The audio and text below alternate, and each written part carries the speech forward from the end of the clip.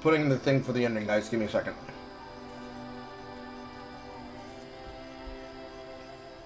Also, why does it feel like every time I get to the fucking window, the black women get louder?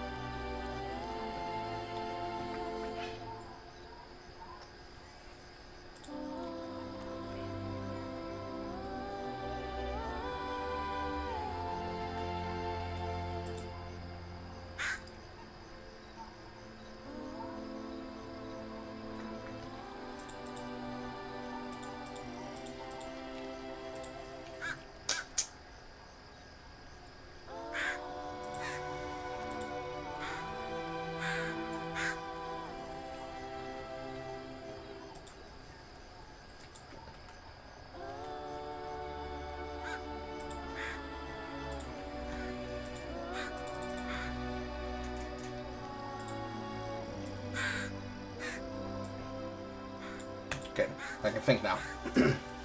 Think about this game. Am I the only one that thinks that Hazel was originally supposed to be younger? She acts like she's 15, 16. It's possible. I'm not going to hold them on it because it's something that doesn't really matter. Her age is immaterial to the way that she behaves.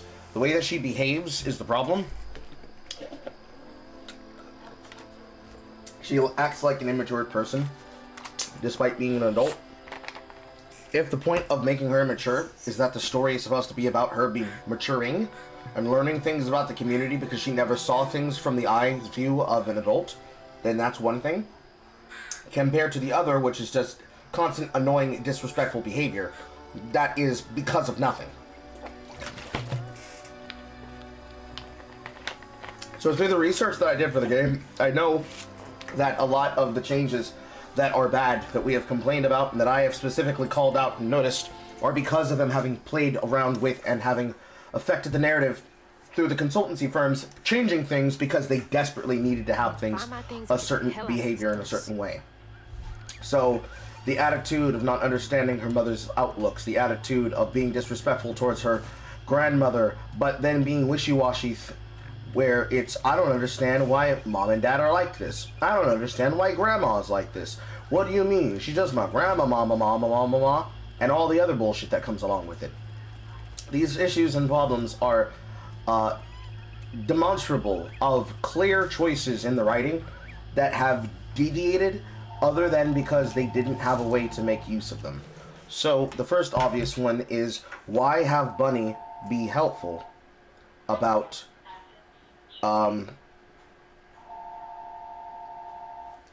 working with her aunt if she knows that her grandmother has, which I said aunt, grandmother, when she knows that her grandmother has never helped their family, no matter how bad in dire straits they have ever been. You did me psychic damage just now, horror.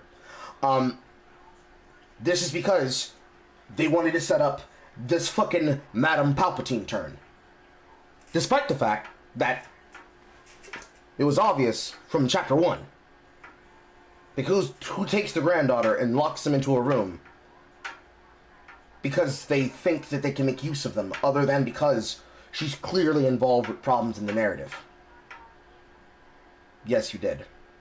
Anyways, this problem is because they wrote a heel face turn. Granted, a heel face turn requires her to have to not be evil, but they wrote her to act sincere so that the betrayal at Witch's Nose is what they call it, I think. The mountain. At the Witch's Nose. Otherwise, in the, oh no, I've got Holly Molly the entirely wrong way around, would be more of a player punch.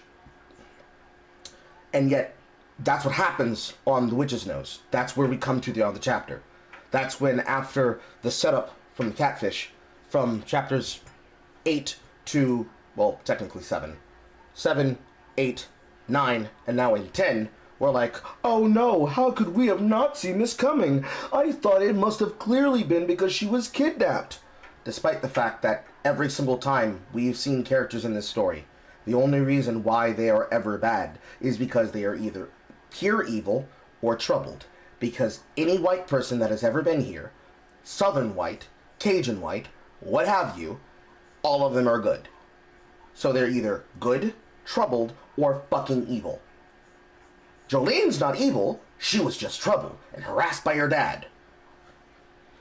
Bo's not evil, he's just the big fat white guy who likes making crawfish. So clearly Bunny has to be evil. Because bigotry and racism. Most people would say, well, Carl, the context is that she didn't approve of her son being with Lacey. And then, when you then get Lacey and Laurent's not a racist. He's just a magical creature who also has wounds. So, if it's not racism in this situation, it's the contextualized Weaver has to help the creature viewpoint, which comes in with child who doesn't understand the hurt that other people are going through, which then leads to weaponized therapy language, right? Which then leads right back around to the same viewpoint, which is it took the, instead of the exaggerated swagger of a black teenager, it took the deep empathy of a Southern woman to heal the traumas of the area, because she was chosen by the land. And yet nothing would have told her through all of her life, having lived without the presence of her grandmother, despite her family name is literally the name on all of the goddamn deeds in town, that, there must be some reason why my grandma doesn't like talking to us, despite the fact we're technically rich. All roads lead to fucked up bullshit. And like I was talking in this thread with Niru on Twitter, we basically had the same agreement. So let me pull that thread up real quick.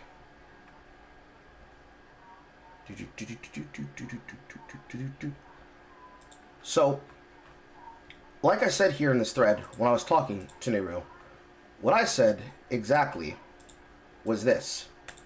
that I think it's bad because the story was clearly fucked with by consultants, and it uses too many lazy mechanics to move the narrative along, to the point that my own chat room is paying me to play Ratchet and Clank, because they don't want me to be frustrated.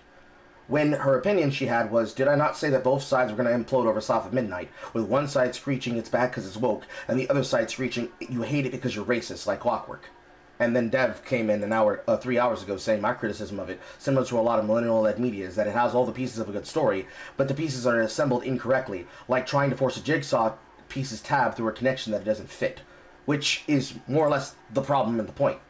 They didn't put the shit together in a way meaningful to where if they wanted to make a point to give themselves a N and a win, where it leads back to the worldview of this is what we think things should be, people are going to lead with the assumption that it must be racism and bigotry because of Sweet Baby Inc. Because every single time I have to think about a plot point, I have to become Kim Belair.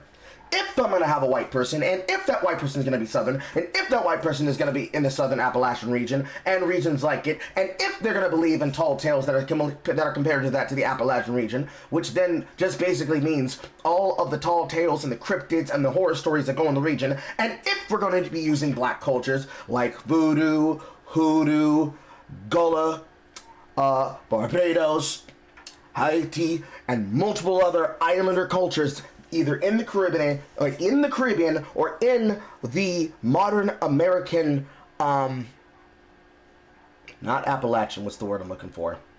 Antebellum South. If that white person's gonna exist, they can't all be racist. That's the viewpoint I have to go in with. So every plot point where instead of being able to let the story tell itself to me, like I'm playing Jak and Daxter, and Jak 2, and Jak 3, instead, these beats and story notes are obvious because this is how you think. This is how you think. I can predict the story beat because you guys are that predictable. But then, when you do choose to use the original work that didn't get corrupted by the consultancy firm, when I actually give the story a chance to breathe, I can't even get my hopes up to give them the chance because I've already written them off. And for the parts that they kept that were good, they don't make an impassing pact because the mechanics of the game are not getting me invested in the plot of the story. So, how much of Hazel's behavior is because of that same problem? So again, I become Kim Belair. If I'm going to have a black female protagonist, and if that black female protagonist is going to be going on a story that is comparative and could be considered Black Bayou Alice in Wonderland, but everything is being taken literal and happening in the story, as it is not in her head, it is not a dream, it is real, she just lives amongst mythical and magical creatures. Every time I have a character that is to be considered, is her viewpoint of them going to be from the position of somebody who's going to act like she doesn't know the culture of her area? Or is it going to be of a person who's completely disconnected, and the point of her is like listening to the story of The World Ends With You? Is she supposed to become more involved with the people around her, like Neku Sarabara, and that she has the same behavioral and the same developmental and the same character development, that at the end of the game, she is a fully changed, realized person that doesn't feel like a Mary Sue, and doesn't feel like she has never-ending quips that are out of the context of what emotional state she should act like and should be in through the whole of the story. So when she's still going through the story before she gets her outfit change, she should be very dismissive until it becomes very obvious that, as I've been joking, you best start believing in real ghost stories. Or in this case, you best start believing in fucking Bayou Tales, little girl, cause you in one.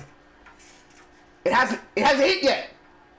And then, to say the least about her goddamn dialogue during the fight, before the fight, and in the cutscene, the person who's supposed to be so concerned about her mother emotionally doesn't sound like she's concerned about her goddamn mother. A person who can witness that she was wrong about something stands there and watches her grandma fucking put a goddamn machete in the mythical creature she just wounded and fought after getting it wrong, and doesn't do a damn thing to stop her from taking the goddamn heart of the creature, then allows herself to be knocked off a fucking cliff. If we assume everything else happens the same, what the fuck kind of writing did we achieve where, besides all the other problems that we'll move past, the lazy geographical changes, the lazy world building, the meaningless world building, where you put in all these details that you don't want me to notice because you don't really give me the ability to explore and communicate and commiserate in this world the same way you would in any other movie type game, where all of the combat and all of the experiences are on rails. So the experience that I'm seeing doesn't reflect the majesty that I'm supposed to be respecting and understanding. How much of that, again, is because of the people who intentionally wrote it this way, or the people who intentionally decided to be lazy about it this way, and acted like it was unfair of us to say, can you give me a little bit more story to go along with my button masher? I would trade the Devil May Cry combat and character action, and all of the interactions that I like about combat, because combat is a fucking afterthought, and I would rather take in more lore. I'd rather take in more world building. I would rather have more of these mystical, magical creatures. Because of these mystical, magical creatures I'm coming across, I'm not experiencing that. What I'm experiencing instead is every now and again, I meet a new type of Haint, and maybe I'm given the privilege to meet a different type of creature. But I'm only shown them in cutscenes. I don't actually interact with them. Not in a serious way. I'm told about things that exist inside the world of the story. But that's it. That's the list. That's what I've experienced. And because it's on rails, I don't get to revisit them unless the story tells me I'm allowed to. And the cosmology about how the world works, it's more like a glossary of the things I'm supposed to pay attention to as mechanics to interact with, instead of interesting things. And of the characters that I'm dealing with and meeting, their viewpoints exist only as they are intended to, not as they are allowed to. So, you can't demonstrate a single bit of the care that's supposed to go into the world that you built, and I have to care more than the designers did. Not to mention the collection of things. We have 4 chapters left in this stream that we're going to get through, and almost all of the lore I have to find myself. So I have to explore this empty, barren, safe, corporately, executively acceptable world. And if I miss a story beat, oh well!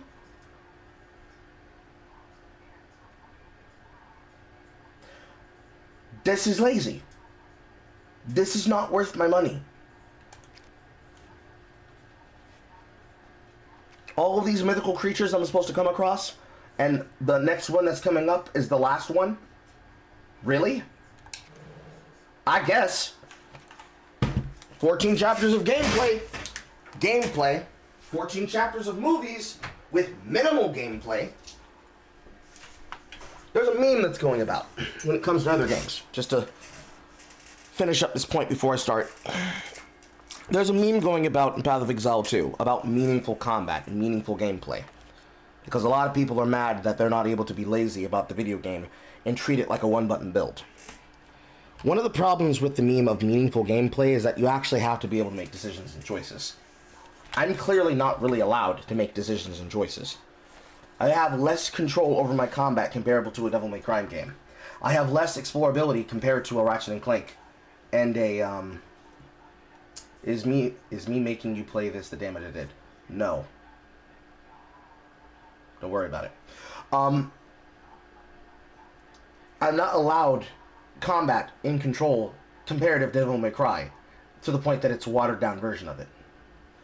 I'm not allowed exploration that would be inside of Ratchet & Clank or Jak and Daxter. Therefore, it's a watered down version of it. I'm not allowed movement controls and explorability and replayability through levels like that of Rayman. Comparably, Rayman 2, The Great Escape, which, contextualizing that to a modern platform in its remake, would be Rayman Revolutions. And therefore, every single section that they use mechanics from those 3 games, including story beats and presentation styles for creativity, from Sly Cooper is watered down and bullshit. You can do better than this, industry. You can do better than this. It is possible for us to do better than this. Because if you were to be so lazy as to blame it at the feet of Sweet Baby Entertainment, or Sweet Baby Incorporated, that'd be a lie, right? Because you could just say, it's because you had Chris Kindred, it's because you had Kim Belair, it's because you had SBI, but that doesn't tell the true story. One piece is not the whole sum of its parts. Ultimately, I can blame everyone, but, you know, at the end of the day, even if I have someone to blame, I still have a $40 piece of trash in front of me. And all that from just her character acts like she doesn't understand where she is. In an isekai story, at some point she would have to start believing in the ghost story and start acting like she wants to go home, or that she wants to try and fix what she broke, or figure out what's wrong with her. Some type shit. It's all garbage. It's all garbage. Anyways. Let's begin.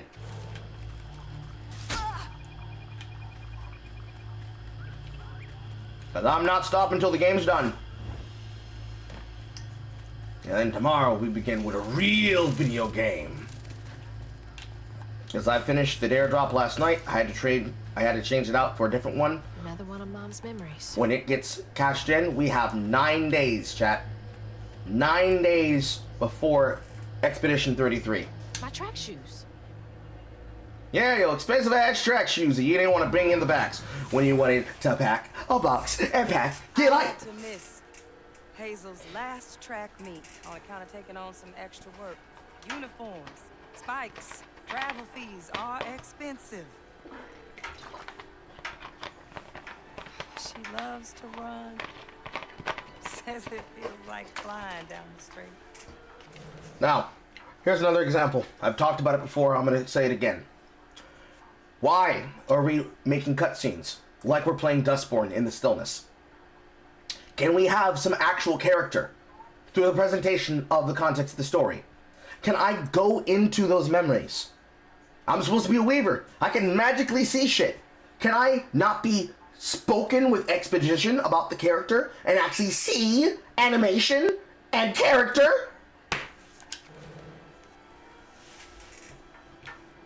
I just wish I could be there to see her. You'll be there.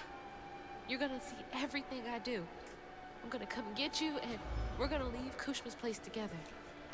We'll have time to get into it, Horde. Don't worry about it.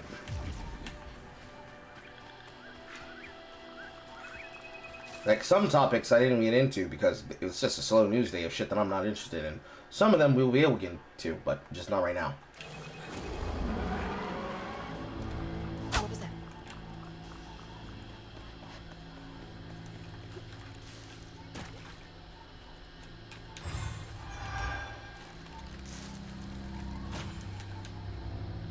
Oh boy, a squeeze through section.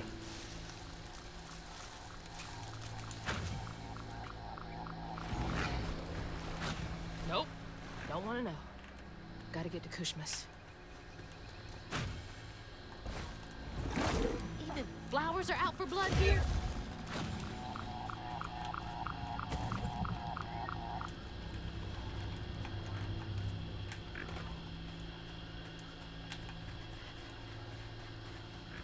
Your mama's worried sick. What you got to say for yourself? Oh look, the Weaver's back. I'm sorry, Mahalia. Tell that to your mother when I get you back to her safe and sound.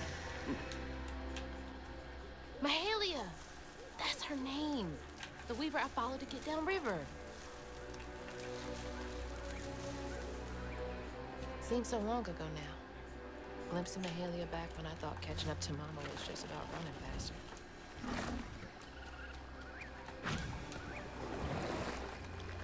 This ball got more twists and turns than a fun house. Found no way out yet. You? Maybe.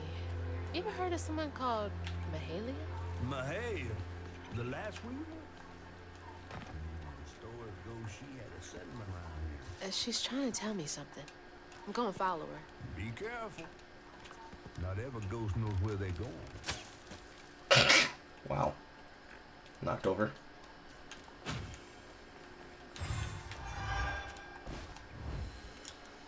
Finally, we have some goddamn mapping that does not take me in the wrong direction and actually leads on the same path. And a forced combat section. Immediately. Have fun dying inside while finishing this up. Okay. Was that just scenery for dialogue? Yes. As they've done multiple times, by slowing the momentum down to a crawl to force me to look at that scene, because there's no way that I'd be able to do platforming while they control my shit. Your Magical Girl livestream inspired me to make my own response on Magical Girls Not Respected. Based. Good job. Gotta catch up to Mahalo.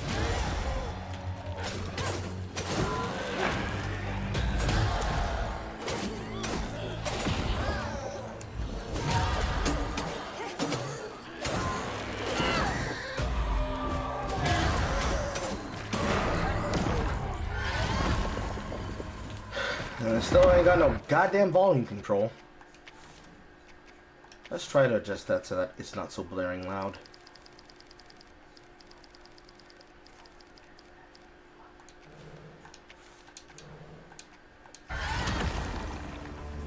Doesn't feel like it made a difference. Because I already have it down to half on the main switch, and that's on 70 here.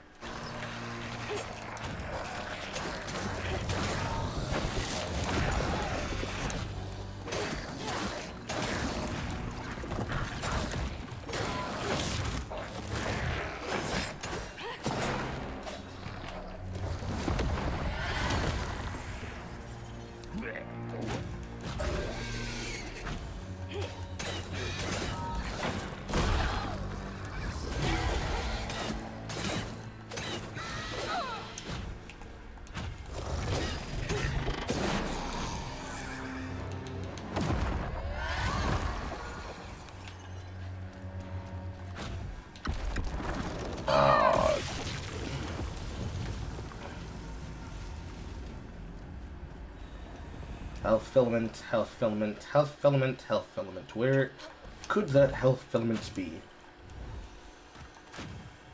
I hear black voices. My spindles!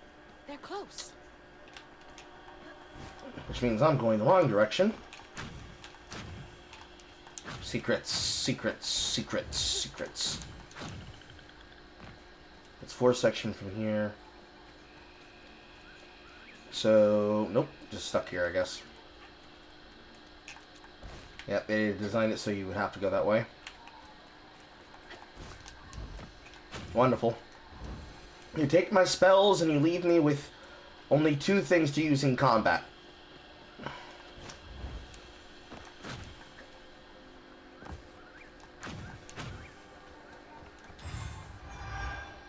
And back to these things. Got the Prospero family up in the Wellsies' old cabin. It's damp, filled with skeeters, but there's plenty of chained pickerel for every hungry mouth and nobody to tear our families apart. The townsfolk leave us be, accepting our logs and shingle work for cheap, and we never let a child stray too far into hunter territory. Hope's Crossing has been our refuge for 20-odd years. Here's to another 20 more. They made it. I wonder if I'm close to the settlement. There hasn't been a weaver in over 160 years? I guess. Doesn't seem like such. Bye, just a girl. I mean, fuck if I know. The game does not make impression clear on whether or not it is or is not important. How'd that end up all the way over there? Be safe in there, okay? Considering he's basically a familiar, I don't see how he gets harmed, except when the game decides to force him to get harmed.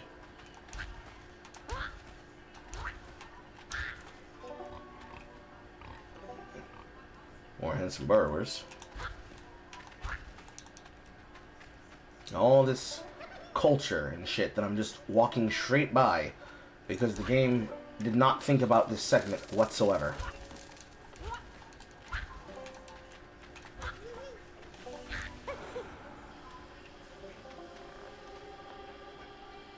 And it's just sitting there, spinning like a fucking upgrade from Metroid Prime before you scan the ability for collecting it. Feeling better now that I got one of my spindles back. Is this the way Mahalia went?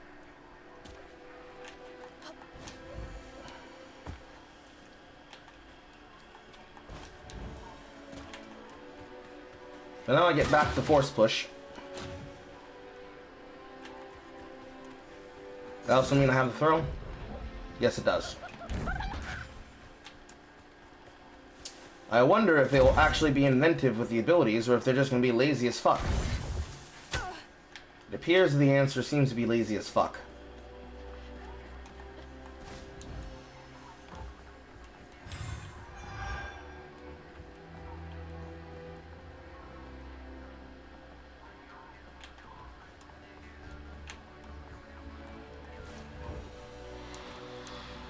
And forced camera angle, not allowed to run. Again.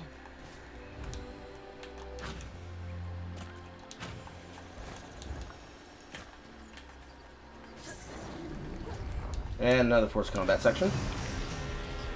Come on, I'm ready for this.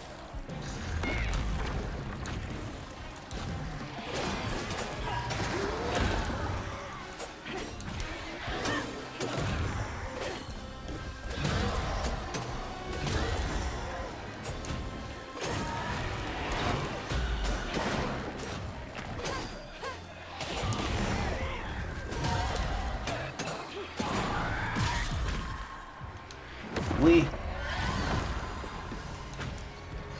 Mashing X to win still.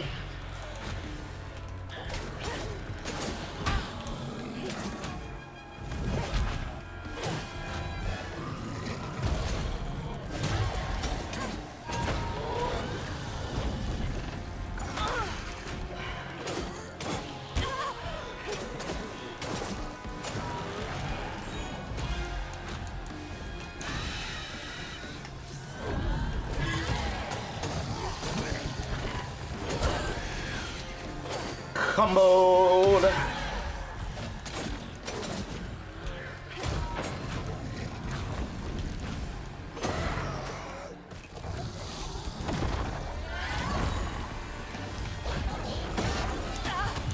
Ow.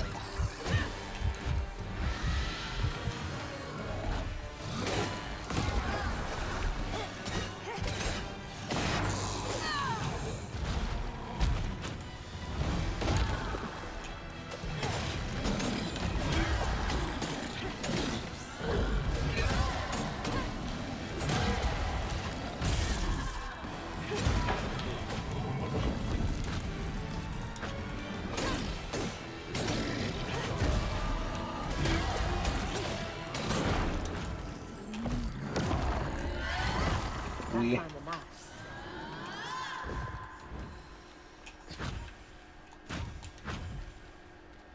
Nope, nope, I was right.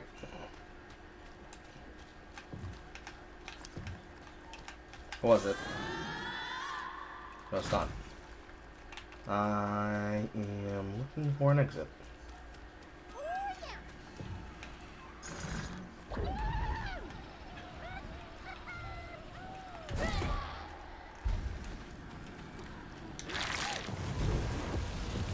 First time that's been a solution. But because I used Crucian to open that, I don't get a max heal.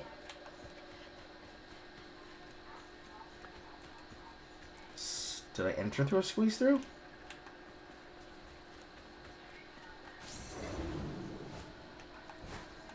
No, I pulled myself here.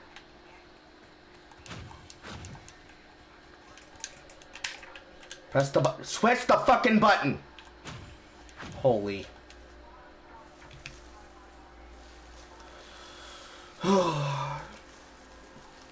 No, the whooping noises is the magical spirits that are inside of her tools. As we know them, the disembodied black power. It's covered in stigma.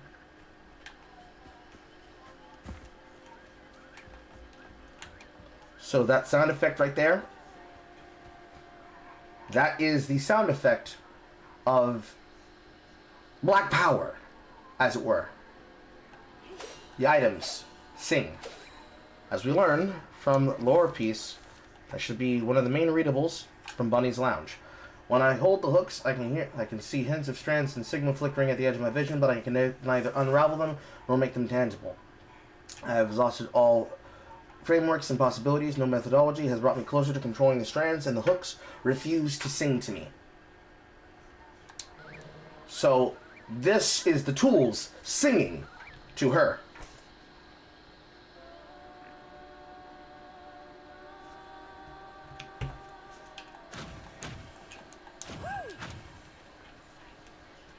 Do what you do.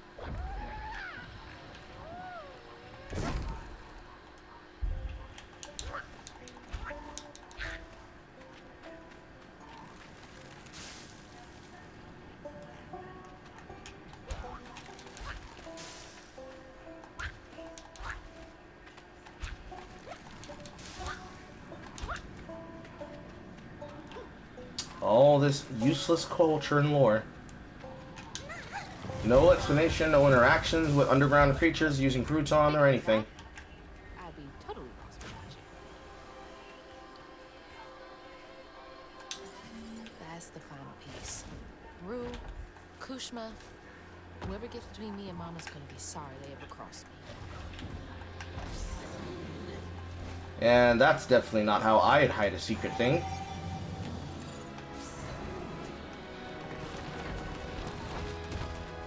What's that? Yes, game, it's not like I would have come across that myself. Force me to look at it in that direction and slow down the movement yet again.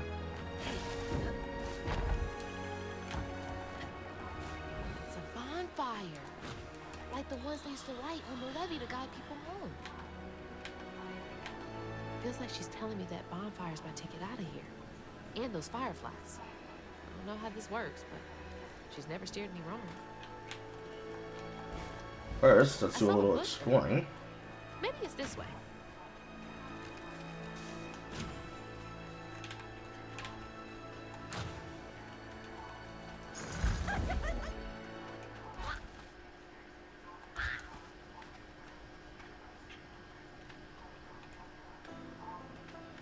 And that doesn't seem like an answer.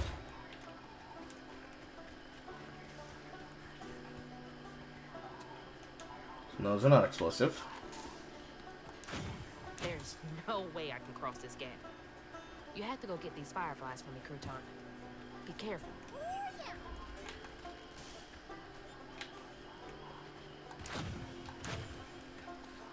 Okay.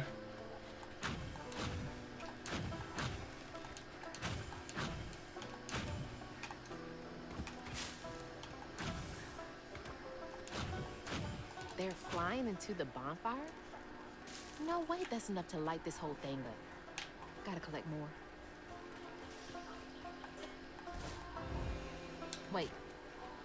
Is this the old settlement catfish mentioned? I don't fucking know, Hazel.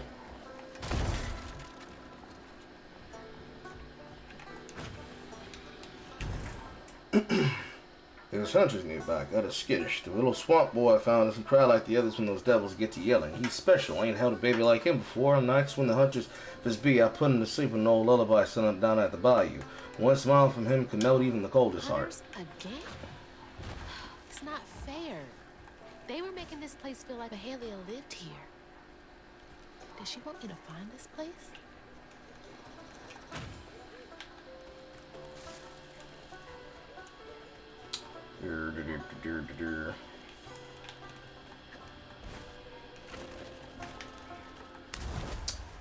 Can you register my left button, please?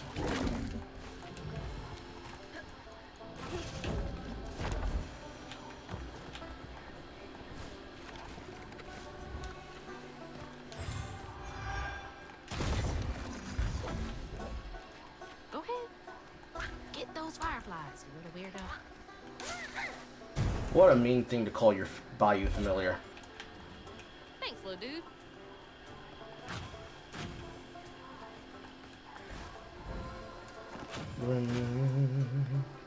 Certainly, you have to fly from somewhere. And it's probably from a ledge over there.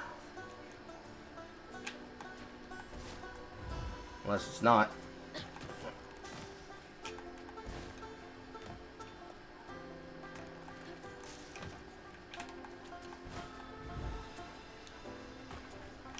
Nope, it's definitely a fly section.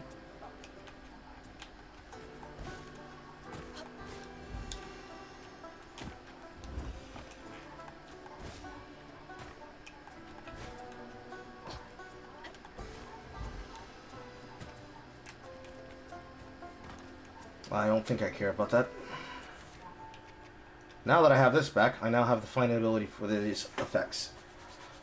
Cleansing Ring deals more damage across a wider area and weaves impacted enemies for a short time, so this gives it utility. Weave effect lasts longer. Strand on multiple enemies simultaneously resets its cooldown. If tethered strand is used to defeat an enemy, its cooldown gets automatically reset.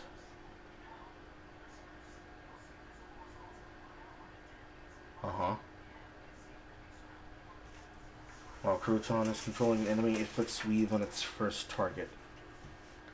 Okay. All utility spells, which should have probably been second and not third. I use that to get over here.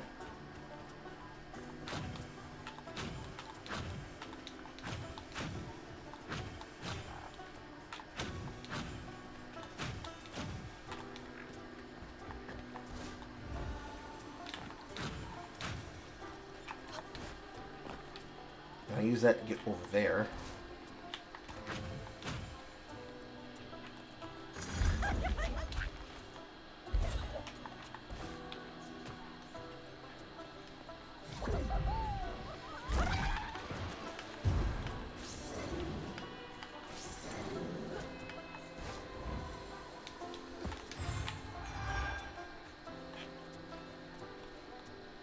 That's not a path.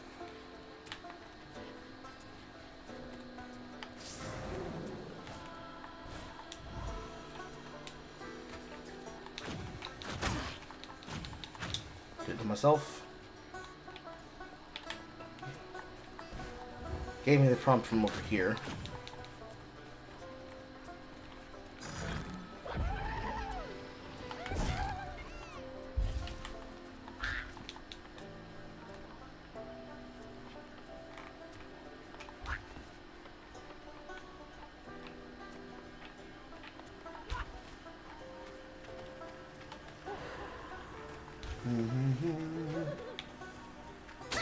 Ow.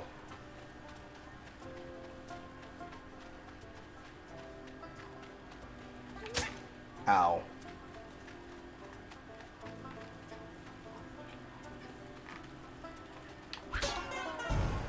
Oh, that sucks. Surely, if they make it difficult like that in the puzzle section, that doesn't mean it's fucking great. Why couldn't Crouton be a character, a spirit, and a doll? Well, he does get animation in certain scenes, but he does not have a speaking voice. What speaking voice he has is these grunts that he does. So, like, he's just a familiar. He's a voiceless familiar with a personality, but with no words. And that's the way they decided it to be. Whenever he has expressions, his expressions are his behavior.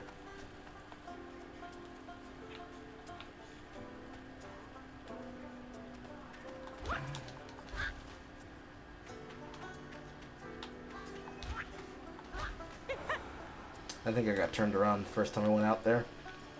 Oh well. Wish you could have caught fireflies for me when I was a kid.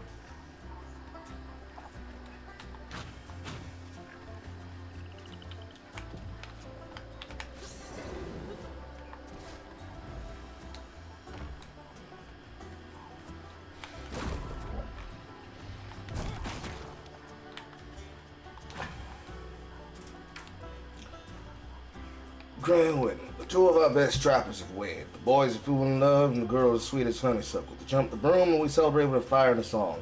I drink and play the panpipes like an old loon. These are the makings of a good life. These moments, times get hard, problems grow like weeds. But the fruit is always worth the harvest. The land still ain't done with me yet. They needed that. Shoot, I need that too. Not a party, just something to keep me going. Like some I dick! don't do bugs. It's your time to shine, Crouton. Whee! Boy, that would have been annoying if I took a free hit for nothing.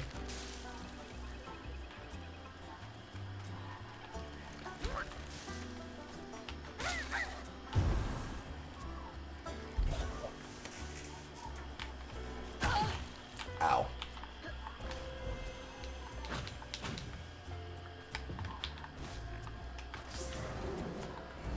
Wonderful camera position.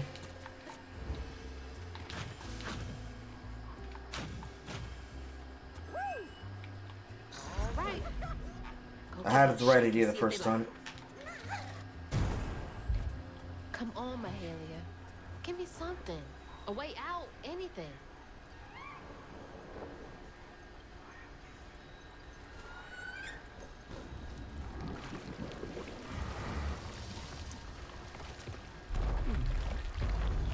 You. You're not what I expected. That shout earlier, was that you? Oh, no, hey, my bad. I won't hurt you. I promise. Oh, this little dude? He's as small as you are big, ain't he?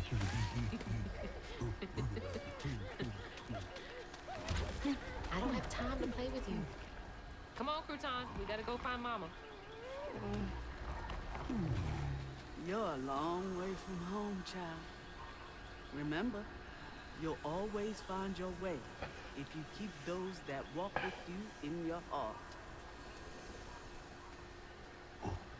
You all right? Okay. One game, honey. And then we get you sorted out, all right? 1, 2, 3, 4, 5. Honey Island Swamp Monster.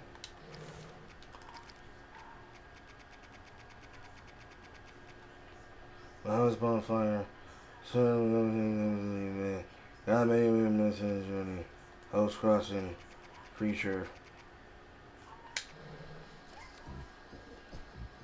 I can hear you giggling. Play with honey. Yep, that's definitely a way to respect my fucking time.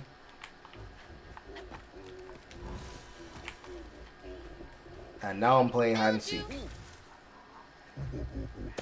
Another round? Okay. Hey, but you gotta stay quiet. Dos, tres, cuatro, cinco. Like, the scene is Hope you cute, found a good spot. but they chose to make this into playable content instead of making this a cutscene. Because they already deflate all of the momentum of the story to make me do a unnecessary minigame.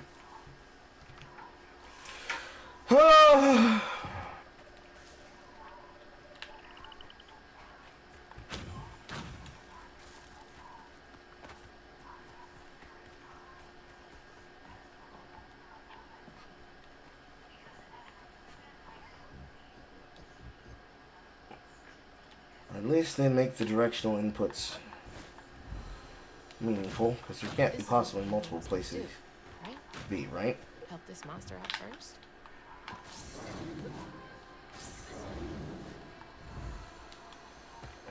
There you are. You're already pretty big. But that giggling really gives you away. Last one. 1, 2, 3, 4, 5. I'm coming.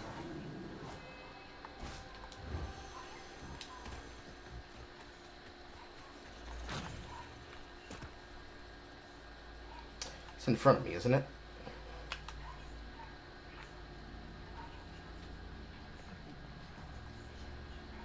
Yes, technically. These creatures aren't monsters. They're just waiting for someone who cares to come along.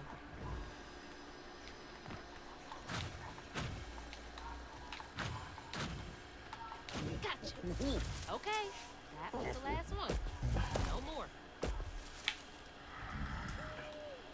Do you know a way out of here?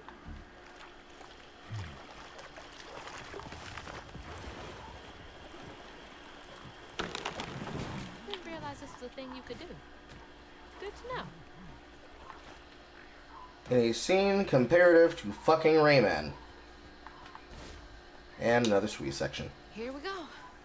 Can't trust my own gut sometimes, but I can trust Mahalia. Black women stick together. I can't trust myself, but I can trust the ghost of a black woman. Cozy. A little bit of nature, some knickknacks. Very bohemian. And I'm forced to slow my walk to a goddamn crawl. Is that you and your mama?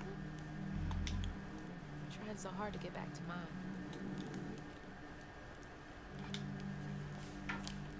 For a fortnight, I watched over the creature some call a monster. He was already becoming something new by the time I plucked him from the petals of a flower cradle, sprouting leaves for hair, vines for veins, and wild grapes for eyes.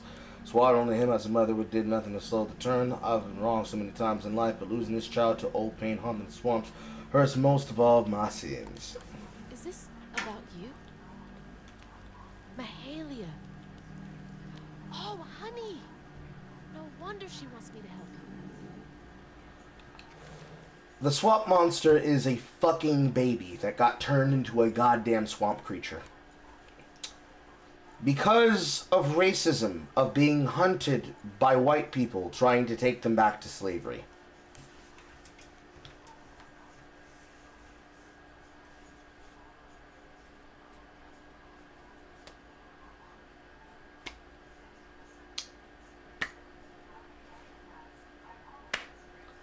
Where do I begin?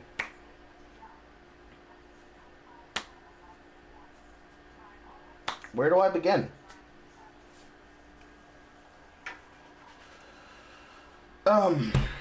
We're gonna move past it. Ugh, patooey, ugh. We're just gonna move past it.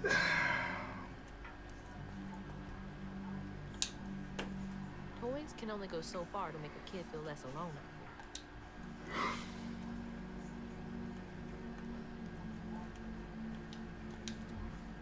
Is this where you sleep? Can't lie. Looks pretty comfy.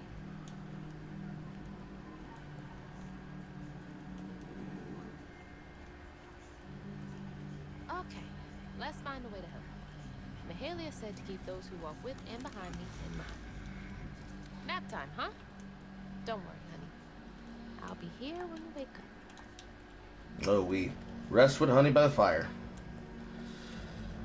I don't even have a choice. Just stop the plot just because they said. Okay.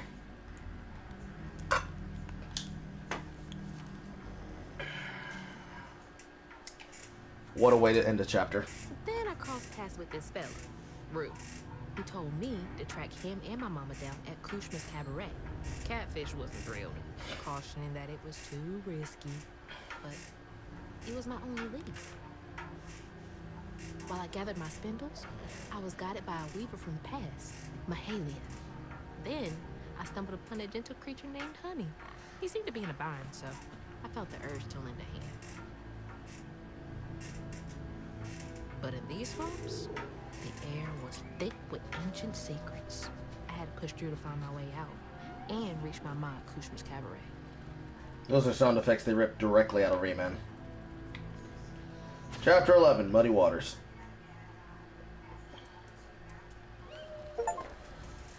I do have to admit that it is a nice touch they finally have her narrating the storybook, but why didn't they not have her narrating the story, since it's very clear she's telling this from the viewpoint of after the story has ended.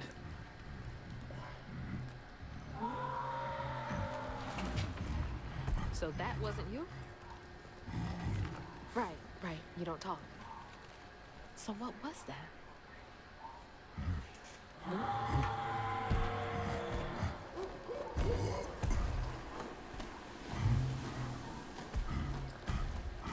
Where are you going? Hey! Wait up! He is bigger than you and stronger than you. I don't think that's safe. No, wait, come back. Wait! Soundtrack singing to us again. Oh my god. She's huge! How am I gonna handle two creatures at once? Okay, why are you running towards the screen?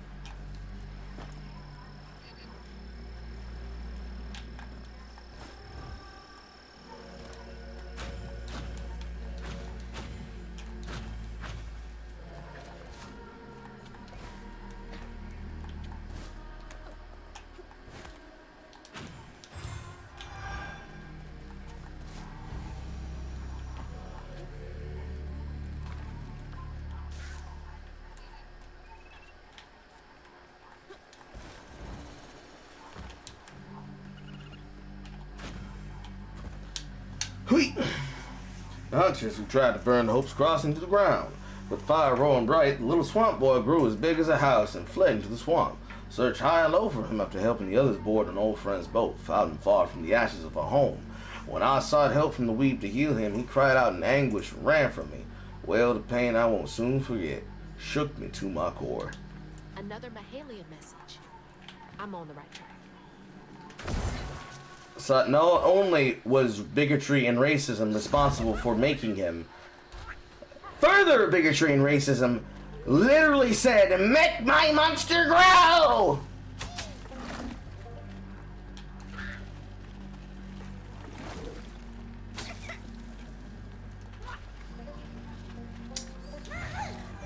Sigh. Audible sigh.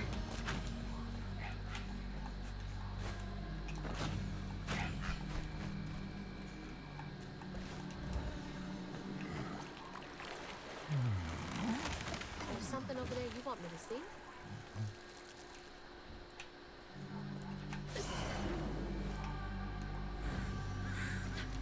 Stigma. That boat's covered in it. Wait somewhere safe, okay? I need to clear the way.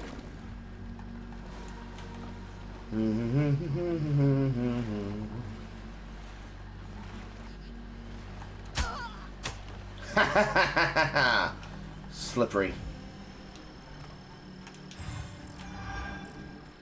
I wish this character was not so fucking floaty and actually had less movement that was equivalent to a slip and slide. Come on, Vominos. Everybody, let's go. You gotta listen to me.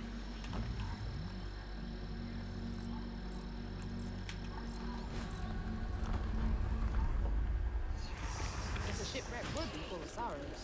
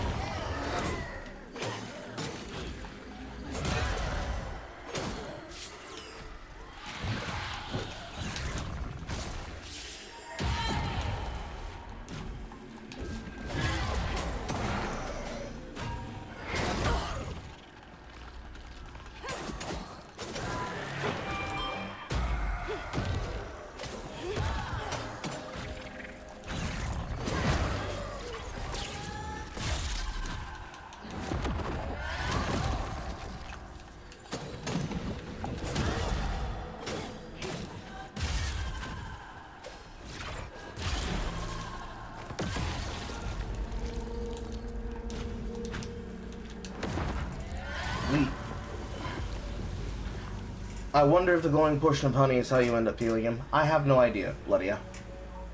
If the game of actual game design, I see it being a decent collectathon type game. See, it's funny that you mention that, because every single movie game is effectively a upgrade-alike, what did I call it? An upgrade-alike collectathon. Where there's always small tidbits, story scenes, optional story quest content, another such material to keep you engaged in the game with what the game's offering to you. However, this is not like Brutal Legend, where the collectathon is because there's activities for you to engage with that you gain abilities to function and involve yourself with. Because it's on Rails, and because all of the content is either you got it on your first look through or you missed it, it can't be successful. Because the design does not allow it to be.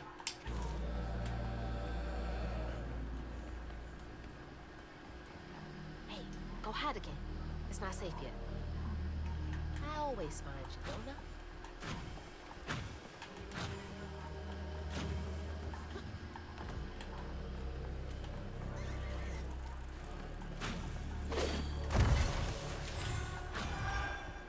It'd be great if the fucking quartet that's singing on the lyrics was actually sensible and legible.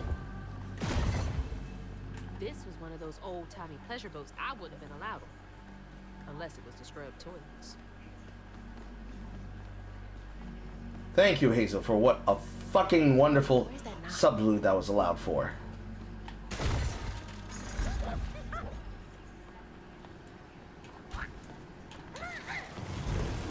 You're a lifesaver.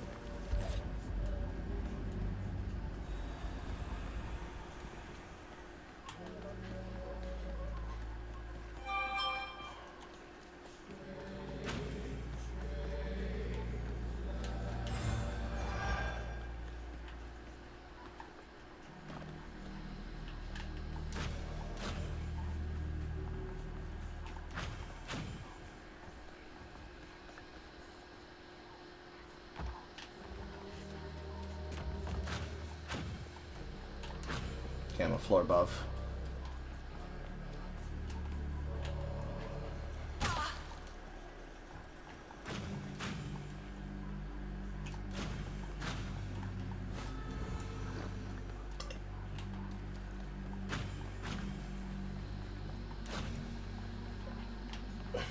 This way.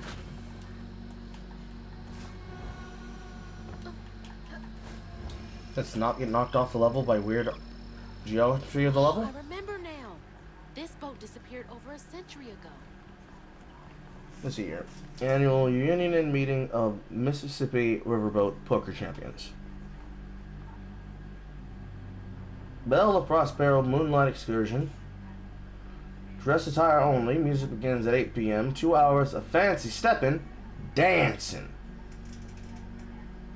Featuring the Steamboat Orchestra September 12th.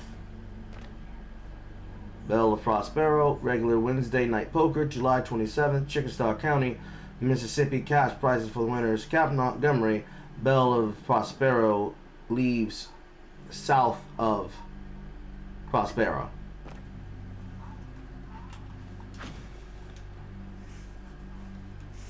Hello? They were having a good old time. The workers suffered in ways no one likes to think about. Because they're bigoted poker players. Please, won't anybody think of the nice, nappy-headed Negro that would take them for all their dime? Supposed to walk with you and behind you in mine. And another 4 segment.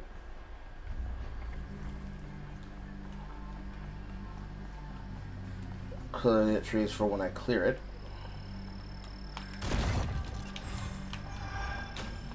Like that 10 flute's gonna make a goddamn difference.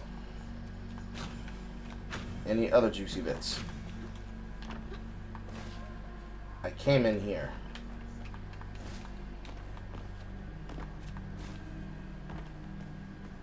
Nope.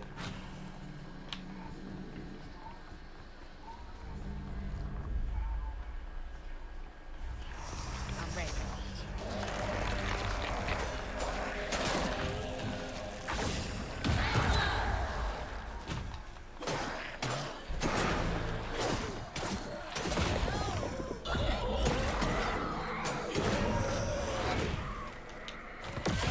Did anybody else, by the way, notice that as the deeper the racism became advantageous and prevalent, that the more immediate the concern it was, and how more serious the music got? I gotta answer the door.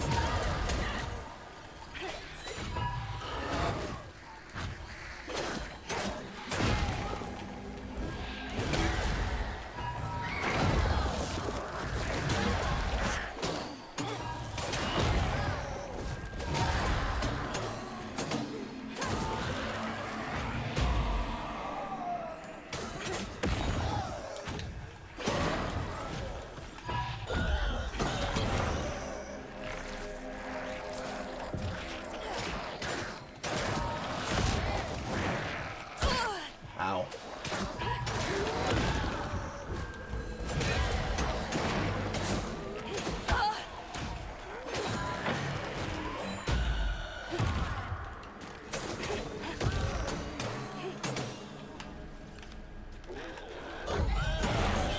This knot's got a story to tell. Wait. Alrighty. What level of racism and bigotry are we dealing with now?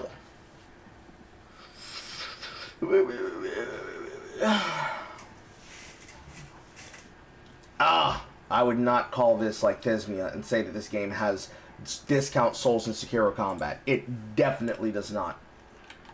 The idea of a stagger bar would be completely out of this game's depth.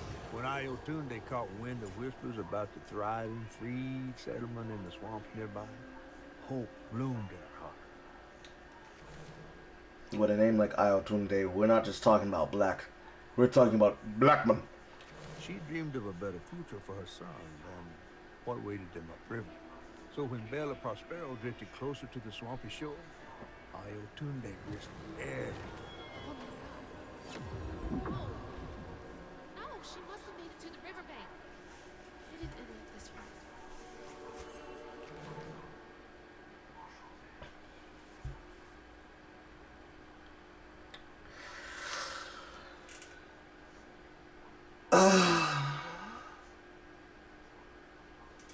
How did it get worse?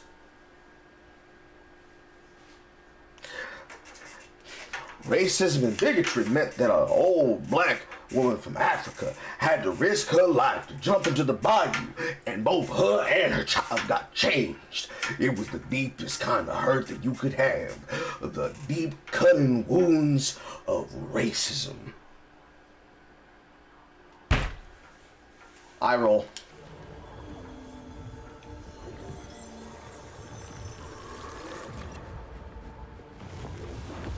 Bro, That woman in the pattern needs how help too. the fuck does it get more lazy? I can help her. And Honey. I think I've got to. There you are. You heard all that racket too, huh?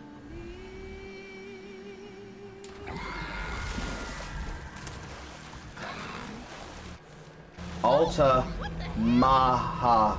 We gotta get out of here.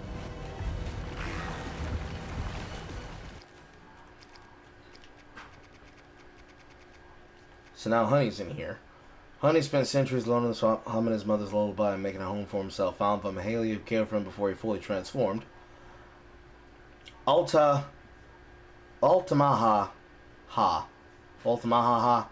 Also, why are you showing a cutscene for something that hasn't happened yet? Thus spoiling me in the fucking lore segment. That's so cool, bro. Grief and rage transform Iotunde into something unrecognizable. She lingers in these forgotten swamps, caught between hibernating in murky depths and frantically searching for her lost child, Honey. Uncovered by the hurricane, she seeks him out again.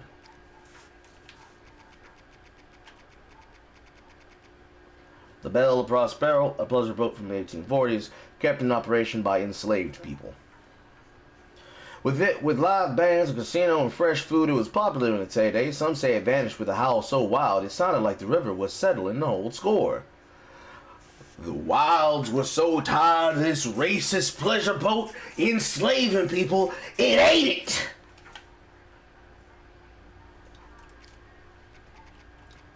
Isaac Flytrap. These overgrown flytraps are formed when a normal flytrap is tainted by stigma from the grand tapestry. Avoid their crushing maws.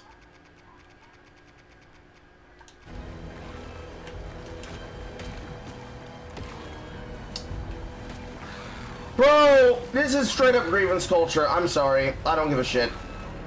It's so hard to care, and I'm so beyond caring. This is grievance culture.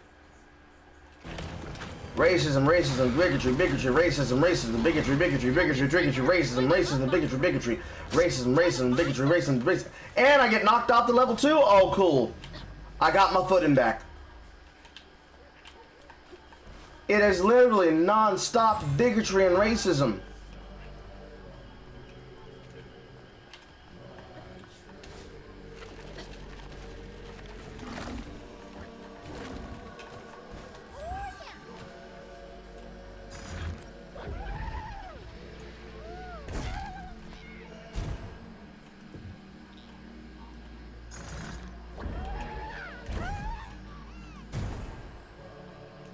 Hello?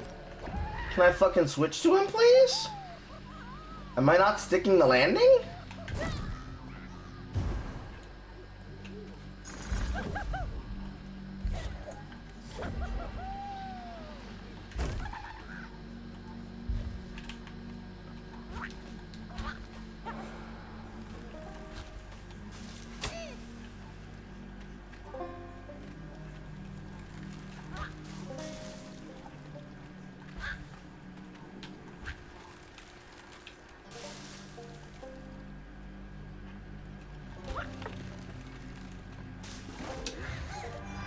Probably the most unique burrow home, but still no fucking interaction with the creatures.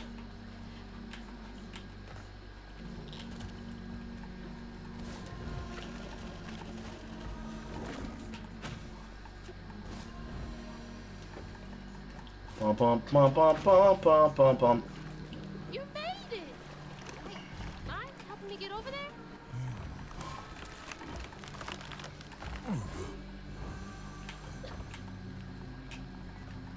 And into another forced combat section.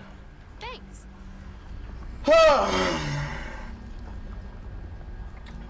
Alta Mahara is Georgian. So, another culture. Let me just look it up real quick.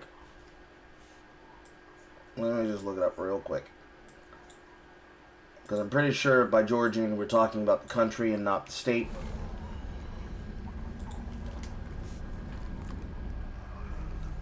Also known as the Alti. Legendary sea monster, river monster, in Georgia folklore. No, this is actually America, United States, Georgia. Okay, so Georgia folklore now, specific to the Muskogee County River. So the river walk in my state, this is from actual around here. So something comparable to Nessie. Named for the Altamaha River in southeastern Georgia. So we're still mixing mythology again. It's Kimberly moment! Again! If we're gonna have mythology, and we're gonna have folklore, and we're gonna have folklore from the Appalachian, if not just outright antebellum South, can we keep it on fucking brand? We can't be Louisiana and Mississippi and Gullah and Voodoo and Hoodoo and now right back into slavery mythology at the same fucking time. They're not all the same culture, dude. All to serve the narrative point of racism, bigotry, racism, bigotry, racism. Come on, man.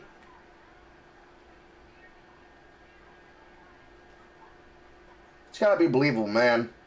It's not believable, dude. It's just not believable.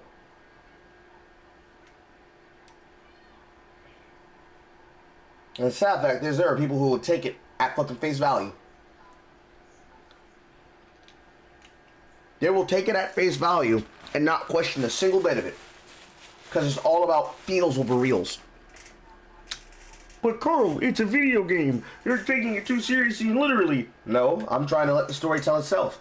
And I'm looking into the details and I'm like, bro, this is less believable than fucking True Blood.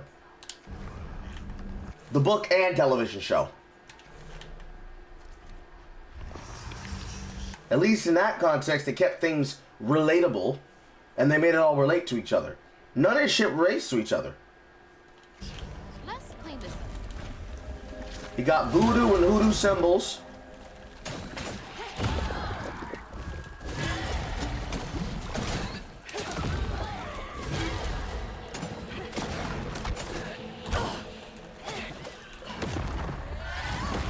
Getting internally mixed.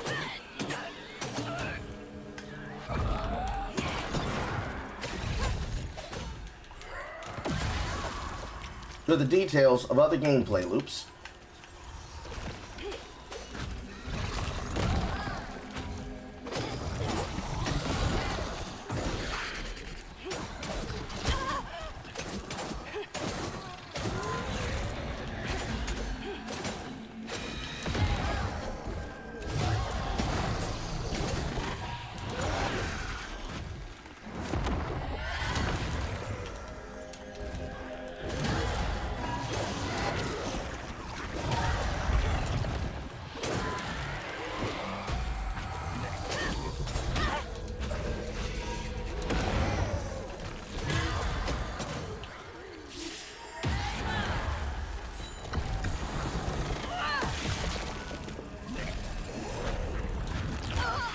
Ow.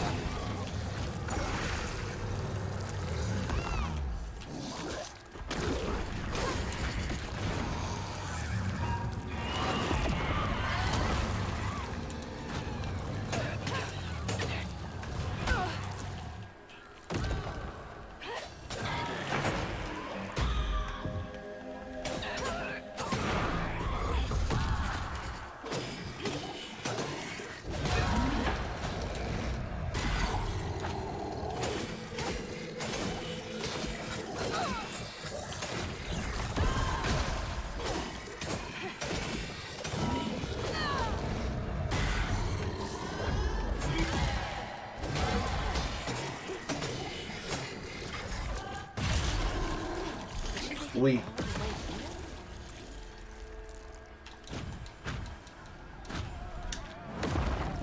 Yoink.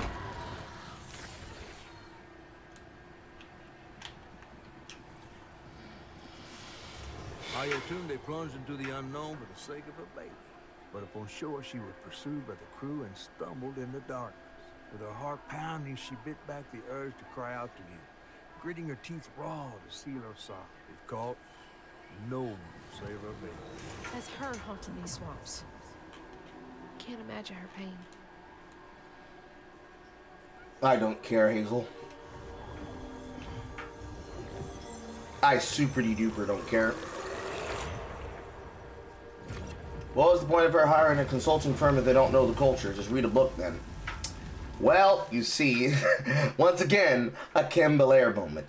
If we're going to have a story, and if we're going to have a black protagonist, and if we're going to tell a story about the South, and if we're going to tell a story pulling on Southern folklore, and if we're going to tell a story pulling on Southern folklore that has to exist in this story, do we have to make it all come from the same place? It's a fun game. Just play it every single time you ask yourself questions about whether or not it consistently holds together. The plot of a story, or the plot of an original story, or the plot of folklore and mythology that you're pulling from to tell a fictional story. You realize the more you play the game of turning into Kim Belair, the more shit begins to piss you off. Because you have to stretch so far that you might as well be a Looney Tune. I promise promise you, the more you play it, the more you do this, it's gonna piss you off. No matter what you do, it will piss you off.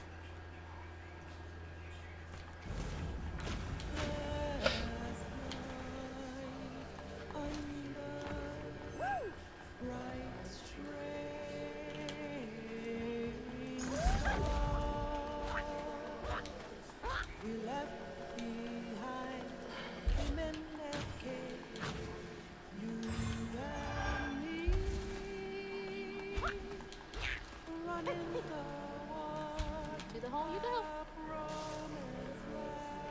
Look, it's a frog, and he just stares at me.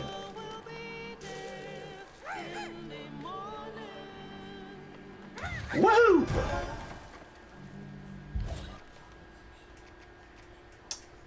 I think I'm gonna take weave.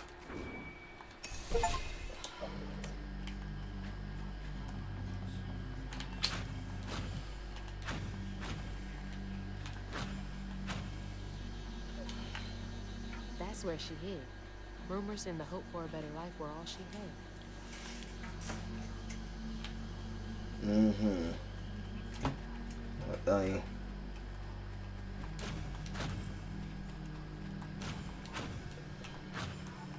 Continue!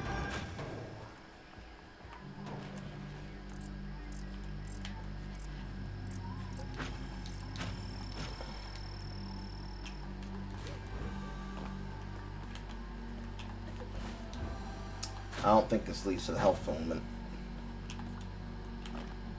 Nope, never mind, I'm wrong. It is the health filament.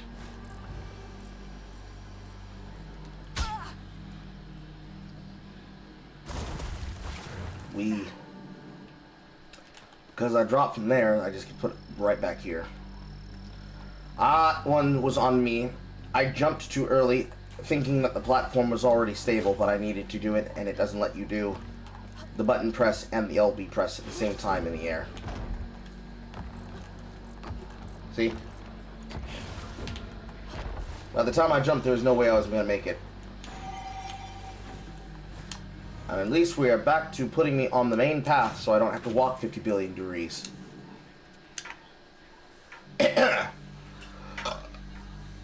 Spent an age out here with only Crickesaw Company, toiling over how to fix what I had done. That boy, that sweet creature, all alone, waiting for somebody to peel back the moss and free the babe beneath.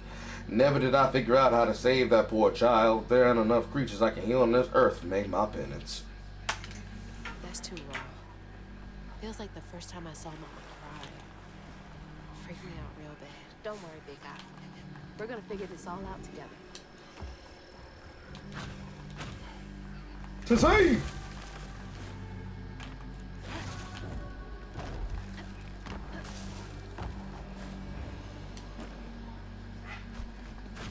And this is probably going to be a piece of fluff. In fact, it is. At least it's putting me back on the fucking route from where I wanted to go. So they clearly spent a lot more time in the back half of the game. Back third of the game. Back third of the game. Yeah, back third of the game. They clearly spent more time in these 4 chapters. Technically, you could say these 5 chapters. They clearly spent more time in these 5 chapters than they did in the first 9. And the parts that they spent doing what they did, they clearly put chapter 4 as like the seller of this game, right? 2 and 3, 1 through 3, garbage, meaningless, garbage. 5 through 9, right about here. 4, 5, 6 is where we get the costume, and we really feel like we're in the thick of it. 7, 8, and 9 is where we feel like it's going to be meaningful and we're going to get to an actual crescendo. But it's literally nothing but red herrings the same way around. It's actually funny. This is a situation where Aqua was right because Aqua called it. and now in 10, 11, and probably all the way through 14, is going to be the deepest and most malevolent of the lore.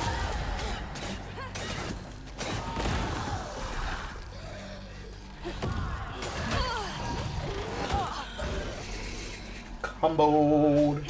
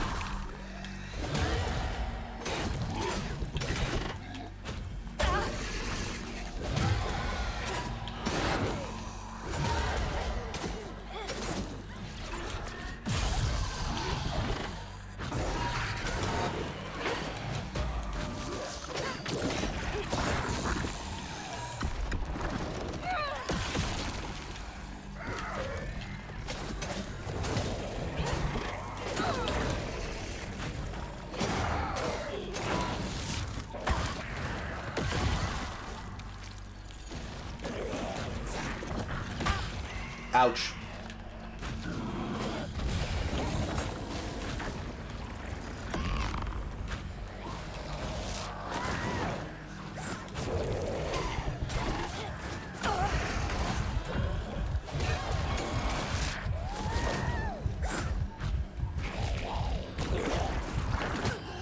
Ow. I love the fact that they're immune to their own spells, because otherwise I wouldn't have taken that free damage in the corner. And I don't like the fact that the targeting makes me have to use lock-on to get more precise aiming, so I can actually see what's happening around me. Which is probably one of the main reasons why the DMC gameplay doesn't fucking work. I'm a relatively good player, so I'm somebody who can be able to deal with not immediate verbal distinctive controls. And yet I know several games off the top of my head that do this better, one of which happens to be God Hand. And that game is fucking horrible. And you're expecting modern video game players to think this is a fair and engaging system?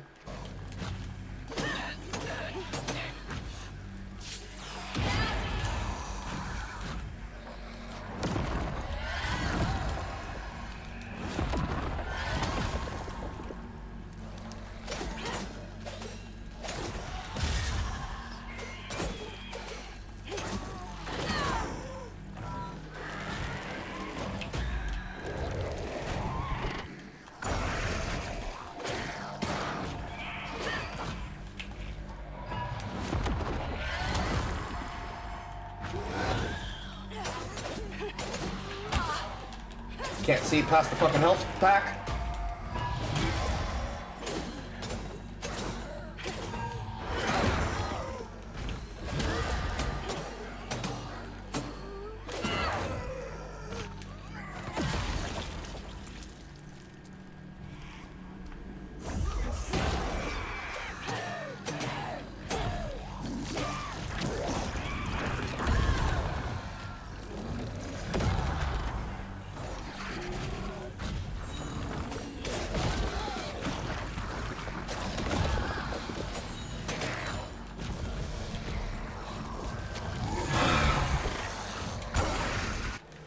Because I'm in lock-on, I can't actually move in a way that allows me to avoid that attack, and I take that damage regardless.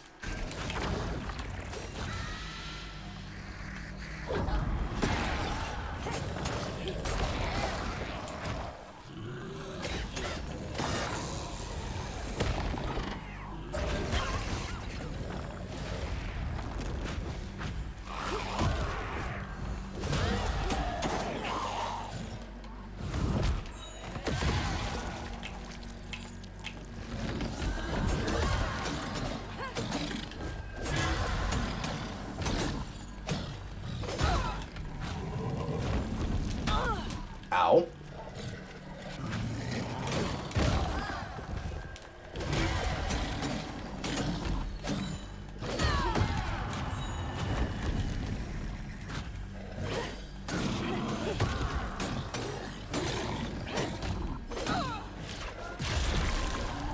Okay, Ayotunde. You got my attention. Yoink. Certainly this section is going to have some more bigotry and racism. You really think people tried to play this on any real difficulty? The audience that buys this type of game came here for feel, story, and confirmation bias? Well, considering how nonsensically easy the combat actually is, despite being on harder, more intense combat challenge, I don't think they actually understood what they meant, and I don't think they understood the assignment. Because this is supposed to be balanced. This is meant to be easier while also giving you better accessible combat because it gives you more healing and allows you to reuse the health packs. And this is obviously journalist mode. And then whatever the fuck custom tapestry is, which I guess is their way of one half being accessibility and the other half being the cheat menu or the play your own way menu, as we have seen inside of Doom: The Dark Ages. I don't think this should be here. I also don't think this should be here either. Technically, if you want to know my actual opinion, I don't think any of these difficulty choices should be here. Because the difficulty of the game is the difficulty of the game. If you're going to have interplay of combat, the difficulty is a selection that should not be optional on your first playthrough. Once you have played the game and successfully completed it once, then you get the ability to choose a harder difficulty.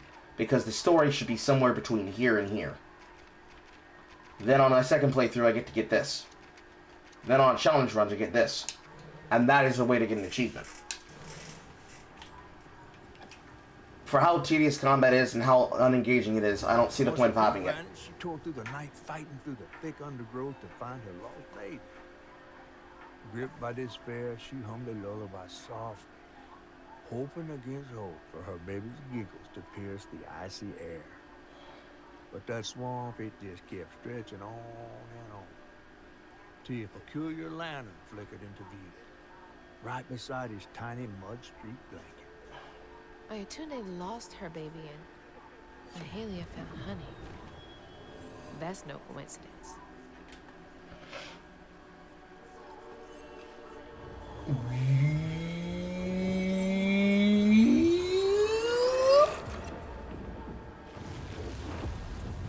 There's another pattern up there. Hope I'm right about this.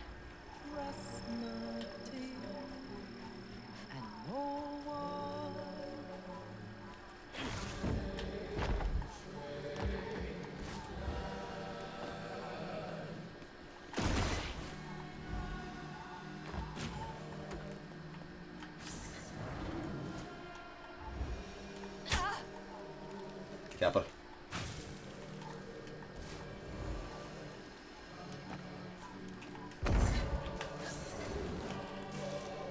Oh. How'd this get all the way up here? That's a good question. I ain't got no answers, Hazel.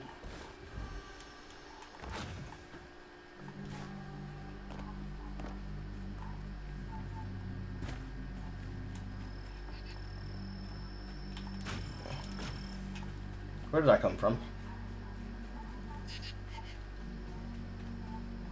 Dude, my legs are shorter than yours. Wait up. And I'm stuck in the cutscene, and I'm cut in the cutscene. Honey, stay back.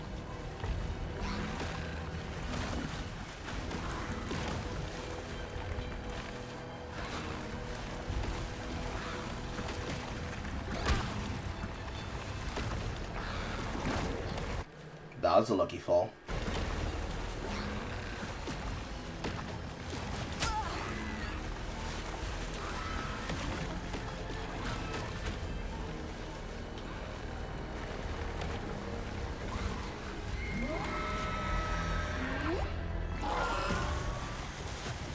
Little help, big guy?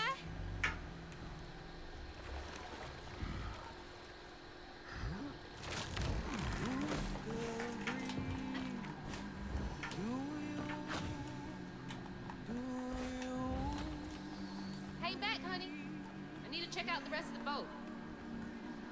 She must have had something to do with the crash.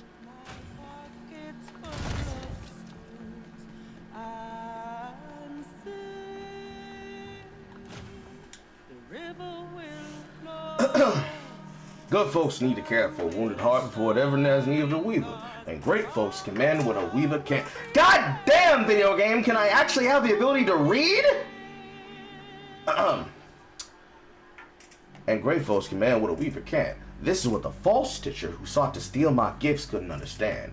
We weavers don't bend the tapestry to our will. We weave only to mend its tears. But we can't use our gifts to mend our own wounds. We must rely on the kindness of others for that.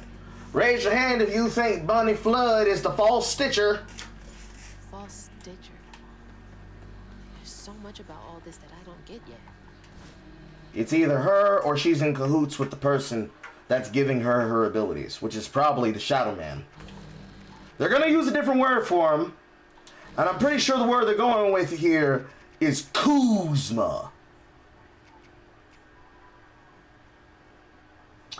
But it's literally Shadow Man.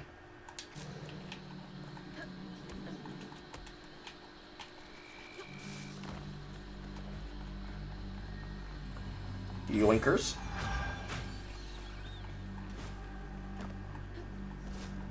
Now, how am I supposed to get this thing running?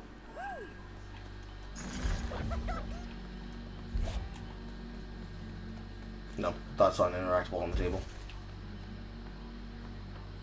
Sweet. Do your thing. Bum, bum, bum, bum, bum, bum, bum, bum, bum, bum. Bum, bum, bum, bum, bum, bum, bum, bum, bum, bum, bum. Belle of Prospero, live and in person tonight at 8 p.m. Waylon Shakin' James and his Big Brass Bones Orchestra. How the fuck you finna have a pleasure cruise, but you have a ship that is staffed by slaves?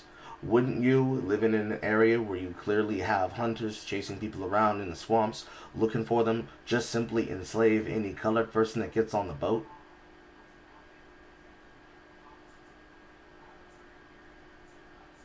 Some may right.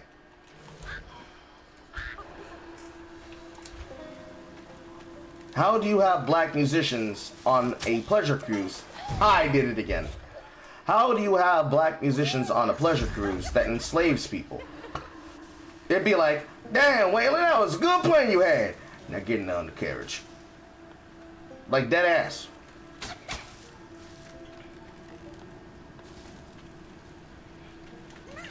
Wink. Stigmata, stigmata, stigmata, stigmata.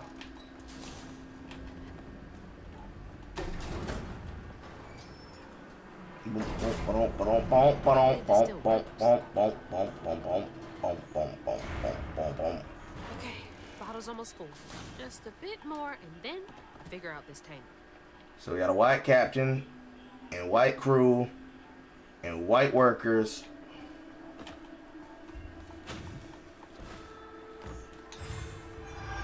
Now what do y'all have to say about this racism? The wailing, it's got to stop. Between my hard-working deckhand sneaking off to follow that uppity devil woman, Mahalia, and my prettiest parlor girls jumping overboard to escape that monster's wailings, I'll have no crew left to service my beautiful, beautiful Belle. I poured my life savings into this boat, and I'll die here with blood pouring from my ears before I abandon her to the riverbed. They can't have her. She's mine. No one can sink my best girl. Racism again! Alright.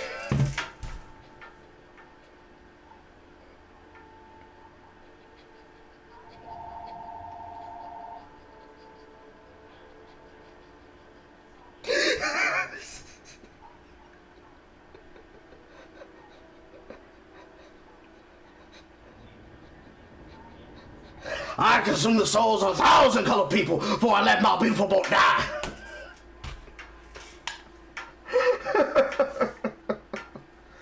Uppity devil woman. Look. Look. Look, look, look, look. Look, look, look, look. Look. Anybody who's curious Ken Belair wrote books, okay?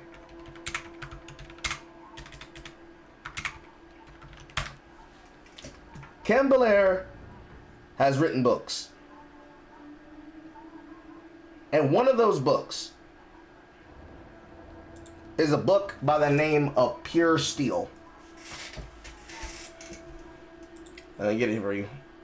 There we go. It is a book called Pure Steel. Kim Belair, she is one of the co-owners and co-founders of Sweet Baby Incorporated. So, Kim Belair wrote a book called Pure Steel. And it is a book about an aging treasure hunter that goes missing in the dark Africa, the dark African continent. His daughter Eleanor recruits the world's greatest explorer to hunt him down, and the story itself is set in 1910.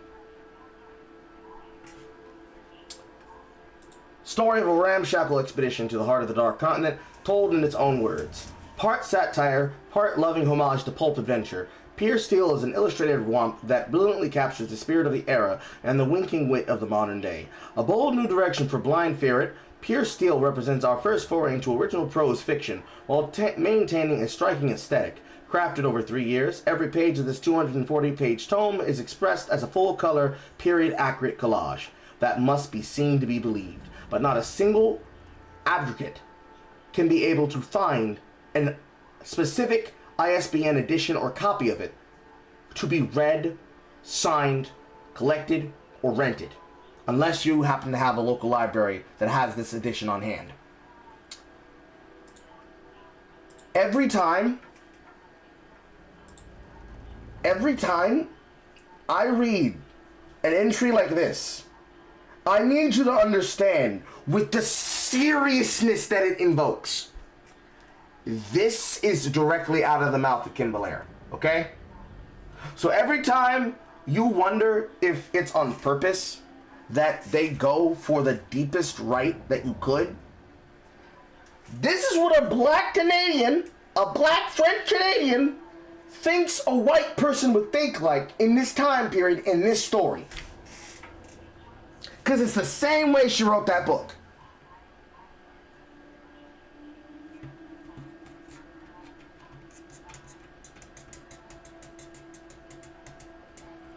It's almost as if she wrote the game for herself. That's a great analysis and great observation, EOJ. I'm not going to tell you if you're right or wrong. I will tell you that that book and its PDF can be found on the internet. So simply read it at your leisure. No, she's not American. Absolutely not. Devil. I wonder if he was captain enough to go down with his ship in the end. Oh man, this man has the audacity to call a black woman an uppity devil woman. I bet he was also a coward and didn't have the pride to go down with his object and ship. Cause I don't see no skeletons. Why don't you die like a good racist? Yeah, why don't you die like a good racist? Yeah.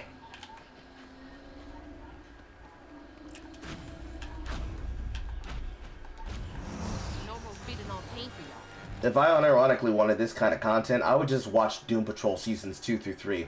Because when Jay and I watched the first season, I said no more. I will not be cock and ball torturing myself again like this. Man, she got me to watch Entry of the Vampire!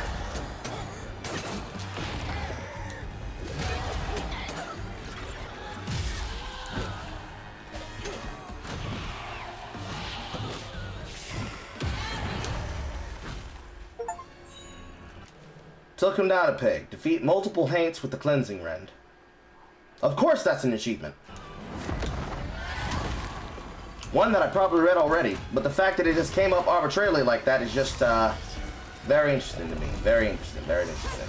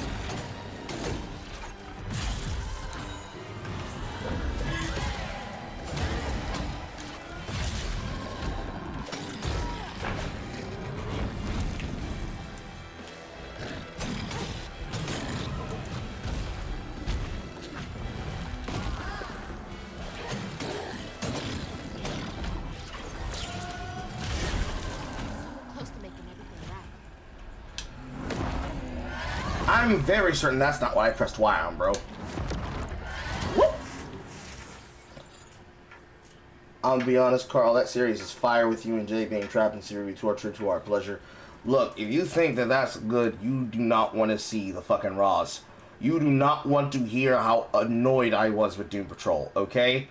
Doom Patrol is a show that is designed to make me have fucking heart pressure problems. But there was no baby left to be found. Not anymore. And the wail of grief that echoed through the swamp was so raw and monstrous that the captain ran the boat aground in his panic. Sometimes I feel like I could tear the world apart too. Wow, that is definitely not something the fucking female protagonist trying to heal the monstrous creature should say. Man, if I was tortured and completely horrifically changed by the pain and torture of the life I live, I could be able to change the world with my anger too. That's not the line you should have said, character.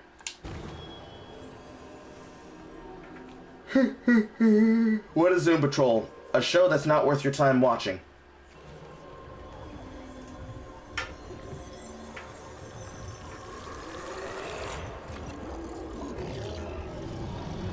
I believe it's time we met vis-a-vis, Fleur. Yeah, let's. So soon. And this is the first time the villain of the story has spoken directly to me in a single one of these chasing segments. But I can't hear his dialogue over the soundtrack!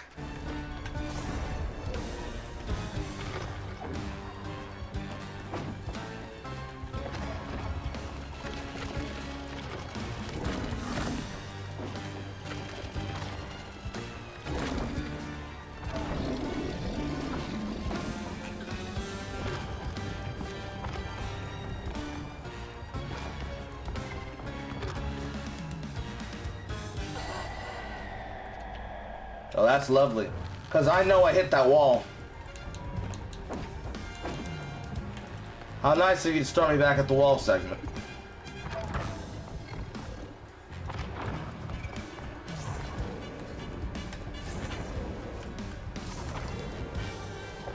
And into the Rayman Tunnel.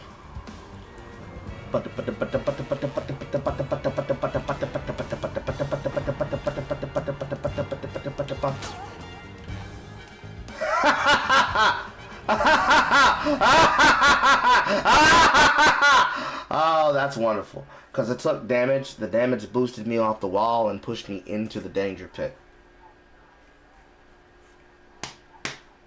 Yup. Yup. And no, you're thinking of Creature Commandos. Doom Patrol is the IRL live action show that has no Beast Boy, but has Cyborg. And then Titans is the one that has Beast Boy, but no Cyborg.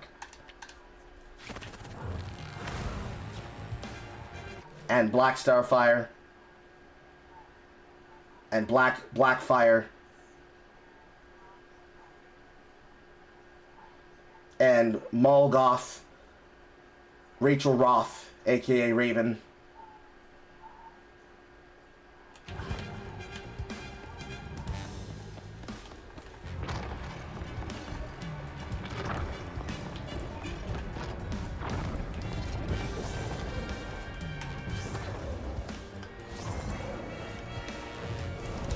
Whee!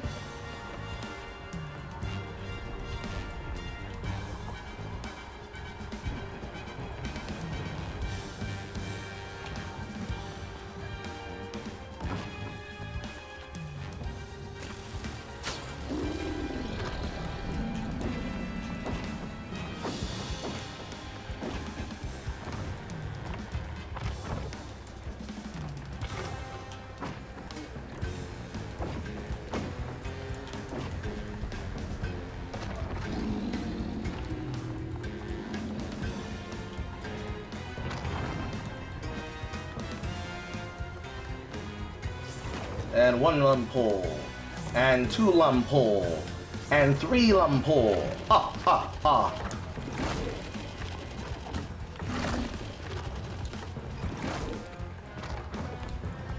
It honestly is just so striking to me exactly how much of a Rayman segment it is when I really think about the combat music that plays in those segments.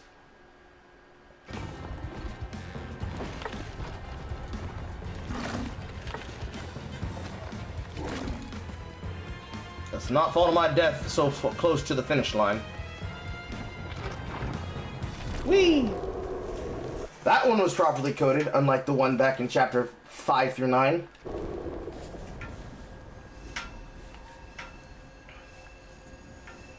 Input your depression here.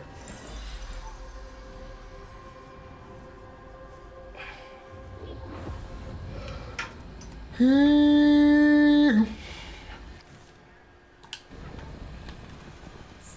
headed for the tangle. Shit, she's here too.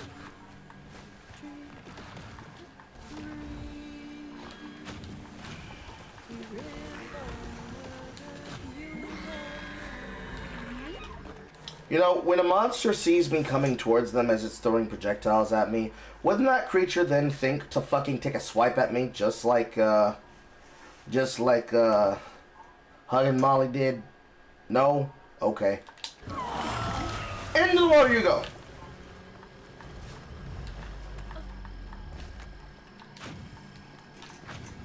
There it is. Hang on, Ayatune. Stale in the cookie, but fresh and clean. $100 from Exo Crusher! In the case this theory, the tree theory is wrong or right, I don't know. This is fun. Thanks for the Carl content. And thank you, Exo! For $100 fucking dollars. Jesus Christ, dude. Alright. Let me catch up to what you're saying because I'm pretty sure I missed the tree theory.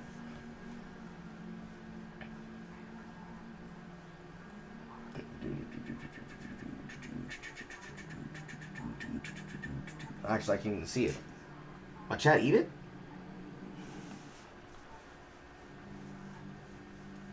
These not really important. The rampant racism is a real one, Carl. Jarvis, give me Rayman at home. Is that a sequel to Titans? No. In the canonity of the DCEU, as is on the television franchise, Titans is happening at the same time as Doom Patrol. And Titans and Doom Patrol are the live-action shows that are happening inside of the non-Arrowverse. So you've got the DC Arrowverse, which is the CW shows. Then you have the non-Arrowverse, which is the premium cable shows, which would be Titans and Doom Patrol. Yet somehow they're all in the same multiverse. So it's retarded as fuck. Because that's also the same multiverse that gives you the dumbass shitposts of waffles, waffles, waffles. Because at some point, finally, they decided to bring in the cyborg Doom Patrol actor to do basically a cameo sequence because of the never-ending shitpost that is Teen Titans Go. Rain on me. I don't see the tree theory. 2 streams ago is that the tree that causes the hangs and the wounds was a hanging tree. Ah! That's a good theory! Let's see if that's true. Because we got bottle trees, and if we had a hanging tree, then we would have had strange fruit. Which would have been interesting if that had been Benji, but no. Benji was just of mice and men, but he beat his ass with a fiddle bow. That would have been funny as hell, and I would have laughed my goddamn ass off. But unfortunately, they didn't want to go that route, because I don't think they had the balls. If you want my serious opinion, I don't think they had the balls to do a hanging tree. Because if they did, then they would have had Benji and a bunch of other black people strung up in the tree. Because racism doesn't just happen to black people. It happens to the whites that help black peoples too. So then Benji was turned into a tree because it's got strange fruit hanging off of it. Then as you climb up the tree, you find out the tree is alive and the tree is a person. Therefore, the catfish makes some type of fucking language about, damn, there's some really juicy fruits coming down from that strange ass tree. And then you like get eye to eye and you see that the eye opens. And for those that played I keep going back to the same games, but for those that played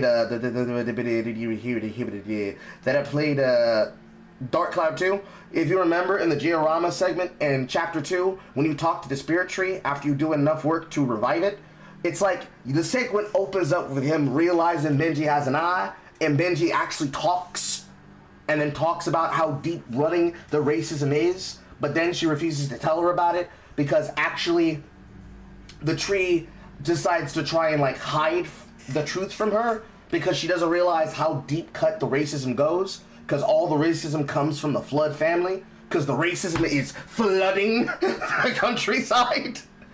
Something like that. I don't think they had the balls to go there. So all the shit that we keep getting is like a secondary consequence from them really like trying to go hard in the goddamn paint. Because I'm missing the point on why they call it South at Midnight. Because, well, let's just start from there. Let's just start from there. Let's research what the phrase South of Midnight means. What does South of Midnight mean? Unfortunately, it does not appear that South of Midnight is a phrase. However, there are people complaining, saying that there's a controversy about this video game.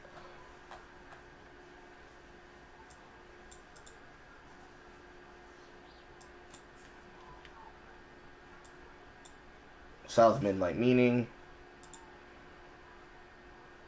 So, there is no meaning to the word South of Midnight. So, I have no idea why the story calls itself South of Midnight. You'd think that planned somehow, but it hasn't yet. So, I have no idea. Anyways. Racism, racism, bigotry, bigotry, racism, racism. They never gave up searching for her baby. And the search changed her. She didn't know this was a magical swamp, or that a giant flower had sheltered her baby and kept him safe. The crew in their last moments were stunned to see this monstrous creature smashing the boat in her rage.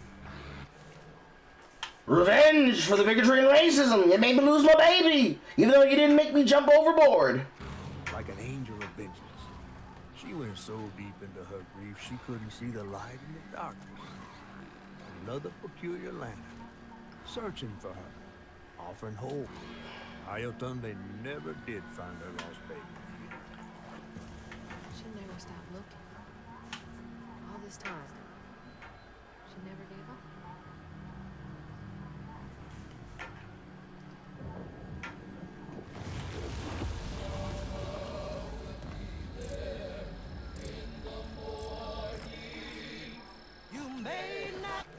Oh, now we got into the good music.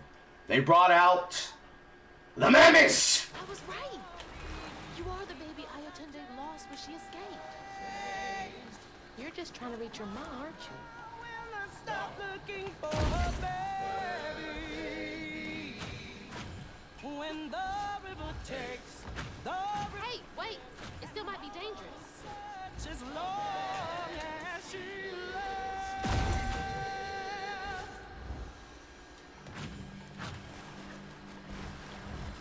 And for a forced segment. Oh no, it's gonna let me actually walk to the trigger. Now it's forced. Look, she might not recognize you. Let me protect you. She's singing it, guys. This time, she's actually singing the soundtrack. Oh! Oh, what a treat!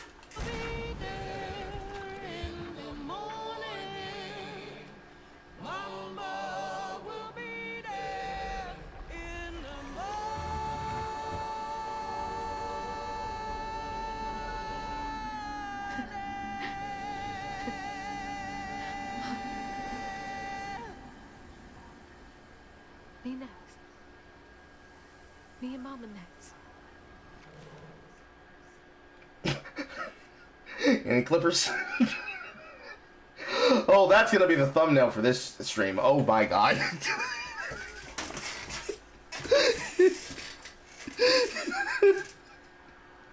Oh, it's comical.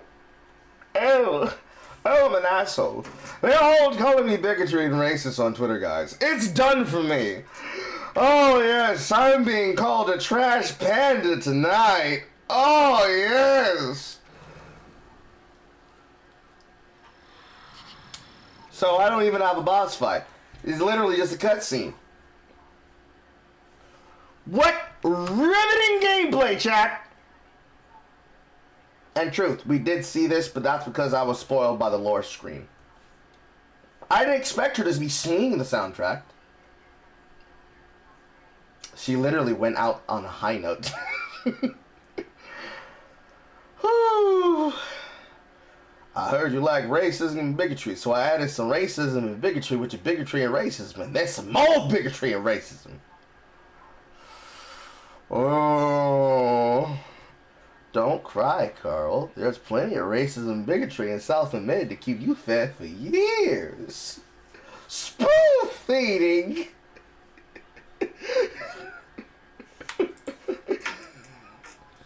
Hold on, how to find that emote? Spoon. And then happy, right? It's like first of the one. There we go. There we go. Get your spoons out, chat! We're eating dog shit tonight.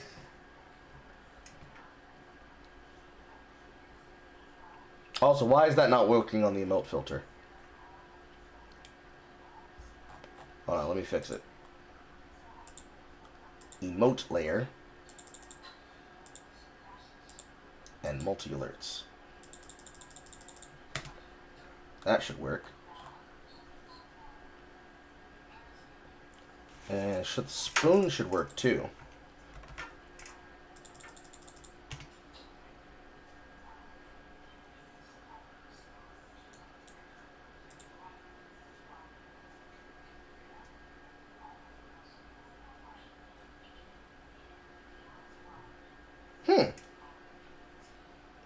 The spoon doesn't trigger, but the blue face does. How about this bowl? Does this bowl work?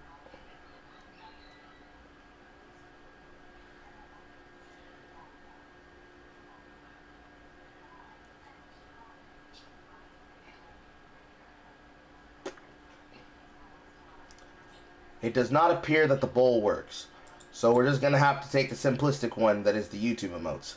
Because I believe the reason why it doesn't work is because if it's not the YouTube emotes, it doesn't pop up like that. Let's just do a quick test.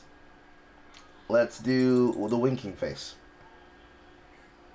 So when you use emote spam, depending on the YouTube platform, there are certain emojis that actually pop up on the emote filter. So if you pay attention here, where I in-place face blue smiling, you can see that it will pop up on the overlay. It'll put the emotes on the window. Any second. Like so. So no, it's just the blue face. Get the blue faces out, boys! We know shit tonight! Mahalia! Finally catching up to you.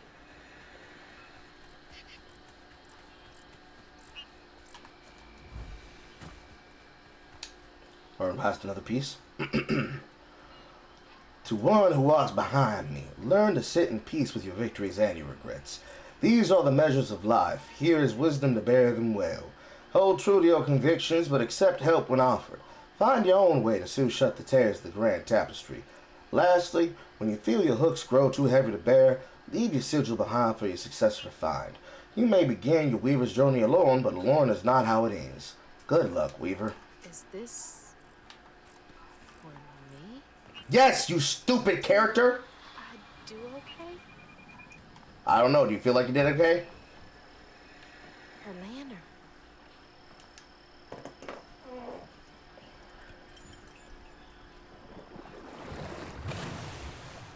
Come on! Does the lantern summon you? You should be so lucky. Who's that? Oh, no.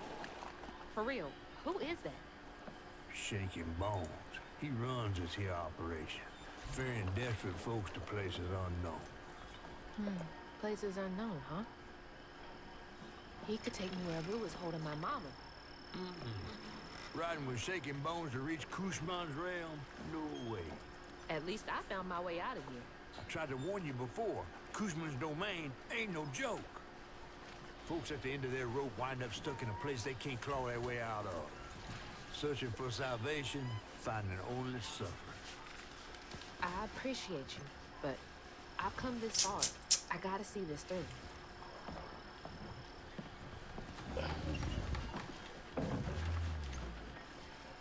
And ladies and gentlemen, I present you Karen, but Cajun. Can this take me to my mama? He's got cataracts. You might not come back. Aw, you gonna miss me, ain't you? I'm just upset I can't follow. You know how much I love seeing a good story play out. Cause you're so damn nosy. You be careful now, you hear? I'll come back, I promise. You better. I gotta know how this tale of Hazel ends. And now, for Otherworldly Blues.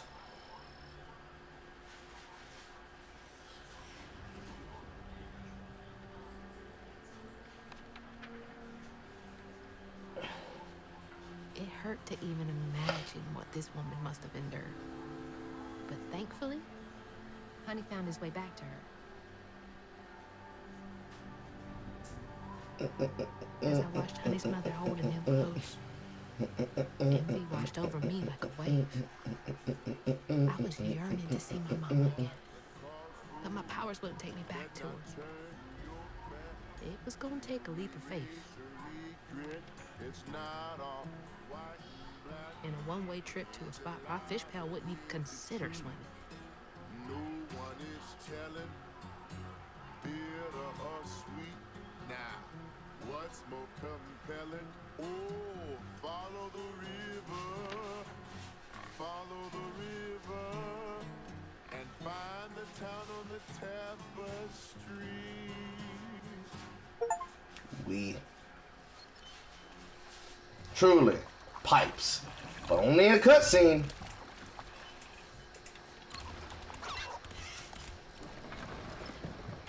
Probably the most striking and enigmatic mythical creature we've come across yet that's humanoid, but we don't get dialogue with him, unless.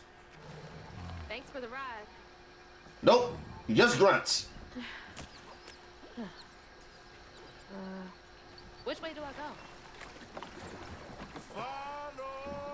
Hey, wait! Which way to Kushma's? Fine, figure it out on my own. I'm pretty sure he's singing the answer to you. How do I get to Kushma's from here?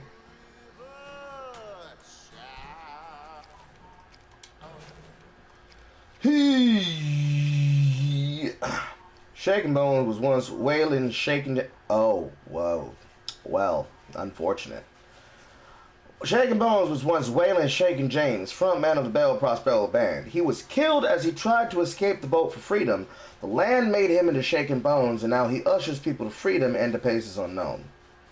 So no, actually, the land literally killed him and then brought him back as a Cajun ferryman after she went on a rampage over her child.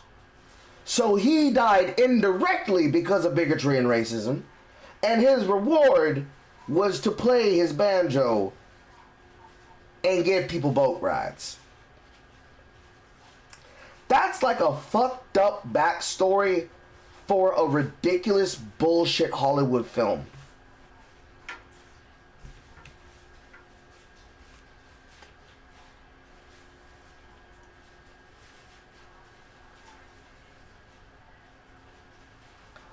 Like, it's not as bad as it could have been, but god damn!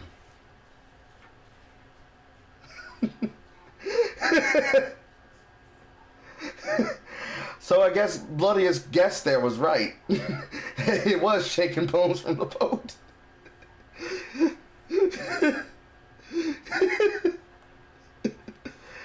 Oh my god.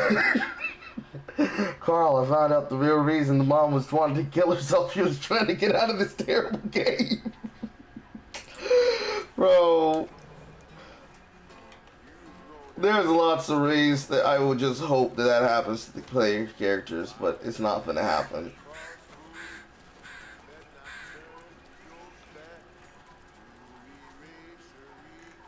So is he just gonna be singing in the background? There.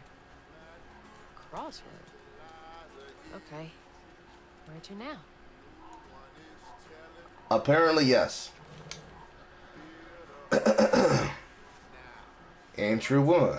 I can see the wagon. I came to the crossroads, found the true path, but now I'm hearing something in my gut is hesitant. I miss her so much, but I don't think she wants this from me. She said live a life full without her. How can I live fully when she no longer walks the earth? She was my everything. Entry 2. I can still go back, I think. I don't know how long I've been here. I sit and ponder. I sit and dream. Such odd dreams. I can hear her calling to me, promising things. Crying and begging to see me. Said she can feel me so close. Don't I love her? Why won't I step through the door, period? Why won't I step through the door, period? Not question mark.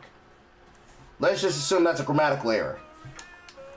She's following someone she loved too.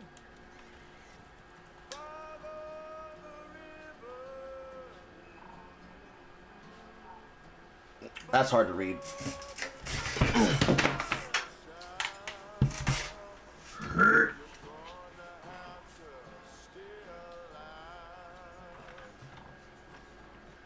Waylon is singing the plot to me, chat.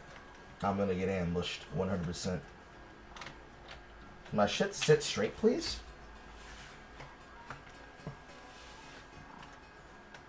The answer is apparently no.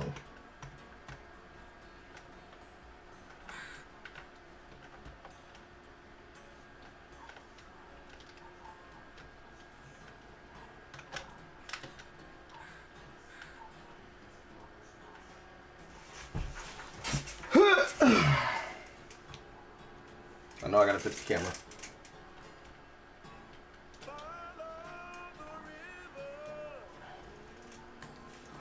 So he's the leader of a band and a slave. They killed him and Lila Redham left. We made him to a slave to a boat in the swamp.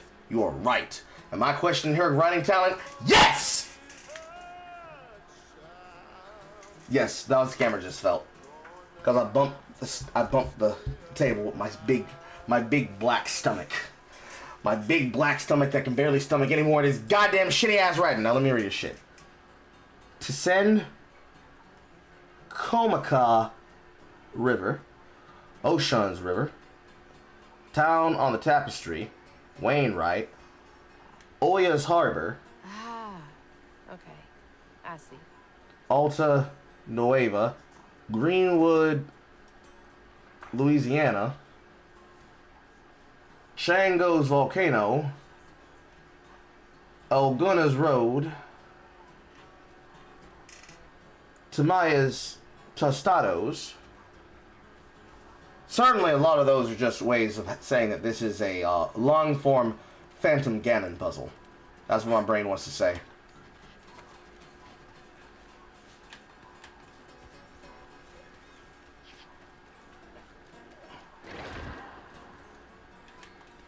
I can't see shit. Correct. Alright, so we have a Phantom Ganon puzzle. As the song said, follow the river, my guy.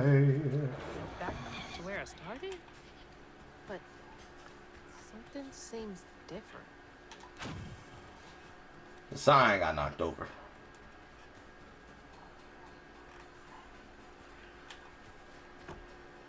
Did this change? I guess. Looks like I'm on the right path. This way where?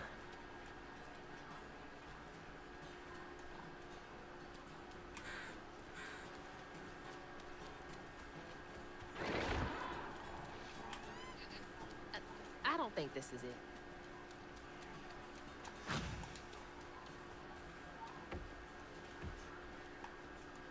Let's see here.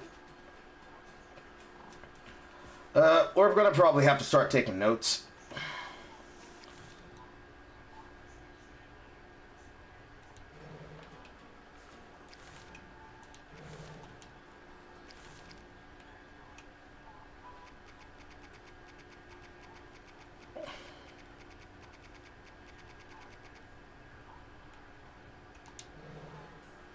Okay, so we have ourselves a good old-fashioned Phantom Ganon maze puzzle.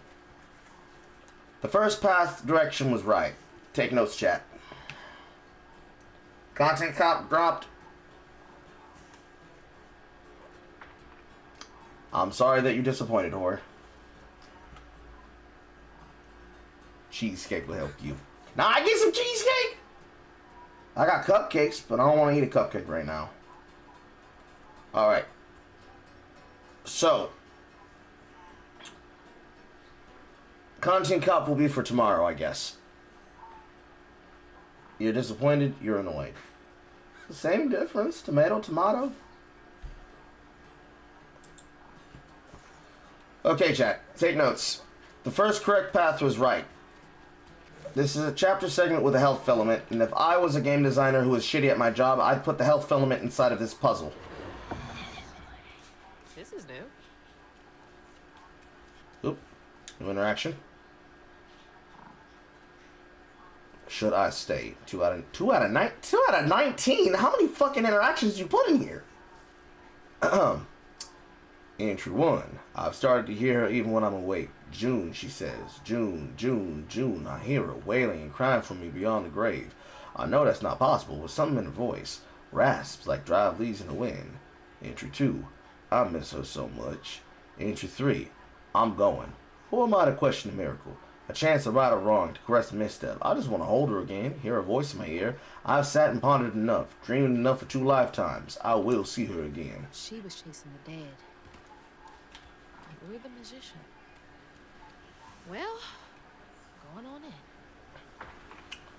Master Magician Rue. Performing Signs of the Times. Journey through time, 100 new features. Messages from the dead. And it's literally a snow bunny. It is a literal female bunny. So, assuming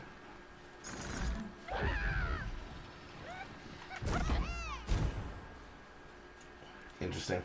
So, assuming that Rue started out as something and then became something else.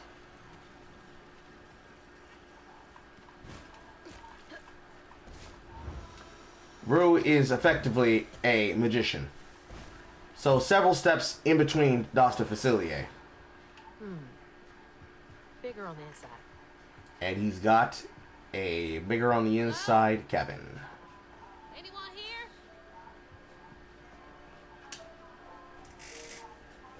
3 out of 19. The record keeps skipping.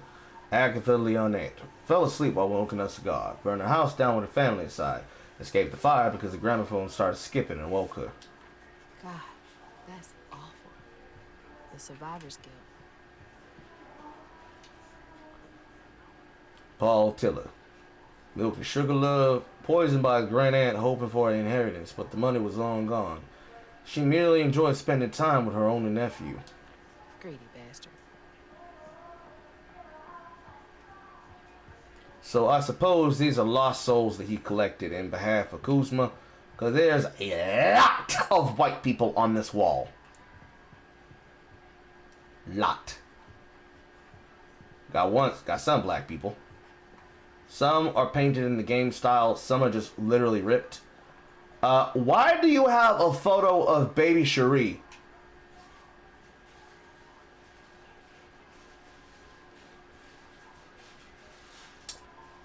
That's definitely going to be a lore connection. White, white, white, white, white, white, white, white, white, white, white, white, white, white, white, white, white, white, white, white. And that is one I've never seen yet. So we've got a bunch of the signage and extra background dressing. The repost of the same real picture that they posted inside of the juke joint. New pictures, white people. This is a redo of the same one from the juke joint. That looks like a jump scare of a photo, because that's in shadow to the point that I can barely see it. That one is new too.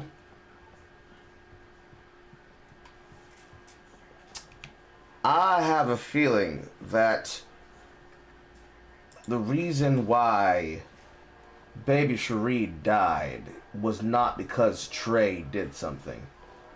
Not if Baby Cherie's picture is just hanging here inside of this wagon that belongs to Rue. This is very much giving me Shadow Man vibes. However, how much of that was something that they actually planned, and how much of that is just them trying to fill the goddamn cabin with a bunch of fucking game assets? Ring, ring. Trudy Moreau failed to catch her toddler daughter before she paddled into the street. Can no longer abide the sound of a ringing bell. Oh, no.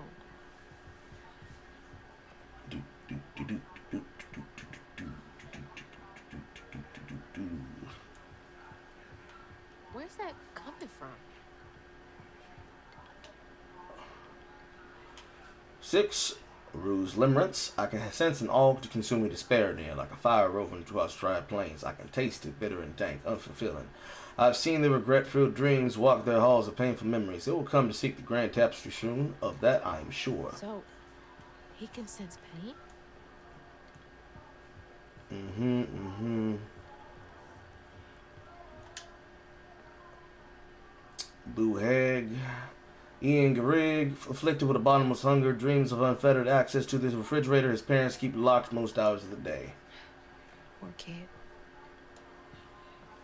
Interesting. I only realize that now. The vodka was basically named after one of the mythical creatures we're supposed to have had interaction with, or the lore of which we had interacted with. What's all of this doing here? So, he collects shit from people that he intends to prey on, is what I'm picking up. Yeah. Rue's caravan, bigger on the inside, full of memory objects, people held dear, objects to hold deep meanings. The crossroads are our final chance. The roads meet the living rails of many lands, fantastical places where hopes and dreams live and die. The crossroads are where you make the decision to turn back and venture into the unknown.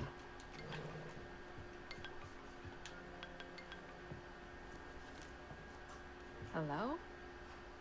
Hello, Hazel. Mama? Are you okay? Oh, she's fine and fully healed. You. Where is she? And you best not have. Believe it or not, Hazel Flood, I got your best interest in mind. Meet me at Kushma's Cabaret. I got a proposition that's right up your alley. Kushma's Cabaret? Now, hold on now. You're gonna have to conjure up something different than what you wearing. That ain't you. How about you? Listen, I have more important. I don't make the rules. If you ready, your claim is yours. You know, it'd be nice if it weren't for the fact that the goddamn video game texture is literally phasing through the wall in the right corner of the door. Hello? Hello?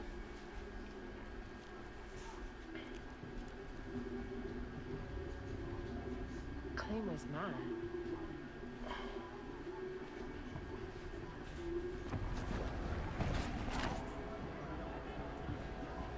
Yeah? And we now have the true Black Girl Magic outfit. There will be cosplays of this outfit. Not too shabby if I do say so myself.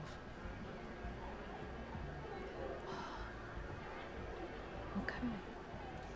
It's like she's doing a cosplay of Mel from Arcane.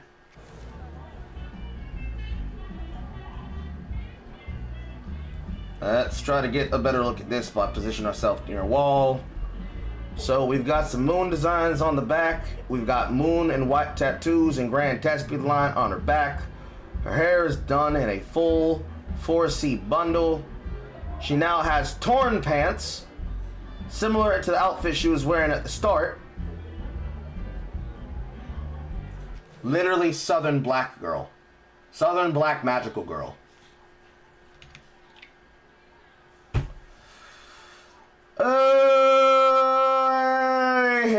I hate it. I hate it. I hate it. I hate it. I hate it. I hate it. I hate it. I hate it. I hate it. I hate it. I hate it. I hate it. I hate it. I hate it. I hate it a lot. I hate it a lot. A lot. I hate it a lot. This shit is so uninspired. There we go. Now we can get a better look at it. So we've got a grand tapestry on her back. She's got some purples and greens and blues in her hair. Oh, that's good. We've got eyeshadow, gold and purple. We've got way too many earrings. We've got dark lipstick, which at least accents her eyes. We've got the tapestry shit all over her arm, which, bro, that is fine. That's the part of the outfit that actually works. Then you've got the same shit going on with her way too loud jacket tied to her waist. Then you got white sparkles and shit all over her fucking outfit, all the way down to her boots. But then it's plain on the back of her legs. So all of this is just to look at the front of her thigh. Let's play the game, chat! Let's become Kim Belair! If I'm gonna make a black character stunning and attractive, and I'm gonna make her eye-popping and catching because we think that the outfit given to her by her grandma is a sign of liberation, only in the sense that she is going on an adventure to be used like a fucking piece of trash, what possibly could we decide to dress her in? Snap of our fingers, I don't know, we're gonna make her look like every single other black mystic that's ever existed in popular culture since ever. And I have a feeling that it has to do with this on the wall. Journey to Midnight, Nightmare King. Journey through Midnight. Can the Weaver survive the Haint's fury? Terror awaits you with Journey Through Midnight. So these outfits probably are inspired by whatever the fuck that is. So that's cool. And now we're just literally in magical fucking Louisiana. We are now in the magical French Quarter, by the way. Where's Popeyes? Whoa. This is wild.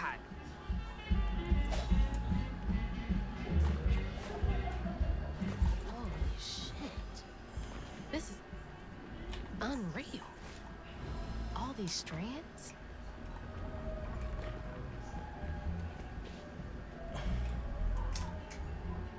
Kuzma's Cabaret presents invitation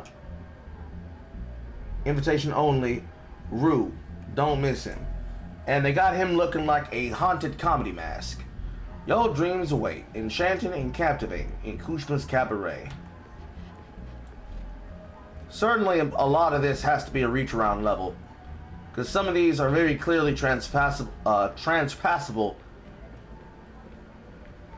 traversable. Why does my mouth keep trying to say transpassable? Traversable set pieces. So this is definitely the level they spent the most work on.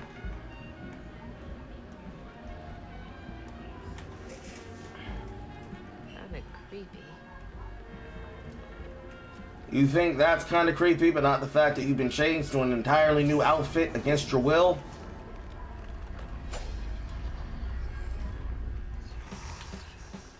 This is where Hanks come from?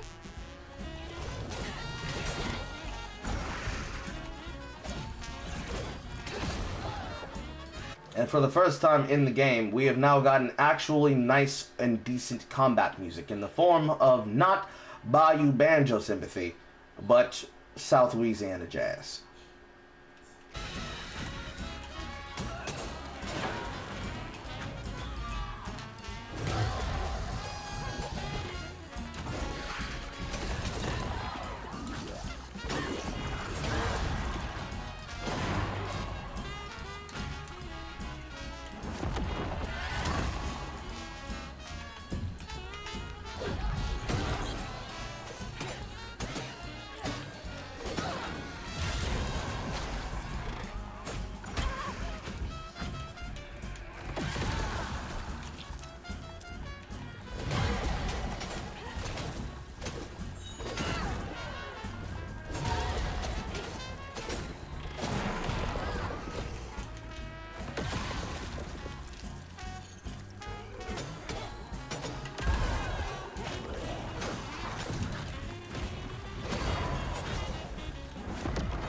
How do I describe the feeling I have right now? If anybody here has played Tokyo Mirage Session, imagine if Tokyo Mirage Session was playable as a video game that featured Southern Louisiana culture as the set piece, and instead of becoming an idol, she was on her journey to become a type of jazz singer. That's what it feels like to play this level right now, playing this fight. It feels like I've been transported into a JRPG, where I'm playing as a character playing through a mythical, fictionalized version of their mythology.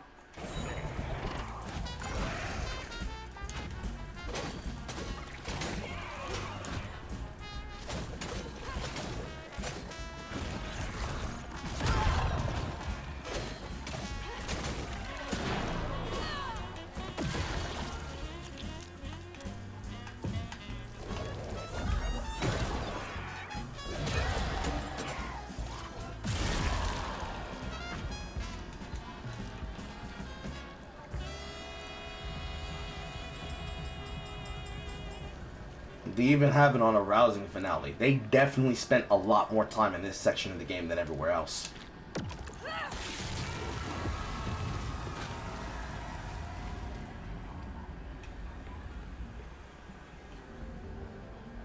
Soundtrack goes back to being chaotic and diegetic. Kushma's Cabaret. Don't be late. The show always starts on time. Fortune teller. Another Rue poster. Who are these people's names?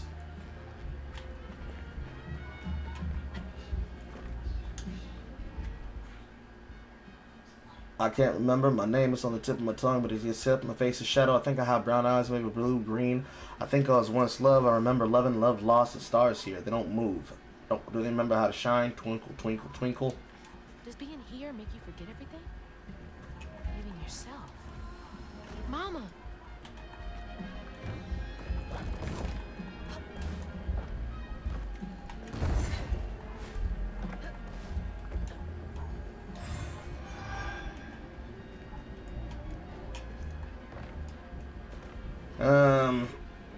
I have a feeling that these names are the names of people whose souls he's either trapped, stolen, or fucked with. I see another door like it. Is this the way to the cabaret? Can I jump, please? Thank you. Hello?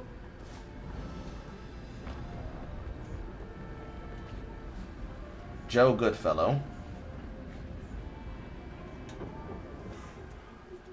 Joe Goodfellow, 74, Mud Correctional Center, Kentucky, yearns for the lover who never visits. 50-odd years since I killed your snake husband dead, my darling. Only 10 more till we can be together. You keep waiting for me, won't you? Deluded old man, she never loved you and you will never see her again. You took a life for nothing. Rue. You killed someone, so why are you here?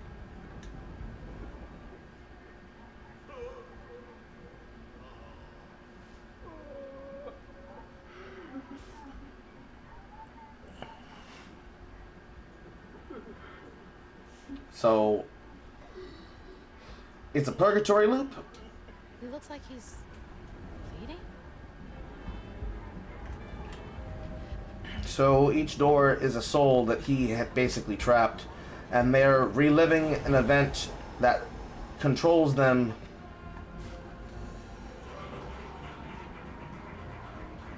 and things happening inside the buildings, or the Haints making fun of the people. Or are the Haints the spirits that are stuck here that are then getting used because they can't remember who they are? I don't know where the fuck they're going with this now. That was number 8, wasn't it? How the fuck did I miss one? This place robbed you of even the little things. No, I'm still on track. 1, 2, 3, 4, 5, 6, 7, 8. I can't count. 9, 10. I miss the sunrise and hearing people sneeze. I miss the sound of harmony and choirs. I miss my sister. I think I had a sister. Her warm hugs and scary movies. I miss the phone call that took her. I miss my sister.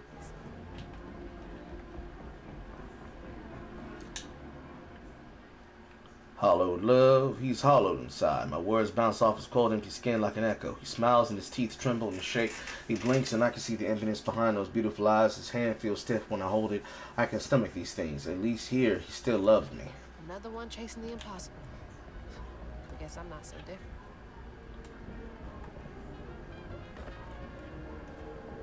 So, what is this realm?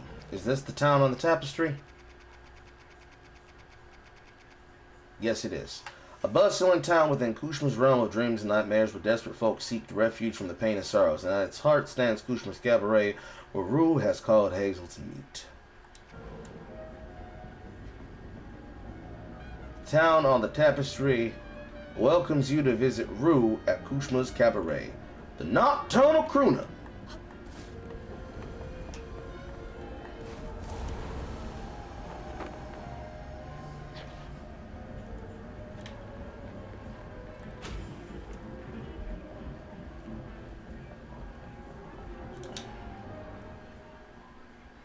Spit it out. I can still hear them laughing at me. Ha ha ha. What's this laugh at Billy? Just spit it out. Stupid, stupid, stupid. Billy, even here. Ha ha ha ha ha. Even here? Did Rue promise you something?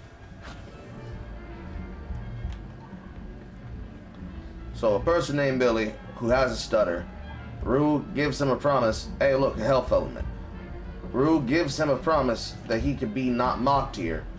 And he's still getting mocked to this day. Alright, now how the fuck do I get to that health element? Or am I supposed to? I see a big, long, and winding path.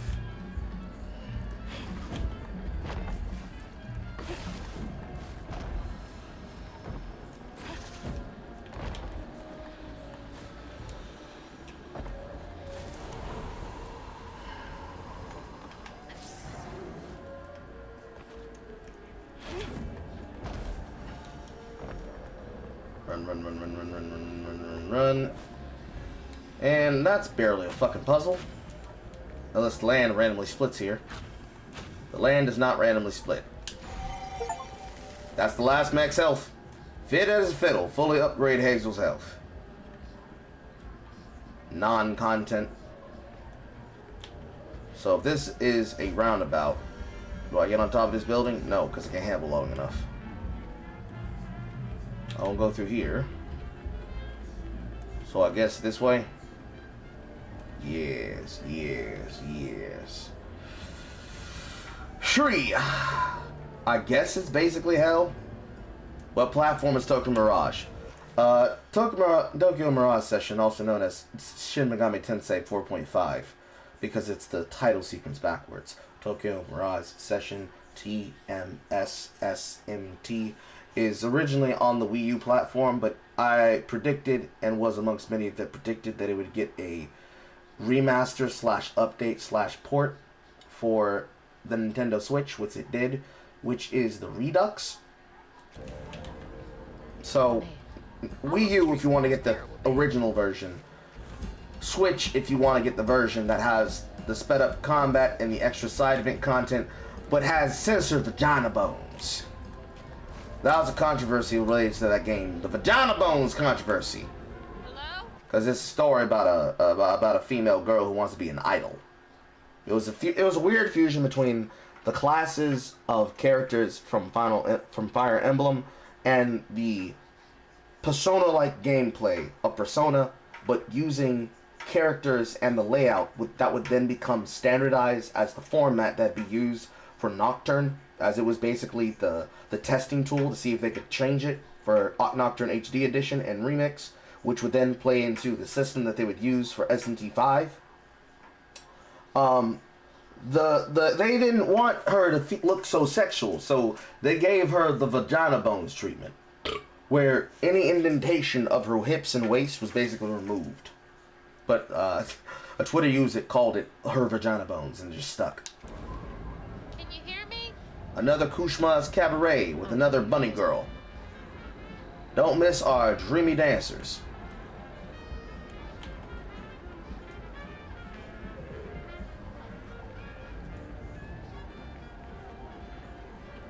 Kushma's Cabaret, don't miss our dreamy dancers.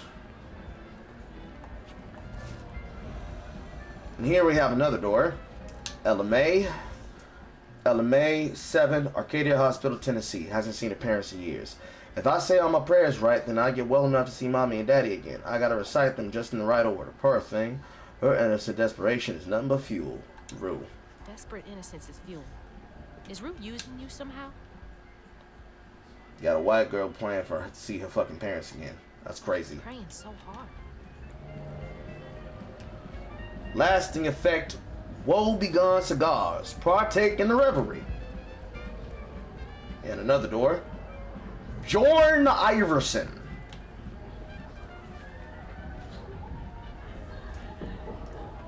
I hear chicken head, but I don't see chicken head.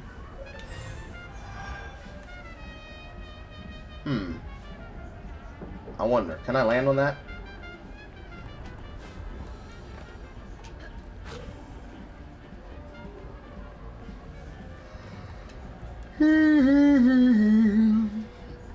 Oop. Yes, I can. Drink at Kushma's.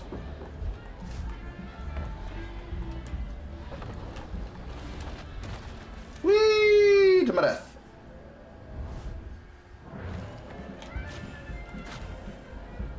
I did not see the path forward quick enough. Climbing segment. Oh, no, hover second. That's what happens when your camera doesn't help. See, if that was Rayman, I would have been able to easily see the path forward and I wouldn't have fell to my death.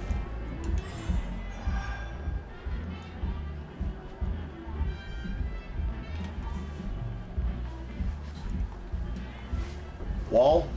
Yep. Whee!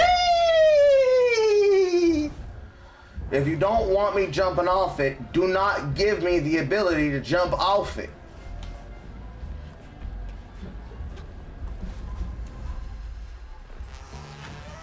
And the jazz music's back.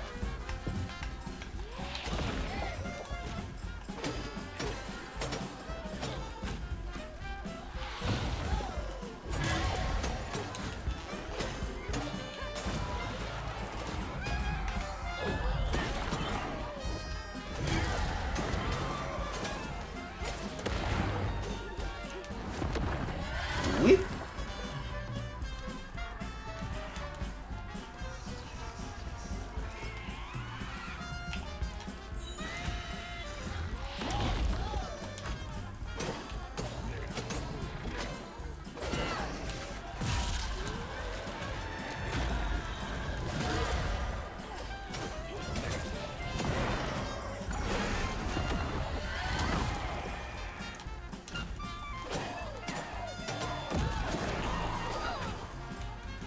Big strain blast.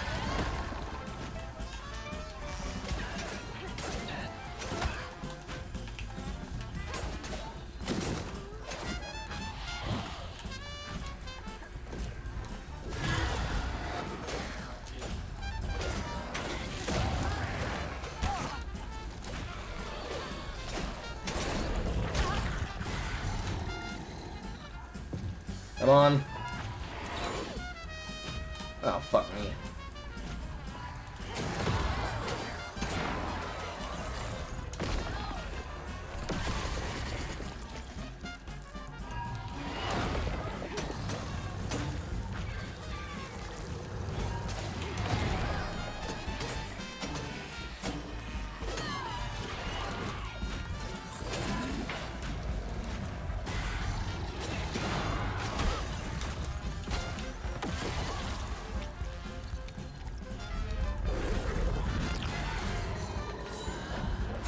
Hello. Oh, never mind. I gave my cooldown back. I was about to complain.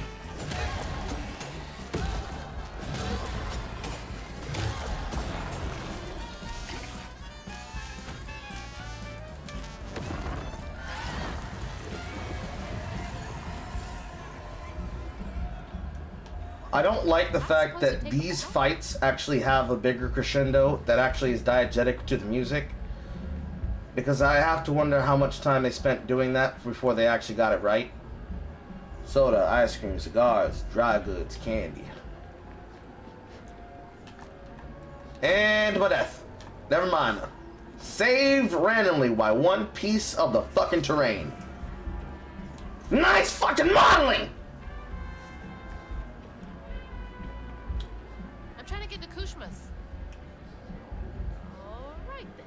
I'll just Dreamy Spirits, another cabaret sign. Oh, this one's different. Mesmerize and Rue, the Nocturnal Crooner, don't miss him. Featured at Kushman's Cabaret. Put that motherfucker down. And this is probably a floof.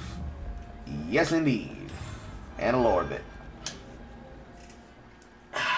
Would be beautiful. What a beautifully broken place. It is beautiful. In a really fucked up kind of way. Town on the Tapestry Post Office. Why not invite your friends along? Town on Tapestry Rue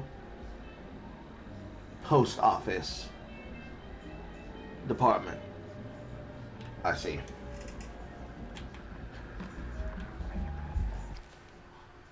I missed one somewhere. I do not care to go look. You think you spent all this time putting all these fucking lore pieces here for me to get context of what's going on and who got trapped and what and where and why and how. You'd think you put them on a path that would not require so much exploration if you want me to find it and see it. You know, impress upon me how fucked up the villain is instead of it being optional. This is another different sign featuring Lou, Premium Scene, come see. Tempest Hamlin. 42, St. Abigail's Convent, Kansas, wants to be listened to and adored. I dedicate this, my 5th award of the night, to my horrible, unsupportive parents and to everyone else who refused to believe I would one day become world-famous actress that I am. She used to have such hopes and dreams of beating the odds, but then again, don't they all? He's doing something with folks' emotions. Y'all motherfuckers were using models. This is the same model that you used earlier for a different person. She keeps bowing to no one.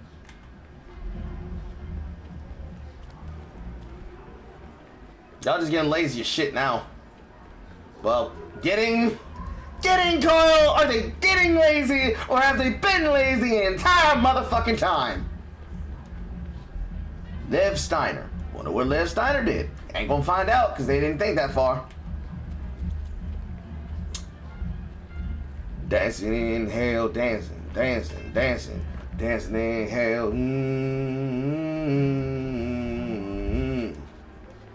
Ba-dum, ba-dum, ba-dum, ba-dum. Vaudeville Gala concert tonight.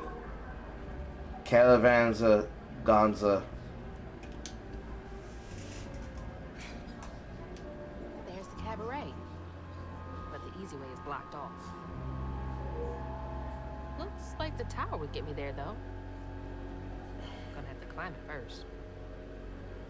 Still telling me shit? How nice of you.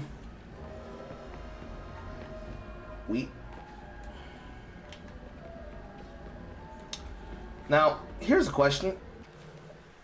If this is the realm of effectively the Nightmare King and a demon, why does the demon realm have things that are interactable with a weaver? To the point where a weaver can heal them or remove them?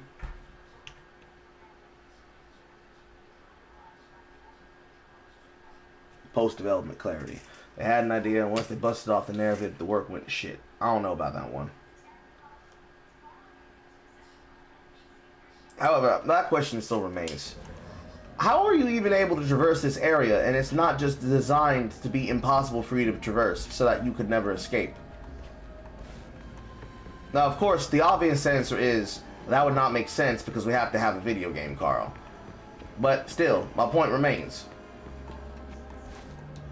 If this is a place where even weavers could get lost, stuck, and fucked with, why am I even able to traverse it? Feels like I'm being messed with.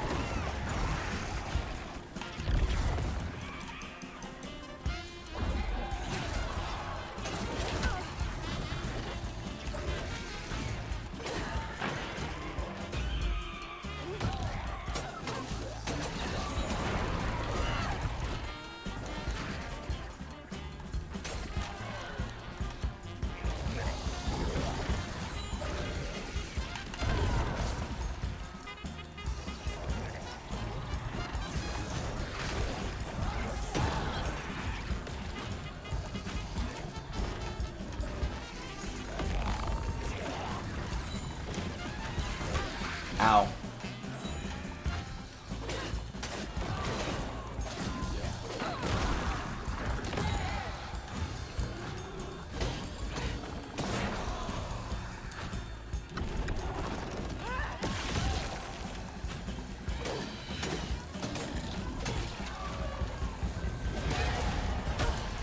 Ow.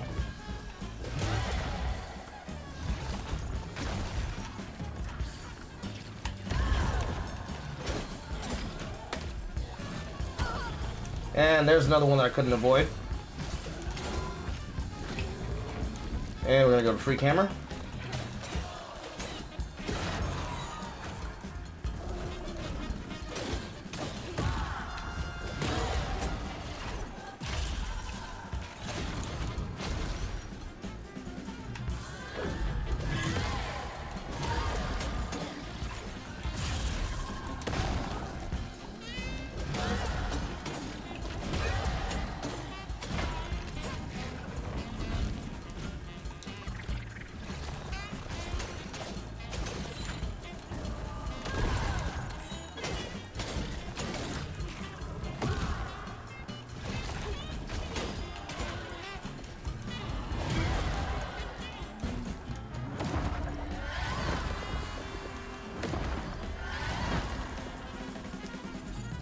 Is it just me, or does her animation seem a lot cleaner in this outfit?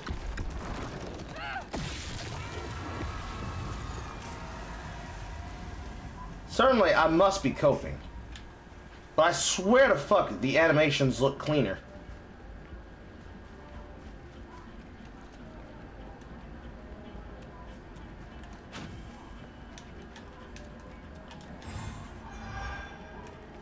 So this building does not belong to a whole single person.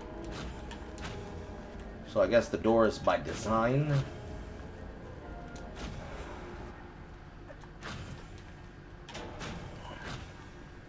Okay, we got something bigger on the inside.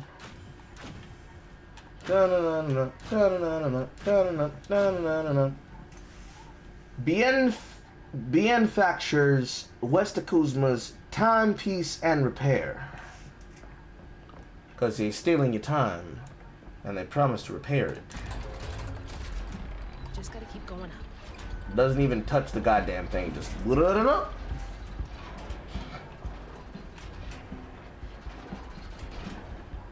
So, grapple.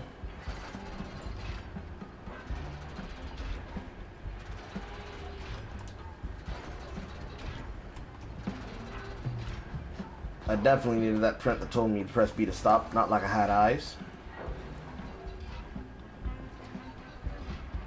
So that half wheel needs to catch to this wheel.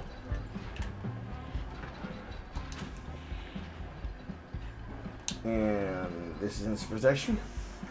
The gears grind, the hands spin, time starts and starts again. I dream, I fret, he tastes my regret, and then it starts and starts again. His regret? He's feeding on them? No shit, woman.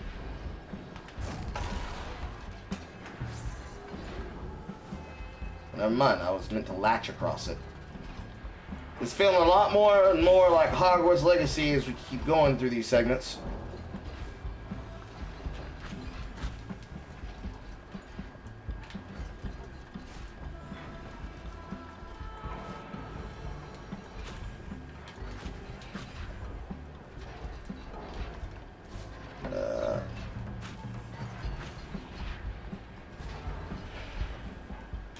Nice sequence. And jump and LT. Another lasting effect.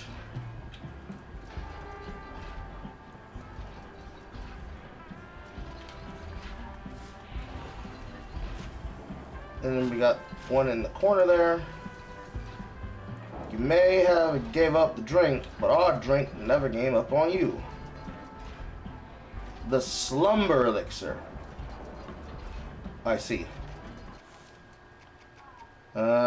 Refreshing push. Vanquishing Rend. Vanquishing Rend. Bullet Rage Strand Pull. I try it once, I try it twice. It seems my best will never suffice. I beg and plead, I never succeed.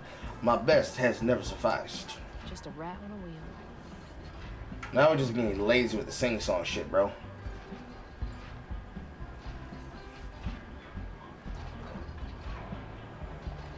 It'll be interesting. The Weavers the entire time were actually connected to the world, and the prophecies were false the entire time. Lack of films or the stop motion wasted on a horrible passion project. Agree? It's like you said, all before the efforts went to the final level. Like, this original outfit, like, this was the starting point. I don't know. I feel like this is a modernized version of a Weaver outfit, and the outfit she was wearing before was like a version that her grandmother wanted her to wear. It's really hard for me to say. Because on one hand, she starts the story in normal urban gear. Then she got a more fantasy adventure outfit, complete with southern bells, frills, and whistles, and a boudoir bustier. Then she goes back to being in something akin to modern clothing. So this is a modern Weaver's outfit. But she didn't choose the outfit. She didn't even imagine it for herself either. It was effectively pushed onto her by Rue. So this is Rue's attempt to reinterpret what he thinks she should look like? I don't know. But I can tell you what, it definitely feels like it was something that they designed specifically to be the linchpin of this section, to the point that this outfit was seen nowhere at any point in time. Another orchestra poster. So it's clear that they put a lot of thought into this outfit and where they wanted it to be used, because it didn't get used any time but now here. Hello? Buttons? Hello? Buttons? Hello? Buttons?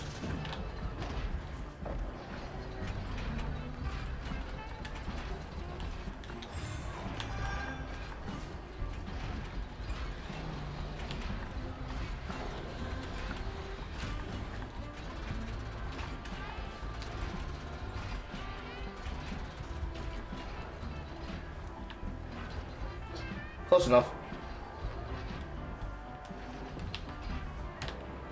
And I'm not sure I quite like the fact that it feels like, despite this being literally the pit of what should be considered hell on Earth in his dimension, that it feels like, the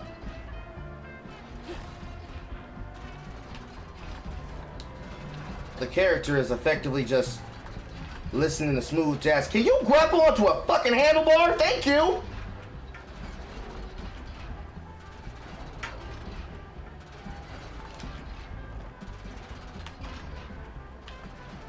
It just feels way too dreamlike. And not like dream in a good sense.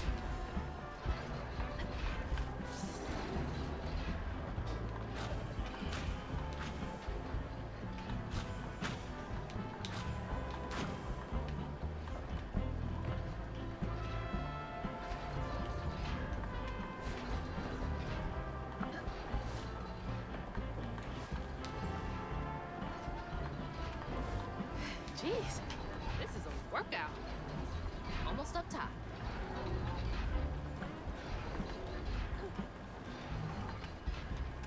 I mean, it's probably the least grating part of the game, if not only because it is, that lackadaisical. It's just a very weird tonal shift, since I'm thinking out loud.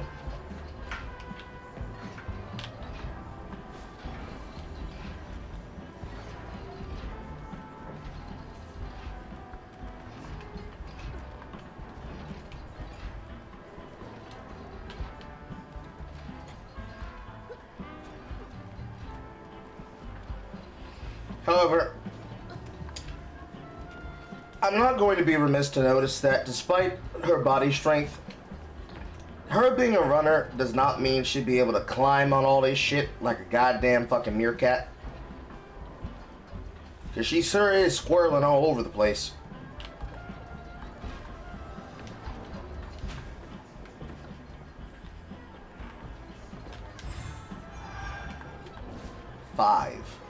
Five fucking 5 fucking floofs.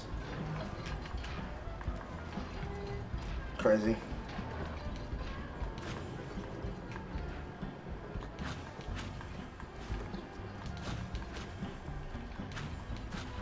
And a combat zone waiting at the top. I'm headed up to here with y'all. At least it's not the same recycled track over and over again.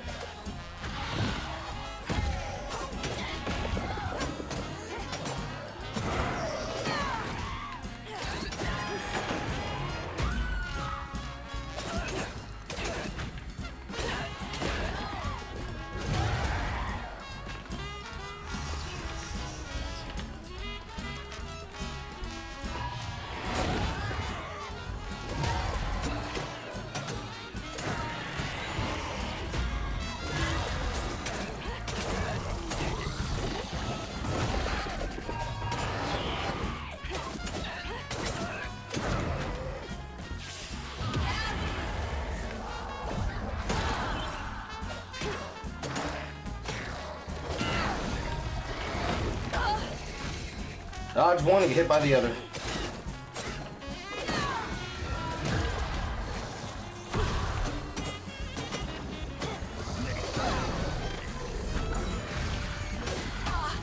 Ow.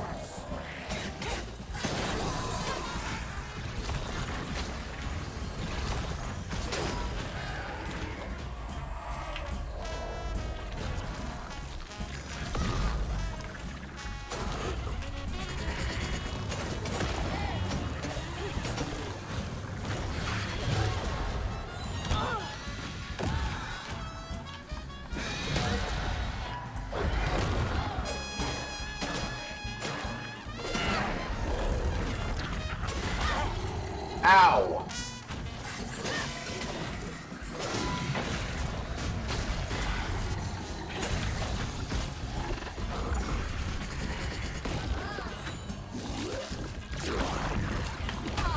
Ow! And I hit that on time. Ow!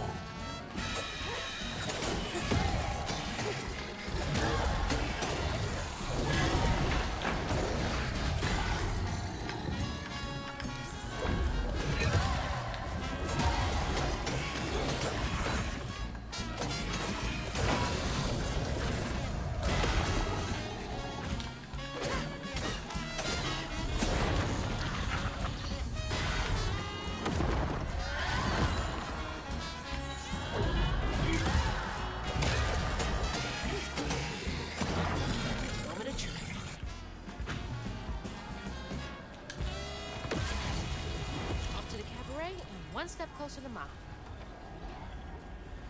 She sounds so fucking not in it. You'd think after all this bullshit, you'd have some goddamn anger in your voice, but nothing. She ain't got shit. I should have checked to see if that door had her name on it. Perfect time. Yeah, not enough.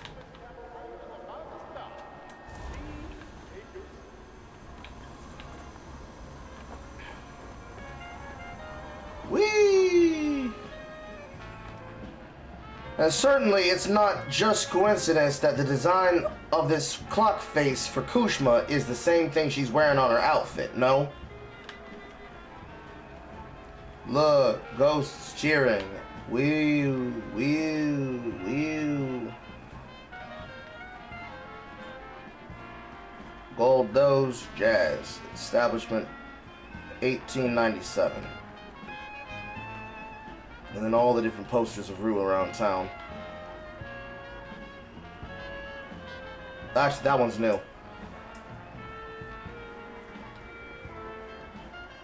So, if you want a comparison to put this to, the only comparison you'd really be able to use is King Dice and Cuphead.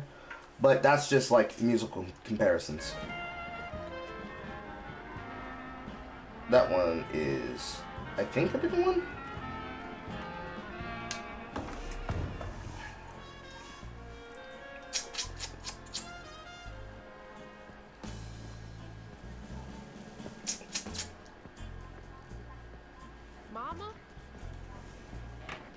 Dead souls, but you got them wearing masquerade masks. Kushma's Cabaret. You again. Come to the stage, my dear. And they're definitely doing the bit with him having eyes and shit.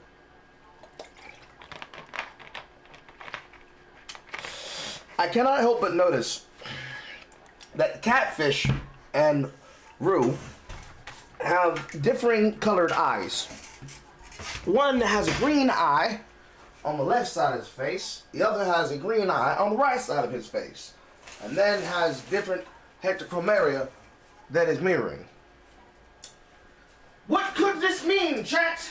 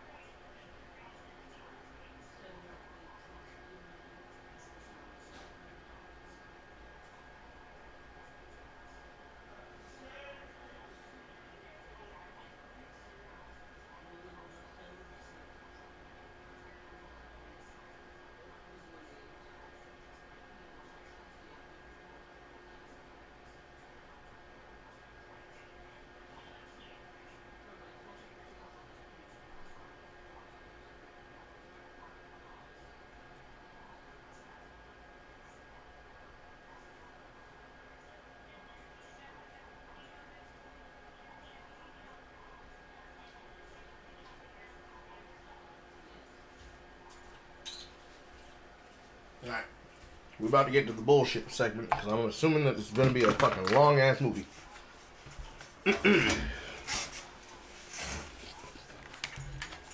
Alright. Sure hope the catfish isn't actually Kuzma. See, once I too was just like you. I'd do things I didn't do. I'd chew on every little wrong. Guilt from crimes was too strong. At night I'd lie awake in bed and ponder what I should have said. Regret would dog me all life long. I love how there's no subtitles for a single bit of this shit. All I did just felt so wrong until Kushma came along. Dreammaker, kingmaker, Lord of bargain chance. Spin the wheel and make a wish. There's no payment in advance. Kuzma master, power faster. No one comes close to him. All are welcome to stay forever. Time to sink or swim. So, what's on offer with this proper? Choose an ending, you're the author. Old mistakes become successes. Your choices, he obsesses until he's bargain.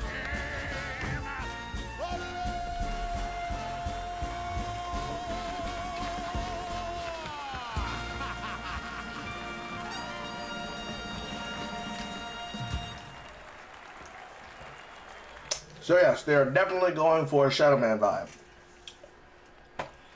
Let's see how they fumble it. Take this and go find your mama. I'll just ask you for a favor later. So, this will take me to her?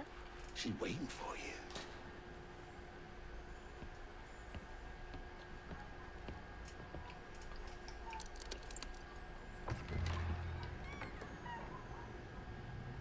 This better work.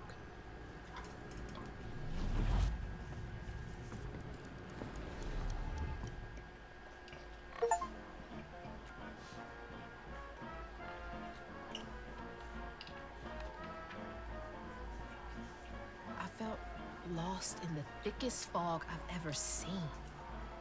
And the pressure to get to Kushma's Cabaret to find my mom was suffocating. Like the weight of the world bearing down on my shoulders. Sure, he don't even care about our cost and change. Rue greeted. And I felt myself getting caught up in the moment. Here, time seemed to dance to Rue's tune, flowing both forward and backward. After agreeing to his terms, I crossed the threshold and found myself right back where I started. They say you can't mend the past. Well, I was about to put that to the test. Past isn't past. I'm back. Wait! The hurricane! There's still time! And we are now about to see a segment. Wow. Why even call it a chapter if there's only 15 fucking floof in it?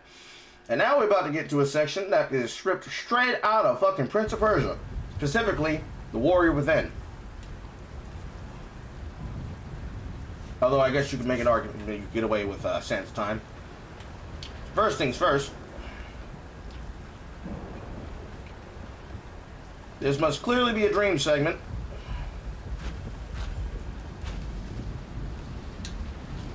Bo, you in there? You'll be alright. Because now they can just reuse the beginning section with absolutely no assets.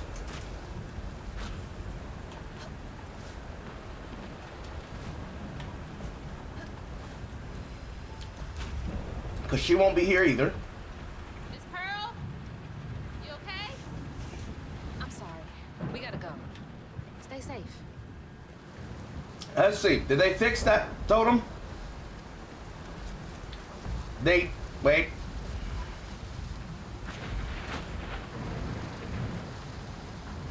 They did. They fixed the texture on that cinder block that was dipping inwards. Because they did an update on the game before I loaded it up. They definitely fixed the angle it was standing at. Mama, we gotta go. Ma, you there? She's not home yet. There's still time. I should pack my stuff right away. And right back to this goddamn box. Those weren't there before.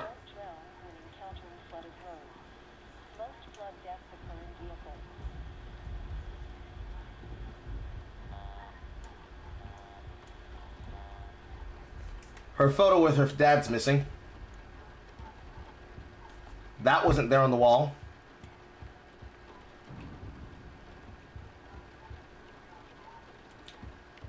And these are straight out of reference.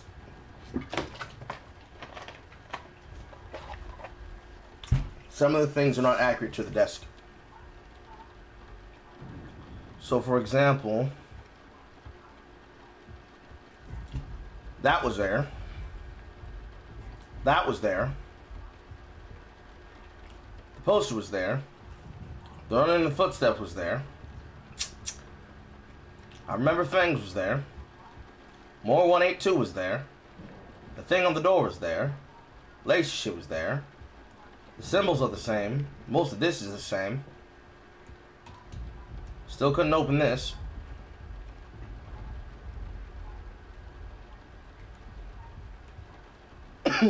That was right.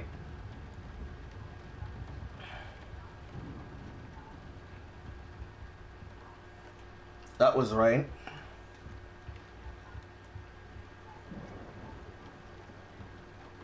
But these right here, these things are different.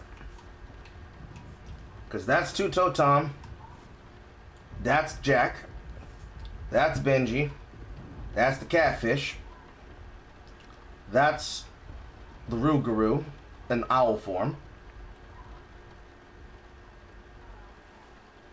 They've got Trey's face covered. No, that's not Trey. That's Laurent. And then this is Hug and Molly. So this obviously is a fucking dream sequence. All my stuff's packed. I should get some of Mama's stuff for her. Sorcerman College Academic Catalog for 2008-2019.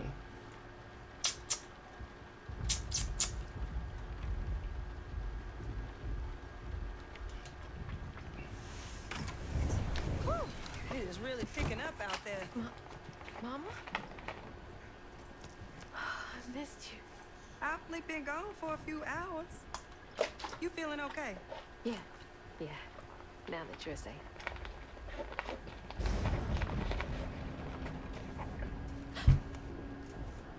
What? Mama? We gotta go. Well, I gotta pack my things. Why don't you check on Bo and Mrs. Pearl while I finish up? We ain't got time to waste, Ma. Waste time. That's not what I meant. Please, just go check on Bo and Mrs. Pearl. They might need help. Fine, but we gotta go ASAP.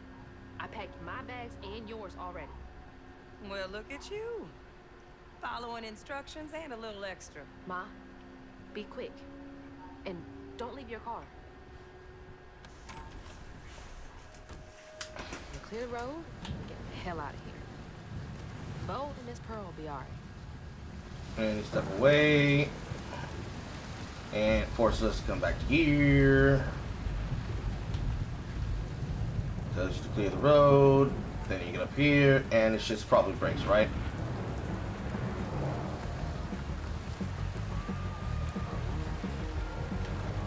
Because now it's like as fuck in this house.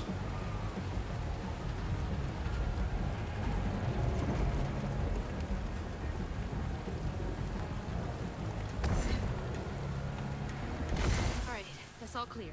Just grab Ma and get out of here. And then shit goes down again.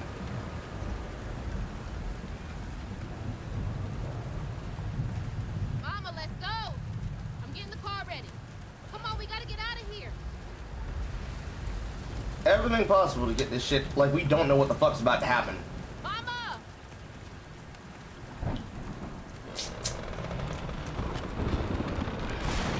No, Mama! Mama! I'm sorry. I wasn't fast enough. I tried.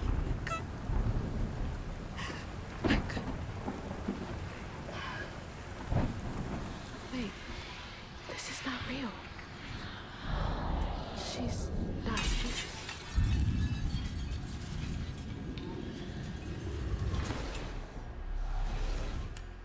Predictable. Boring, predictable. Also, how many times did you read other people inside of the fucking town go through something similar for you to realize this in this instance? Stories have done this bit better.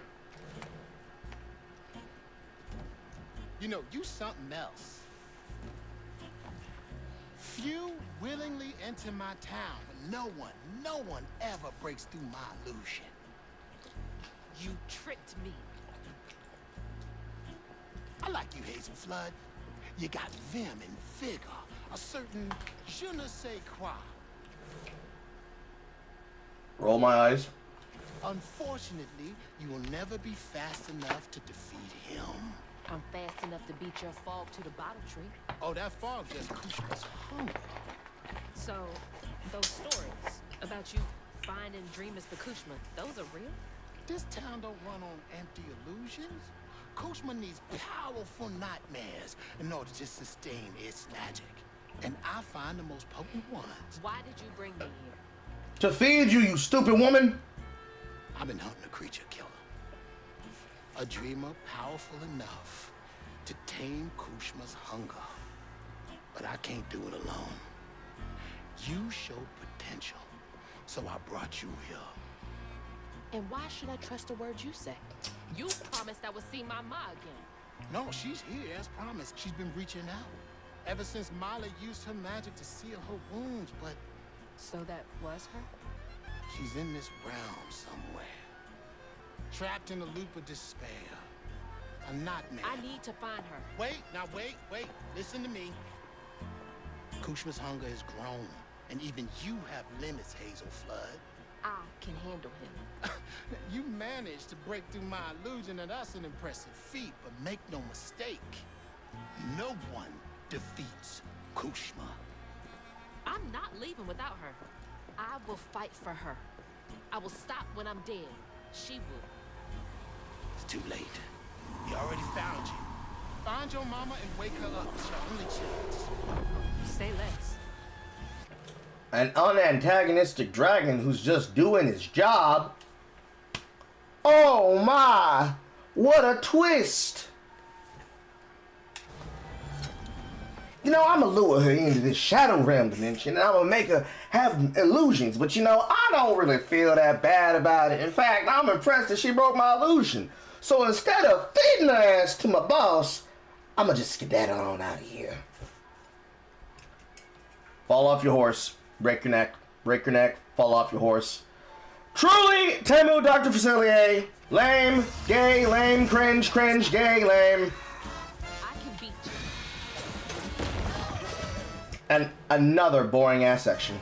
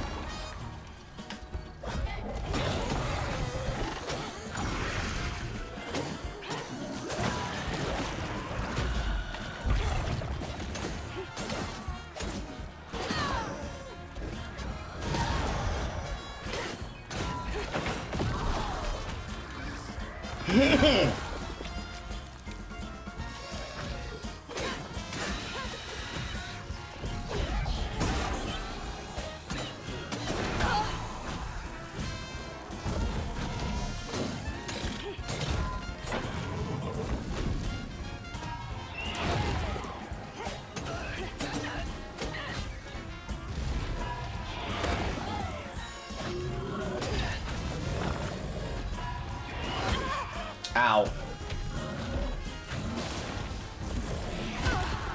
Ow.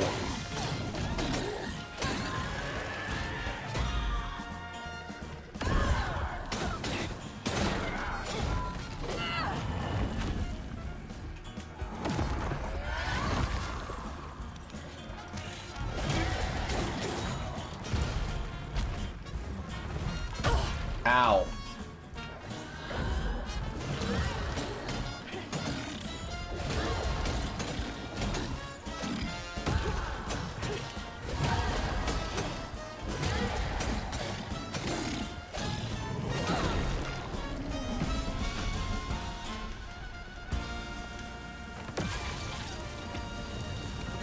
Mama out of here.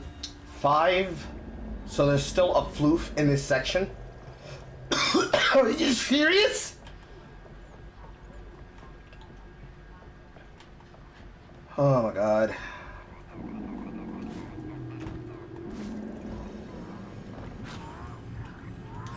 What is the point? That's not even the end of it. You still put another fucking act. Why? Why? This is not even worth a chapter experience, bro. Why? Is there even lore to collect here?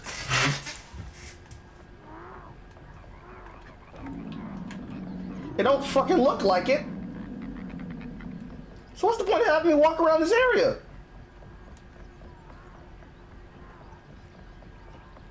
All this power and it's still not enough.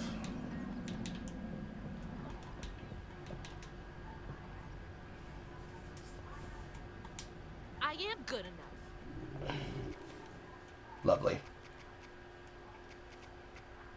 Let's do this. Actually, no. Let's do this. Just a nudge.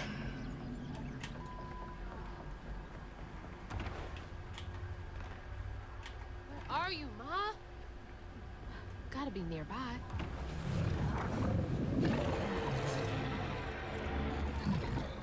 Are you kidding me? And now we have a chase segment, get away from Kushma. Again.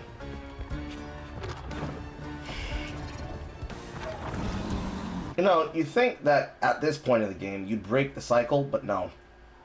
The cycle will remain unbroken. Exploratory sections, 4th chase segment.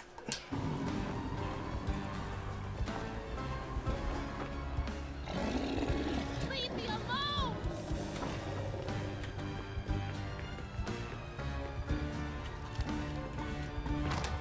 Therapeutic living. This is another segment, again, where you're forced to pass by this. Therapeutic living, living on this and desire for dollars. With a slow-moving fog monster that's going to eat me.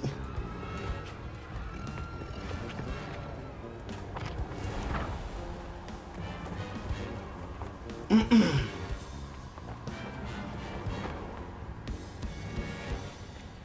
dip into here. No name on the door. You're trying to get under my skin. Well, it won't work. I don't see the point of mocking her, since it's clear these stages were like pre-constructed anyway. So this is based on the swamp. Don't you miss us? Her dad?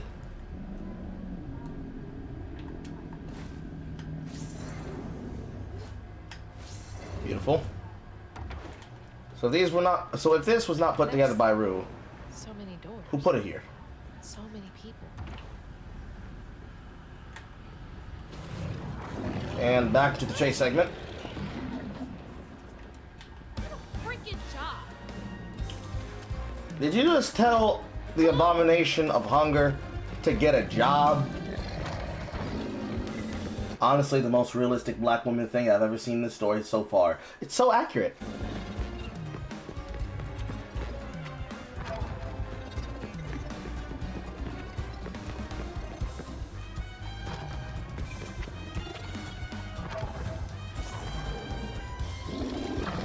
Not gonna stop.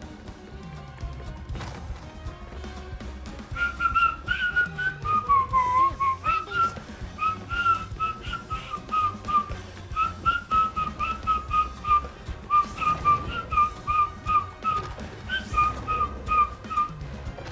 Oh, lovely. Just a straight on lum pull. And end to a recreation of Bourbon Street.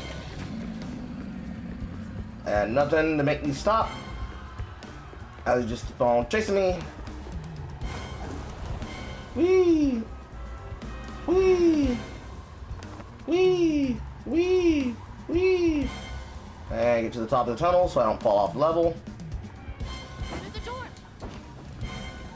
No name on this door.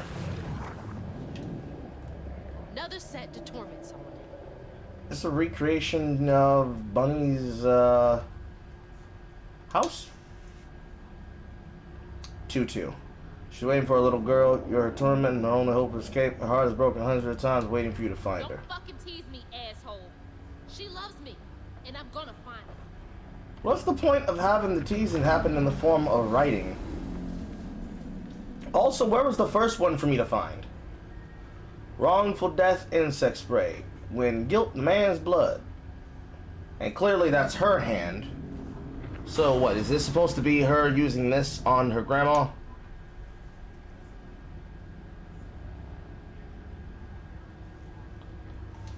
I know I was wrong. I messed up. I'm sorry. Alright. So that's her killing Molly, I guess. Door.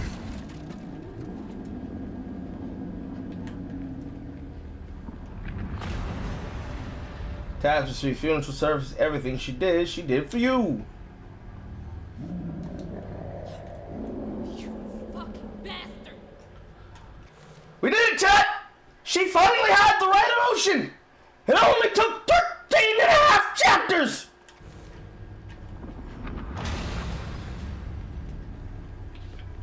And still another squeeze through segment.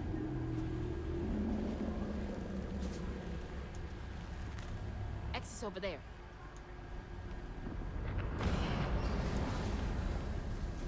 Brand spanking new. Ruse track shoes. You need to be one step ahead of the flood. Now that right there is some diabolical work. God damn. No. I will save her. That's so heinous. That's so heinous. Fuck do I get out of here? Go, Crouton.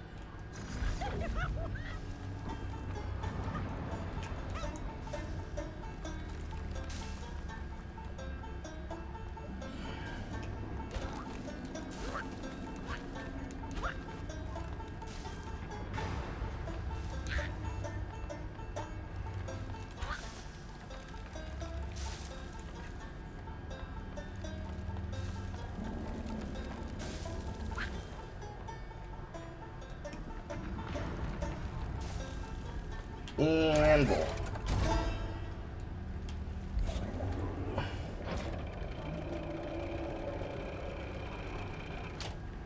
Because it physically moves the door, and then the door becomes an actual lock, huh? Why would this even be possible if it's a place that you don't want her to escape from and Rue's working for him? Mama's okay.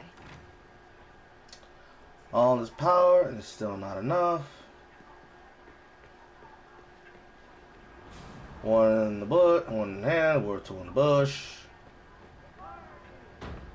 Don't you miss us.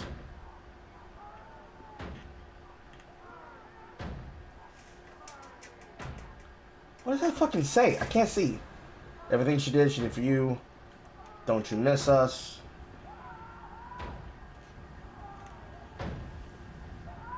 And then the guilt poster.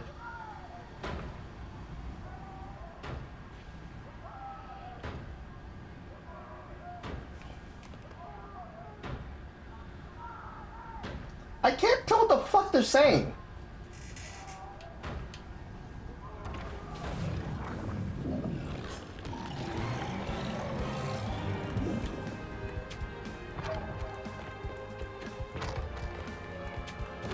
I can do this all day.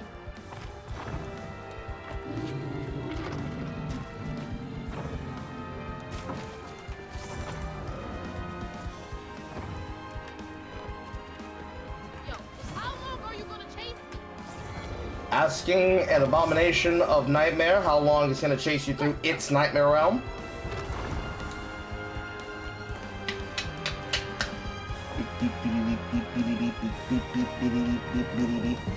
Whee! This won't stop me. And a bunch of lumpholes. Just listen to that triumphant soundtrack, chat. Don't you just feel the energy? Man, it's like a new Rusak shoes. And now they got it in even bigger depth. That's crazy. What is wrong with you? Nothing. It wants to eat your soul, dumb woman. And now it takes you all the way back to this oh, never mind. It's got a bottle tree inside this era. That looks like our living room. Ma! That looks like our living room. There she is. Mama! Why would there be a bottle tree inside of a nightmare realm? You alright? Ma! Can you hear me? Oh no. Oh God. Hazel. Hazel, please, it isn't safe. Ma! I'm right here. Hazel, you cannot make that jump. Hazel! Mama?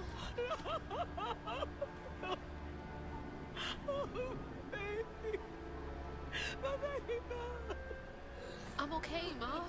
I'm okay. Ma?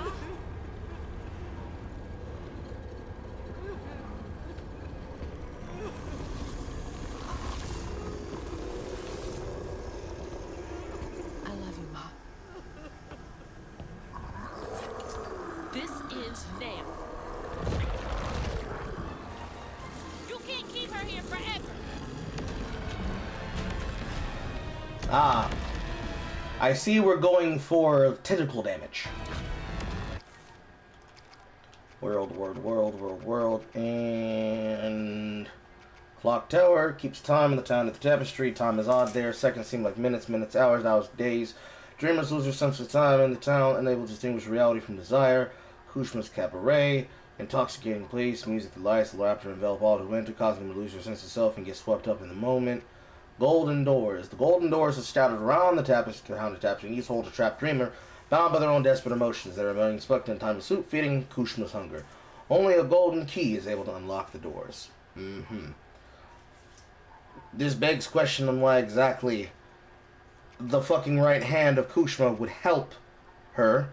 But, you know, let's just pretend that, let's just pretend.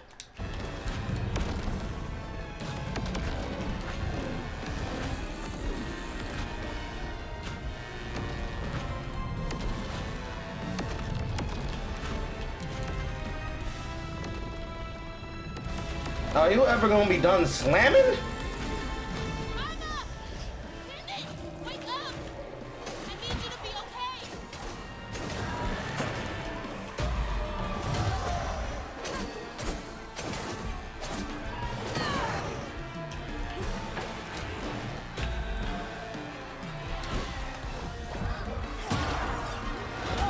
Ow.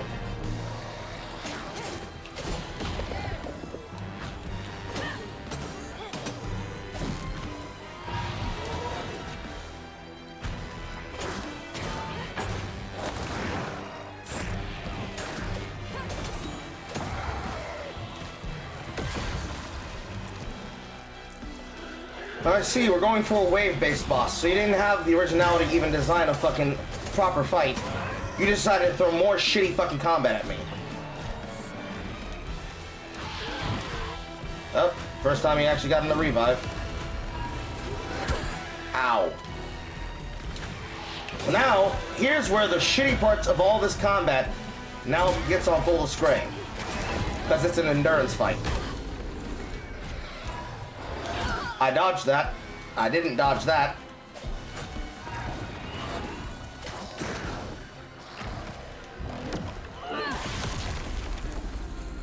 Oh cool, the boss can attack in time. So if I'm fucking open, I can just get killed.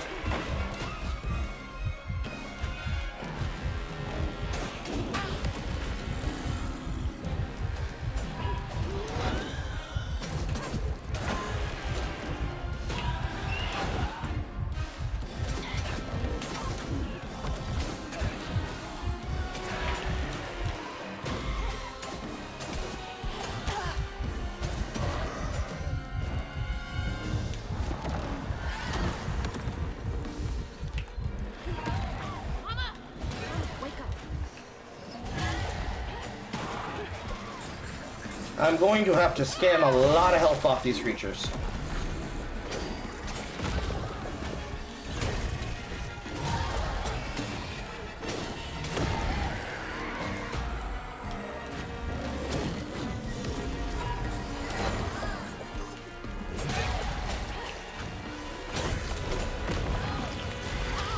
Ow. Ow.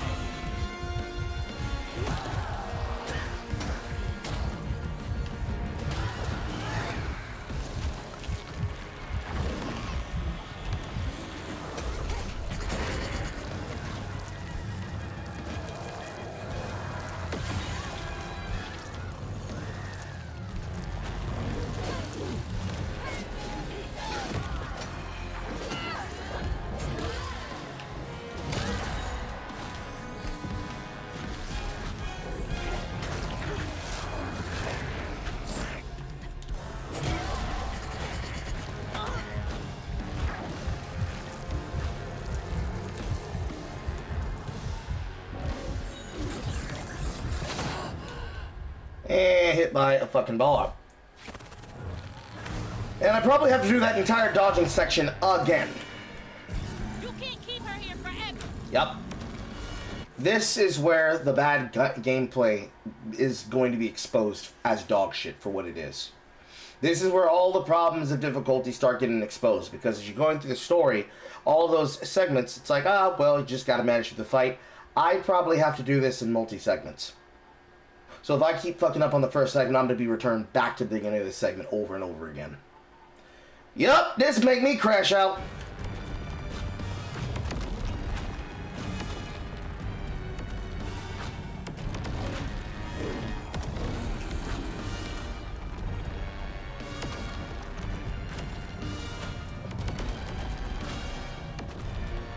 Is her hair going white?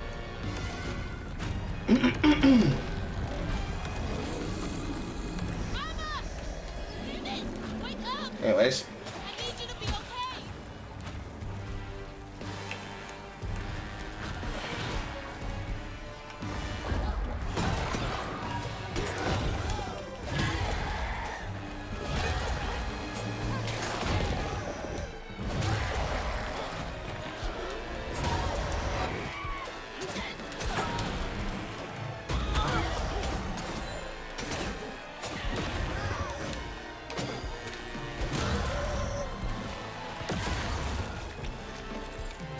But basically, I have to be very, very, very, very conservative to survive this fight, both with actively using our spells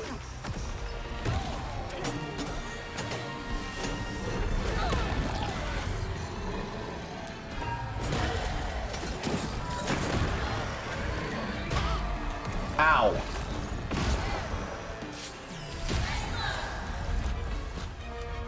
And with eliminating targets in time.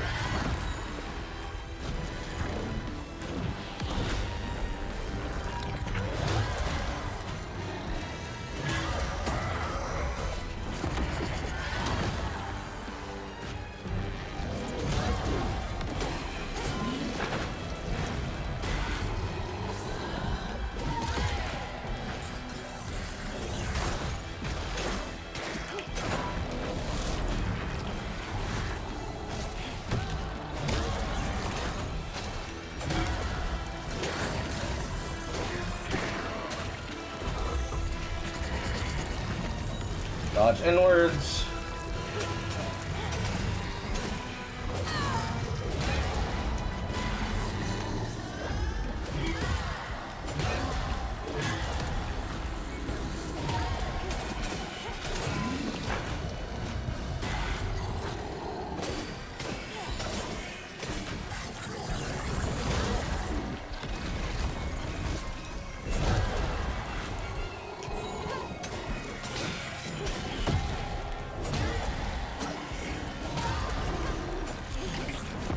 And rip, as I get one healing piece. Hazel? I'm here. Ma. It's me. You're alive. I'm here. None of that was real. I'll be okay. I'm okay. And are you gonna notice what your daughter's wearing, or what? I thought you were...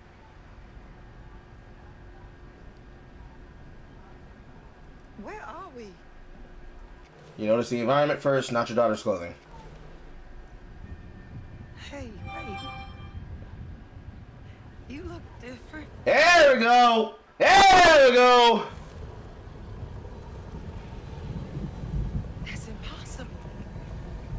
as impossible as you asking Huggin' Molly to help find kids in need? How did you know? I'll explain later. And so, now we come around to the core of the main narrative. Daughter doesn't understand what mother does for her and the community. Daughter acts a certain way, goes off on an adventure, learns about the mythological backstory of the community that she's a part of, that she's been ignoring because, and this is going to be a reach because this is me editorializing, she's been running away from her problems. And so, because she thought that she could just outrun everything, she tries to run to solve the solution of saving her mama. Only for her to realize what she should have done is she should have been talking to her in the first place. Because the only way that you can be able to heal trauma is not by running from it, but by dealing with it. Simple narrative. Simple story. That's the core of what South of Midnight should have been. Yet!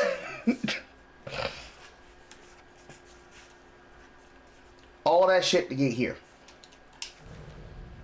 Right now, I need your help. I can't do this alone. I need you to trust me. What do you need me to do? Whatever you do, hold on to this bottle. I got your back, bud. Keep that bottle steady. I got the rest. And then just magically forms trauma so that she has something to hide against while she's exposed.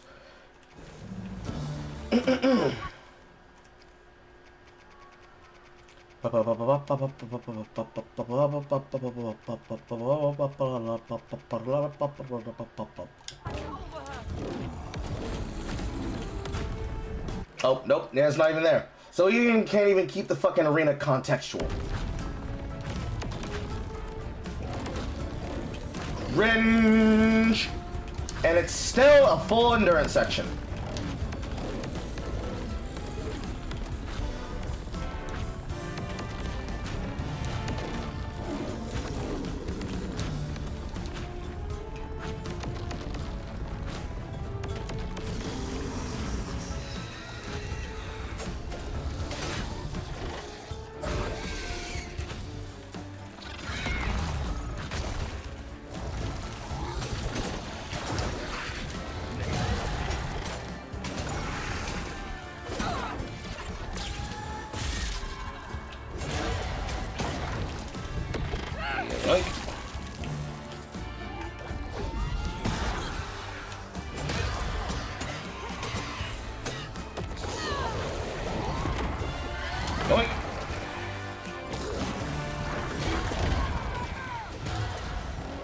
Ah, she's sharing us on the background even.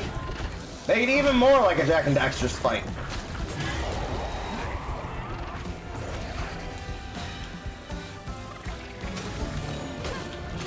Oh boy.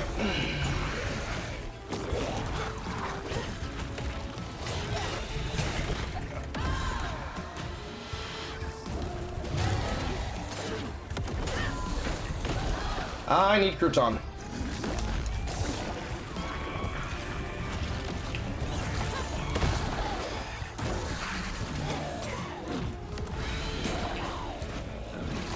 Okay. And that timed out faster than I thought it would time out.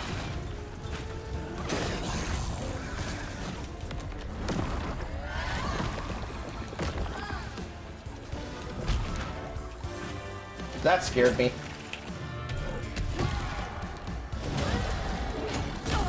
Ow!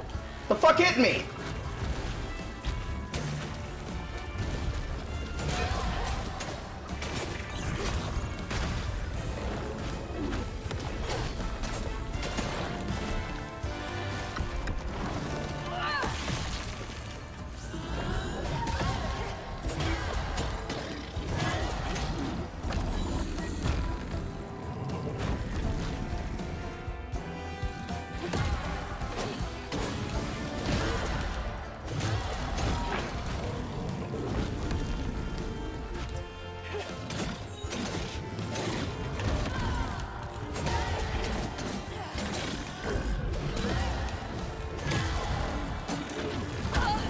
Ow. And I did take the strand push, didn't I? Yeah, I did.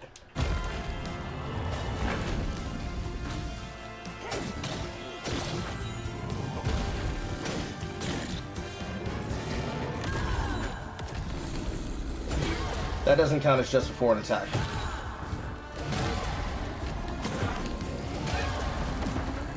Yoink! And another cutscene. Hazel, look out!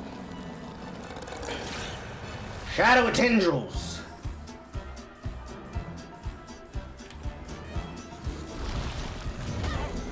Oh, really? Oh, really? Can I stand up first?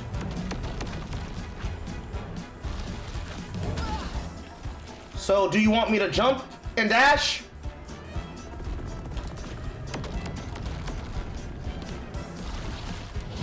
Yes.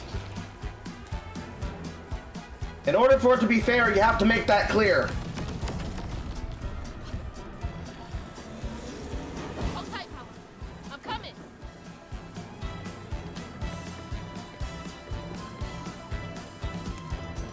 Hello? Pathway?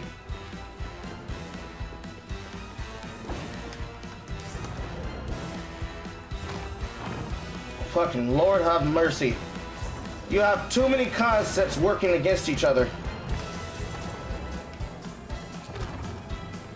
Number one problem with this fight. Straightforward, see-through, understandable content. I don't know if it's the final boss one. Did Lacey know about her boyfriend was a were-owl? That's a good question, Soul of the Dragon! That's a good question! I don't know! Because if she knows about Ugly Molly, then she should know about all the other mythical creatures inside Prospero. Which means she should likely know about his shit.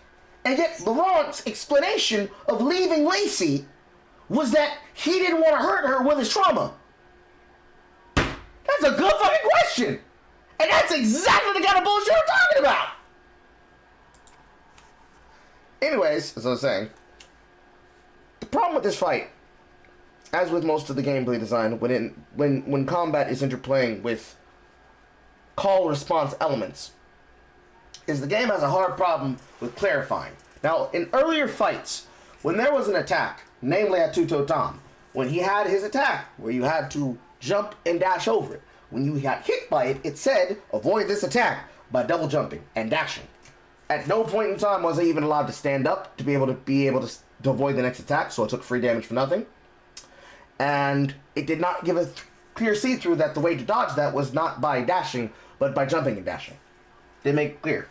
Because my perspective is being pushed isometric top-down, rather than being skewed from a direction like I'm being looked at as at a boss. Again, this is a callback to Rayman.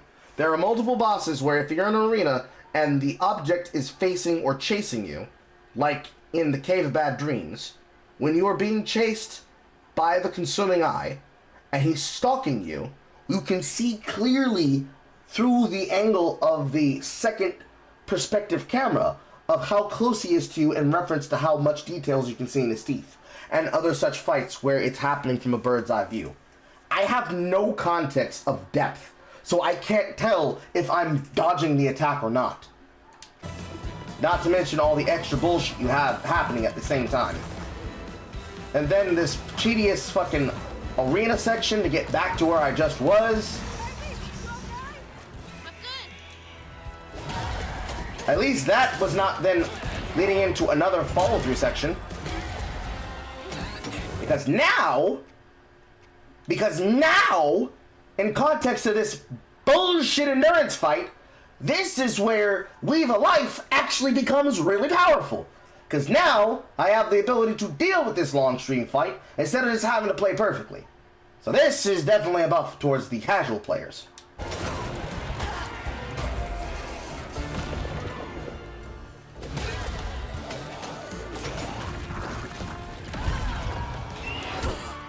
I did not want to jump there.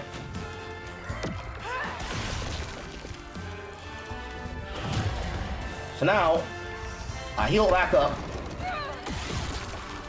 And I save that healing in my back pocket.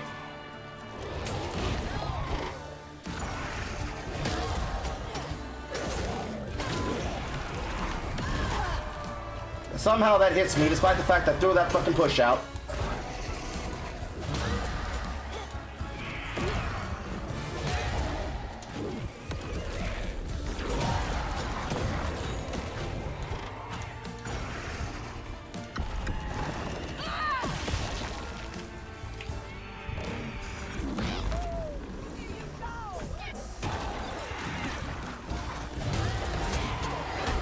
Ow.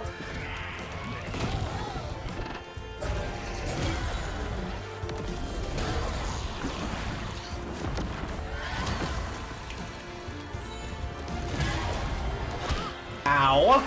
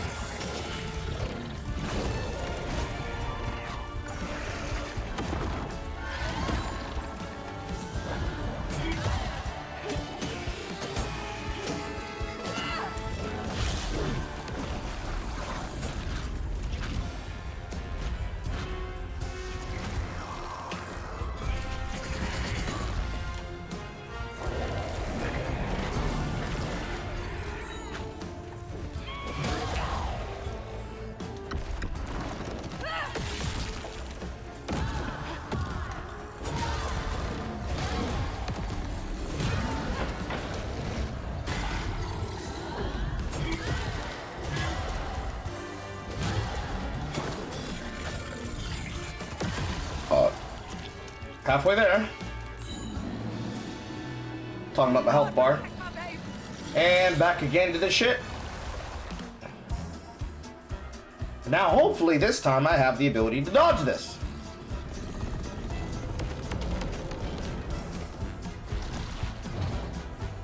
See, this angle is actually manageable.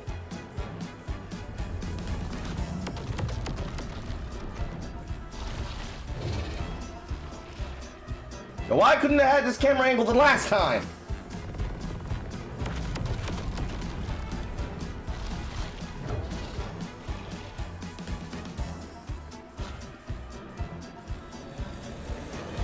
Think I got this far just to stop now?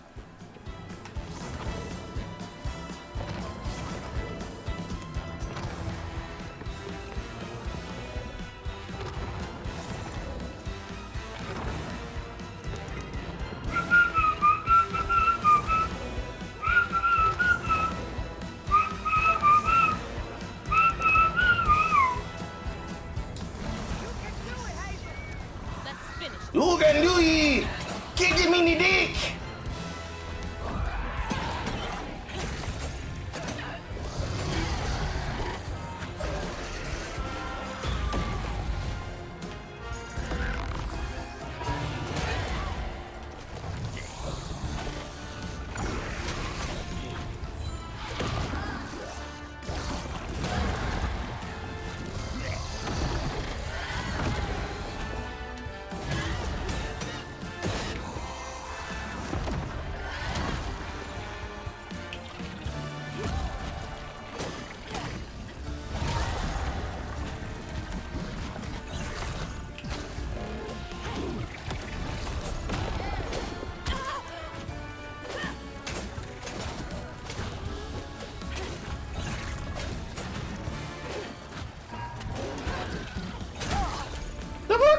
I was not in the circle.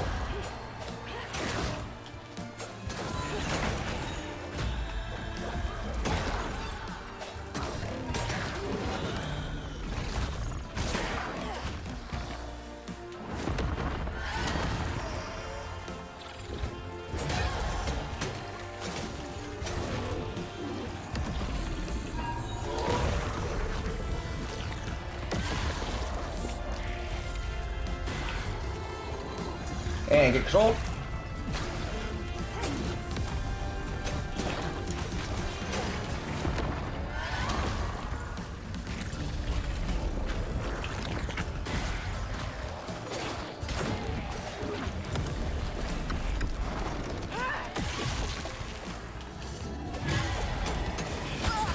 Ow. Ow. Ow! What is hitting me?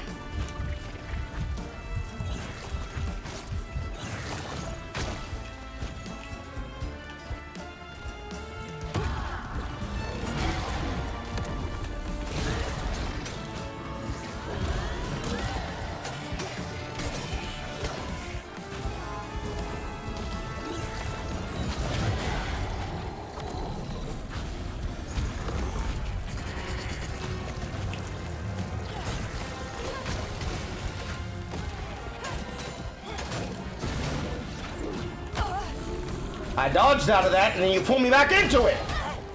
And that too!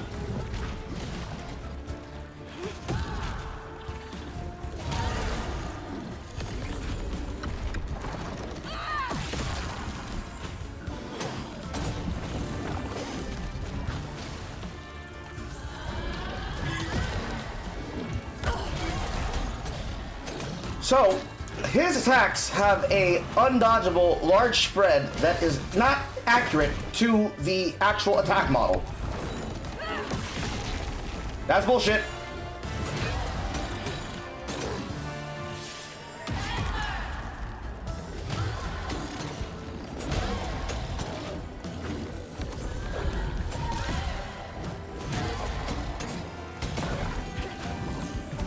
Let me out!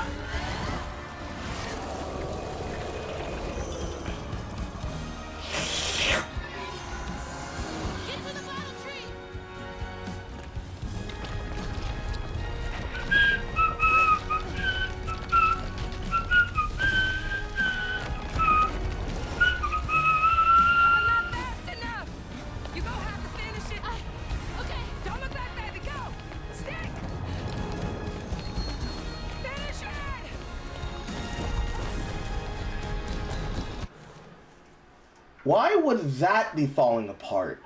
But the part she's standing on did not be falling apart. So that the lesson here is that she was going to lose her mama anyways. But she needed to learn to fucking handle what she needed to handle and live with it. I'm doing too much good character reading into the study of what's happening in this scene. I just need to let racism happen. Go womanhood! Woo! It's like a Leray lace, but with trauma healing and trauma bonding. This place again? Where is she? Oh, don't worry. She's back in Prospero. Safe. I'll send you back there. Well, don't let me keep you. Send me off. Oh, I'll keep my promises. Now it's time for you to keep yours. Remember on stage at Kushma's Cabaret, a favor for a key? Well, it's time for you to pay up. Booty cheeks, right now. Devious but nah, they ain't gonna do that.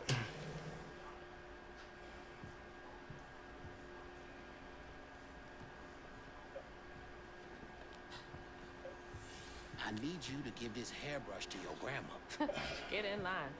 I have my own reckoning to do with her. Well, then do us both a favor. And why can't you do it yourself?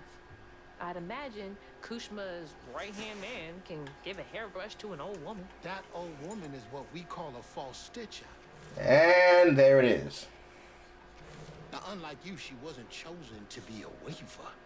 Instead, she uses a dark magic, killing creatures and tearing through the grand tapestry, leaving a trail of corruption behind. That explains a lot. Yeah, only till now that it get fucking answered. Wonderful. And so we come full circle. She's the actual proper weaver, but her grandmother's just a horrible monster. Because why should I have to borrow what I can steal?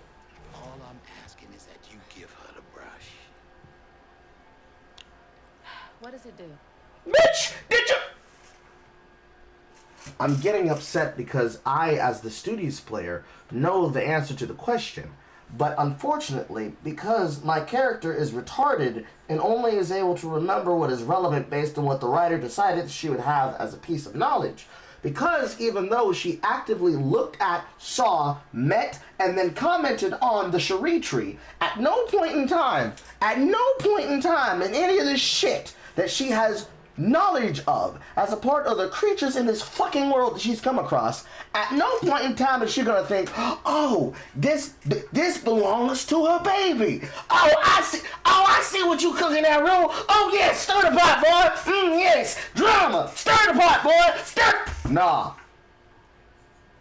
the character's dumb as fucking rocks. The character is dumb as fucking rocks. Fucking hell! Get me out! It's a one-way trip to Kushma. Kushma again? I thought he was dealt with.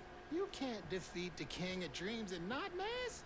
You contained his hunger for now, but he ain't gonna stay put for too long. All right, fine. Get me out of here, and I'll give Bunny the brush. But that's it. After that, you and I are done. I knew I liked you, Hazel Flood. See you on the other side.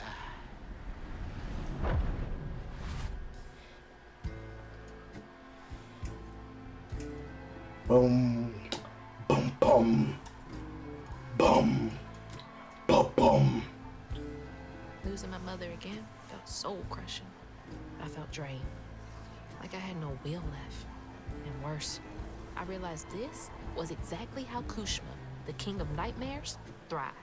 But I managed to break free from that illusion.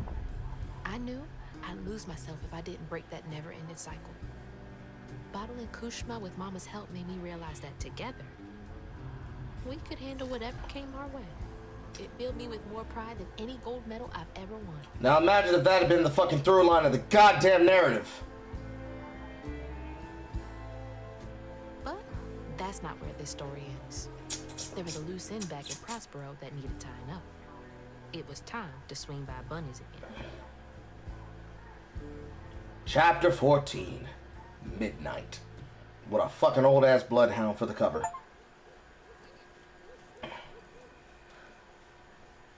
I'm back in the mausoleum. Oh no mausoleum comment?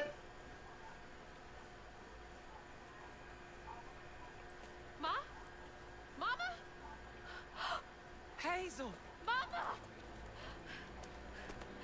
I thought you were gone. You ran. You ran and ran until you found me. Oh, my brave, brave girl. I didn't mean what I said when we argued. I'm sorry. We have loads to talk about.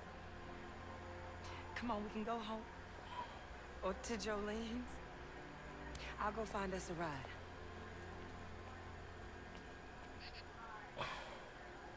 I'll meet you later. I have one more thing to do. What are you up to? I have to go to the Flood Mansion. Have you lost your mind? I know you can't understand, but I need you to trust me one more time. I know that you just went through a crazy, wacky, woohoo pizza man storyline, Mama, where you got dragged off into a realm of nightmares and was suffering on your own goddamn despair, but the last thing you saw being me fall into the river and you not seeing me revive back because the land literally chose me to be the new magical black Negro. I can't say that word on Twitch. Negro's already pushing it, but if I add the EDSS to the end of it, they're gonna think I'm saying a slur, chat. Strong black female, then you just would not be able to connect together. Never mind the black man, never mind the giant cloud of smoke you sucked into a bottle, never mind the shadow realm that we were standing inside of before you got transferred back. And also ignore my black magic girl outfit. I just need you to listen to words I'm saying as though we did not just go through an experience together, thus nullifying the entire see-through with the end of the fucking tale. All this shit we've been through, you think I can't handle one old racist grandma? I can't let you go back into the mouth of danger. Please. Then go with her, you stupid. I'm getting upset. I need to calm down. Please, Ma. There's so much bad coming from there. You can't see what I see. Just like I couldn't see what you were going through. I have to fix this on my own. Make it right.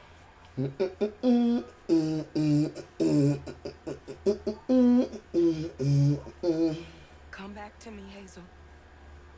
Promise me. I promise.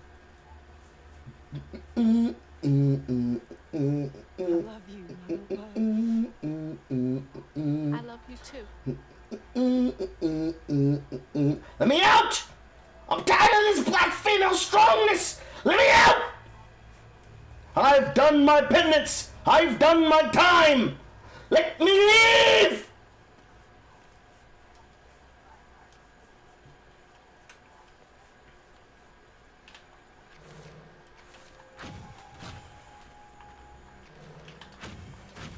luck. I'm not out here in a few minutes. Call the authorities. I don't know what to say to her. What is there to even say? I know that you were responsible for my daddy and mama having pain, and all the stigma that happened was because you and grandpappy and grandpappy and grandpappy liked abusing people. You put people out of their homes, you treated people like dog shit, you locked me in the house, and you try to use me to get what you wanted all because of your sweet baby Cherie. I'm finna put you in the shadow realm. How did you? Oh, you're more powerful than I thought. Is that Molly's heart? Why didn't it work? It should have brought Cherie back. You can't bring back the dead. You did something, didn't you? That's why the magic failed. I heard your baby spirit crying. In a tree. She was in pain. I did everything I could to help her. In pain? Or just in your way? You have no idea what loss feels like. When Cherie drowned, I was so raw it hurt to breathe. I'd see cars with those baby on board signs and just want to ram them.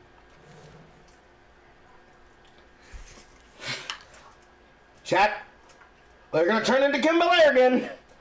If I'm gonna write an evil racist white grandma, and I'm gonna write an evil racist white grandma that doesn't like her white son that interacted with mythical creatures that live in her backyard, with all the entitlement that comes with white power, if I'm gonna write that woman to be bigoted against her son's wife and then against her half-race child, who she wants to use because she knows that Weavers exist and she wants to bring her sweet little white baby Cherie back from the grave, if we're going to write her to be mean and cruel and evil and hierarchical and every single bit of the kind of soft hand of the velvet glove that is the iron fist of antebellum South racism that we're invoking when we choose to make this story, do we also need to make her comically fucked up that she'll say some shit like, "Ooh, when I see the baby on board signs, I just want to ram her off the road"? Ah! We're in a Chappelle skit. I am no longer single player Cole. I am now the spirit of Dave Chappelle, using this man as my tool. Why? I did that on purpose, on purpose. Why? Haven't you written them bad enough? Why? Stop it! Stop!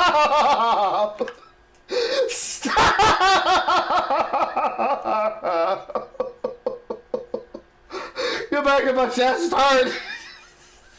It's so stupid.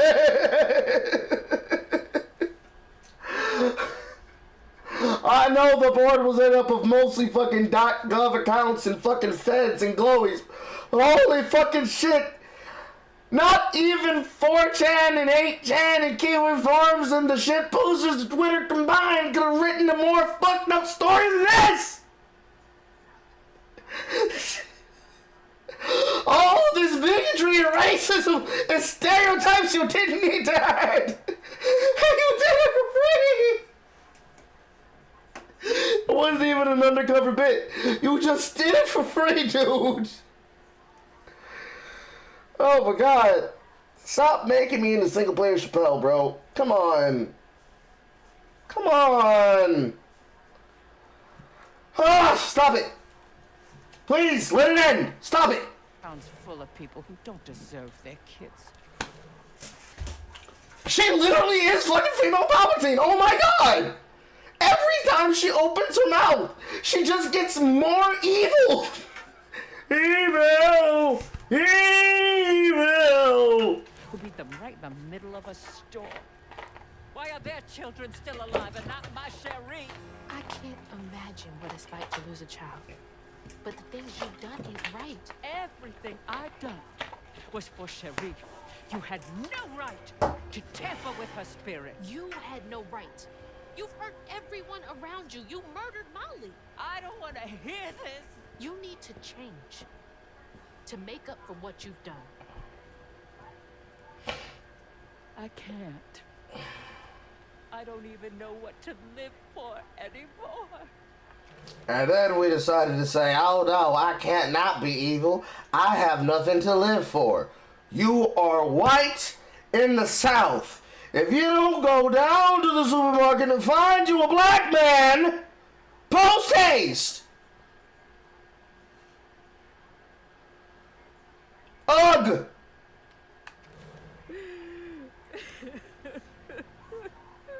I'll have to have a taste for guilt, but you know.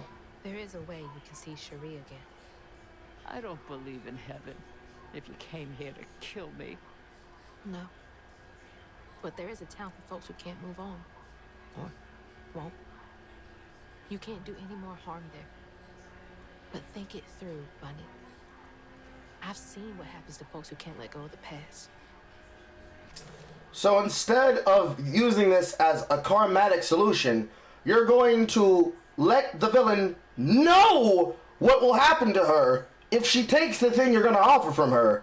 So you take away the lesson of, if you let bigotry and racism into your heart and let it control you, and you don't let go of the shit you're chasing, and you stay there chasing it, hurting people around you, you end up in a form of karmatic hell, complete with the choice being, how did you get this brush? That was mine.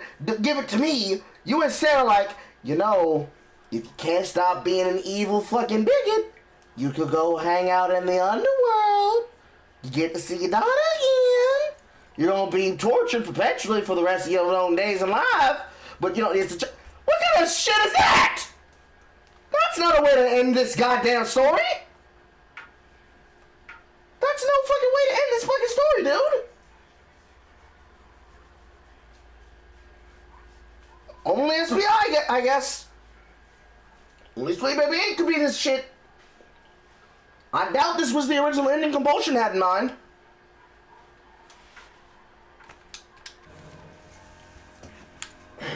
Your choice. Cherie's baby brush. She was so tender-headed, I'd get cross with her. Now I'd give anything to brush her hair again. And you can, my darling. I know who you are. It won't really be her. You'll never be able to tell the difference, I promise. I won't. Not if you don't want to. You're very kind. If you had antagonistic dragon to the villain pulls a magical black Negro on the evil racist matriarch, I will give you a whole $5 fucking and Carlito Fun Bucks.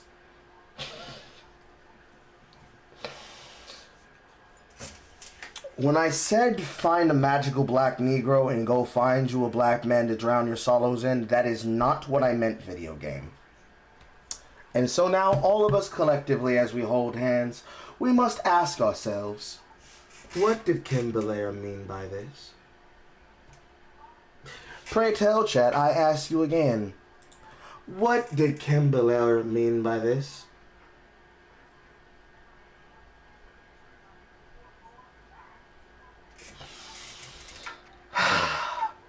Let me out! Let me out!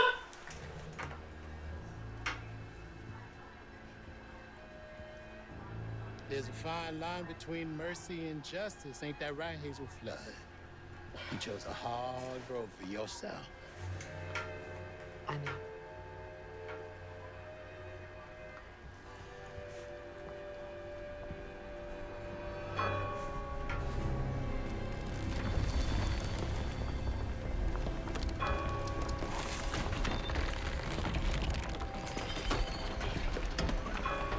Are you really about to tell me that the house is gonna come down? Oh shit!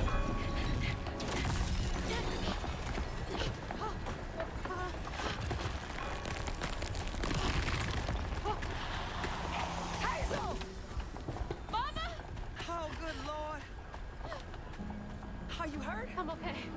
I'm okay.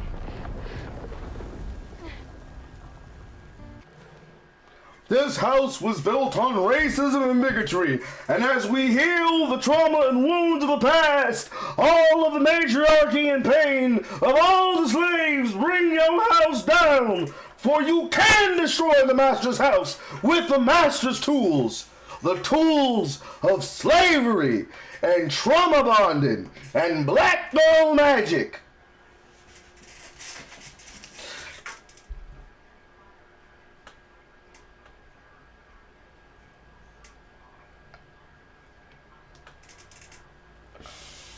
I'm having a whole conversation with my right hand.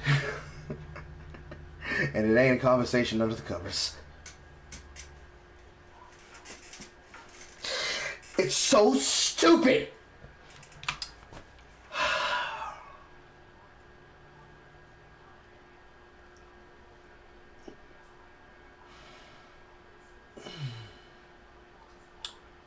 We did it, chat.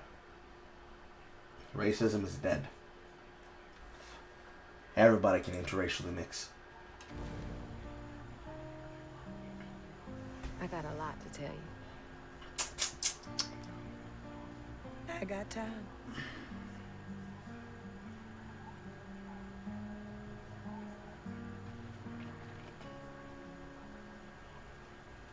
And your mother has nothing to say about the flowers that are magically sprouting inside of the mansion that just rooted itself to the ground? Yup!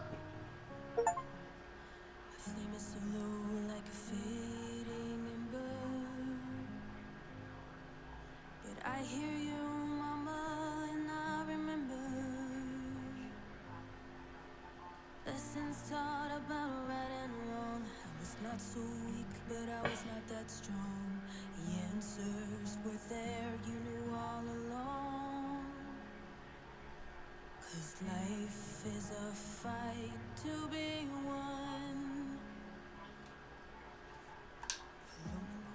We've already looked at the credits that one time I looked on part 2.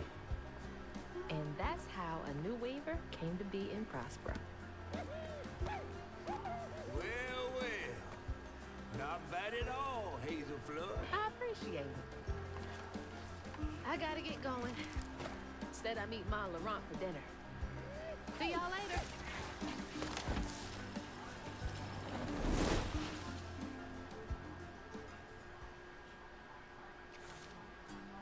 So unfortunately, your prediction about the giant hanging tree did not come to pass.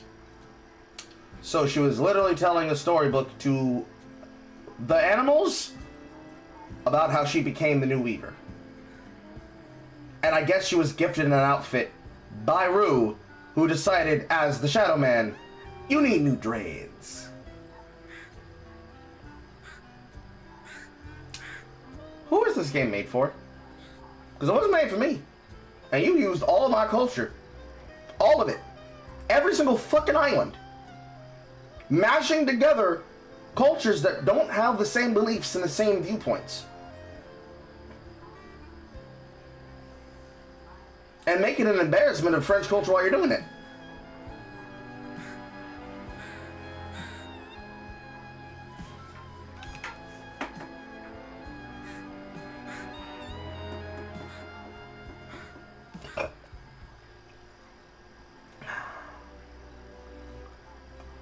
I mean, he had a friend on the other side, which is the hunger of other people. It was made for white people with black guilt. I believe it. Carl is friend, not He is food. friend shaped. I'm something shaped. Thank you, Exo Crusher, for throwing it in for therapy and whiskey. I will enjoy that a month away from now.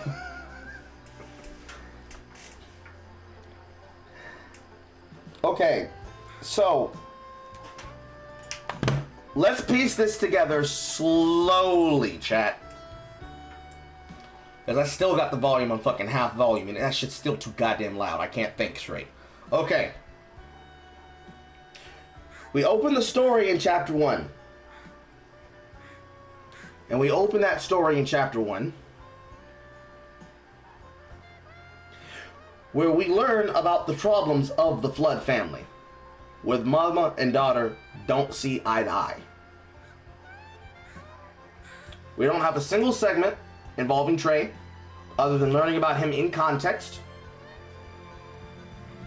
Everything we learn about the Flood family, if it's not learned from active, optional investigative points to get lore, is told to you.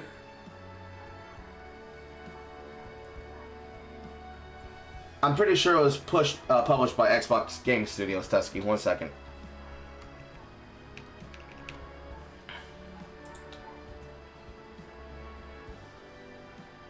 Yeah. Published by Xbox Game Studios. Every single bit of detail about the Flood family is told from the perspective of the grandma who resists and holds back information and everything you get from the context of playing the game. Stale in the cookie, but fresh in the cream. fresh in the cream. This is reparations for being cursed to play this video game. What do you mean cursed? You all voted for it! Everything we learn about the family, we learn through the story. And most of it is incomplete because they wrote it to be a red herring up to chapter 9.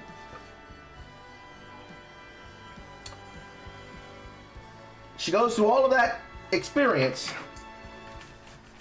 and only at the end does she come away with the idea of, maybe I should talk to my mama.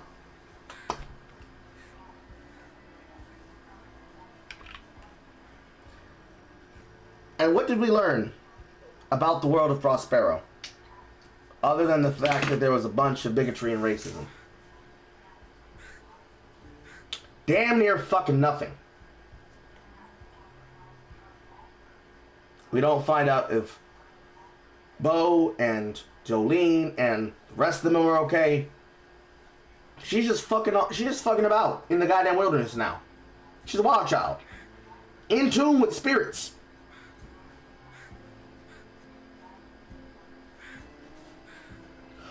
All of this in context to her learning the trauma and the backstory behind what her mother does for her in the community.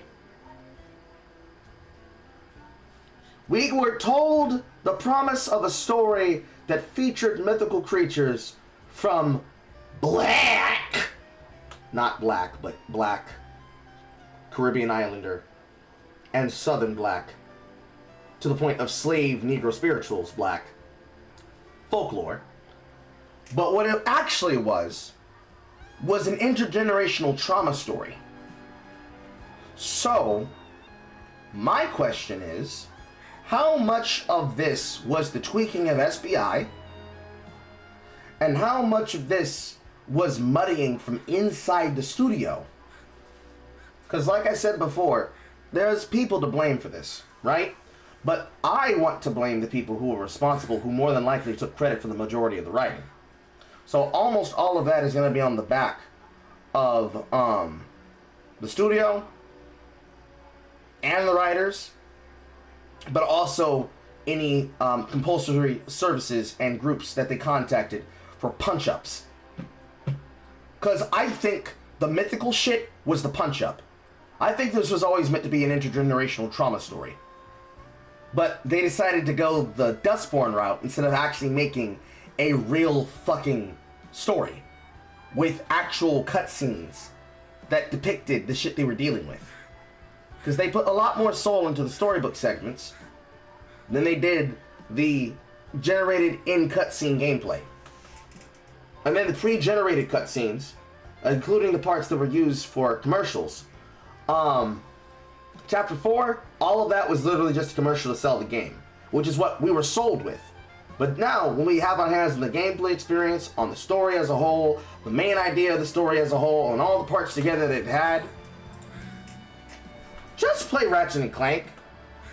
Just play Ratchet and Clank. Just play Jak and Daxter. Just play Rayman 1 and 3. Excuse me, Rayman 2, Rayman Revolutions, and Rayman 3. And just play better fucking JRPGs and Western JRPGs. And Sly Cooper. You took so much goddamn DNA from the mascot franchises of the Sony collection You failed to turn in a good story. You have all these original pieces and parts that you didn't put together the right way around. And for what? Racism bad. Bigotry, bigotry, bigotry. Racism, racism, bigotry, bigotry.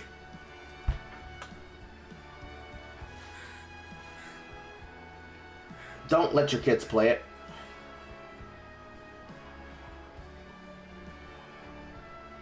Anyways, we've done it. We're free. Which means tomorrow we will have news in the morning. And I will begin on Ratchet & Clank that evening. Because now we have 9 days. 9 days until the release of Expedition 33. So when Clair Obscur comes out, I will indeed be playing that. And I will be enjoying it. Because it's going to look like a Western RPG that actually is worth a damn. So we have 9 days from now to play 4 Ratchet & Clank games. Because of the studious and wonderful sponsoring of Alex Dragoon in chat. Give it up for him. That hurts my pinky. Where's the hand emoji? Can I get a clap? Yeah, it makes me want to. It was trying to give me the color one. Let's do a clap emoji like that. 4 games in 9 days. I have to at least complete them. 100% them and collect everything is optional. But 4 games, 9 days, $31 each. And then, before Clair Obscur releases, on the 24th, I'm going to have a giveaway on the 23rd. We're going to be giving things away both to the YouTube chat and to the Twitch chat. Because I have plenty of keys from the Dare Drop campaign, the one that I've just completed and the ones 2 times before, alongside money from the Ratchet & Clank games that will then pay for the other games that I will be giving away during said giveaway. As a way to give back to all of you here and to say thank you for watching me play and also suffer agonizingly through this experience. What is it now? 6 o'clock? 6:14. I need to go make dinner. And by make dinner, I mean I need to go feed my mother. And when I return in the evening, later on, maybe an hour and a half from now, I will probably either be playing something, or I will be playing something else, like Path of Exile 2, or The Deadly Path. In any case, thank you. Share this amongst your friends. The VODs will remain public at all times. So if you have not played, if you did not watch any of the earlier streams before, they are numbered on my live page where you can find them. I'm Single Player Carl. You can find me where you can find all Carl and Carl related appliances. I make content with a friend, for those that are new here, by the name of Jay Longbone. There should be a new episode out for Interview with the Vampire on her channel.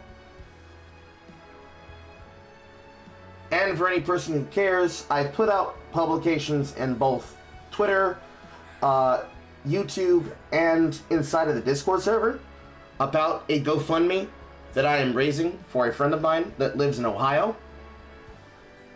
Her name, ow, my finger, is Alice, and she kind of needs help with stability so that she does not go poor and homeless. You can find that inside of the community post on YouTube, the pinned post on X, and inside of the post and announcement page on the Discord. And for those of you who like to join the community, please feel free to join the Negrohood and choose your denomination and faith and fight for the one true Carl. I will see y'all next time. Goodbye! And remember, don't let your dreams be memes. Cuss and hug your parents. Spay and neuter your pets. and have sex with the other races. I don't care if they're black. I don't care if they're brown. I don't care if they're a lighter color than brown. Have sex. Goodbye, chat.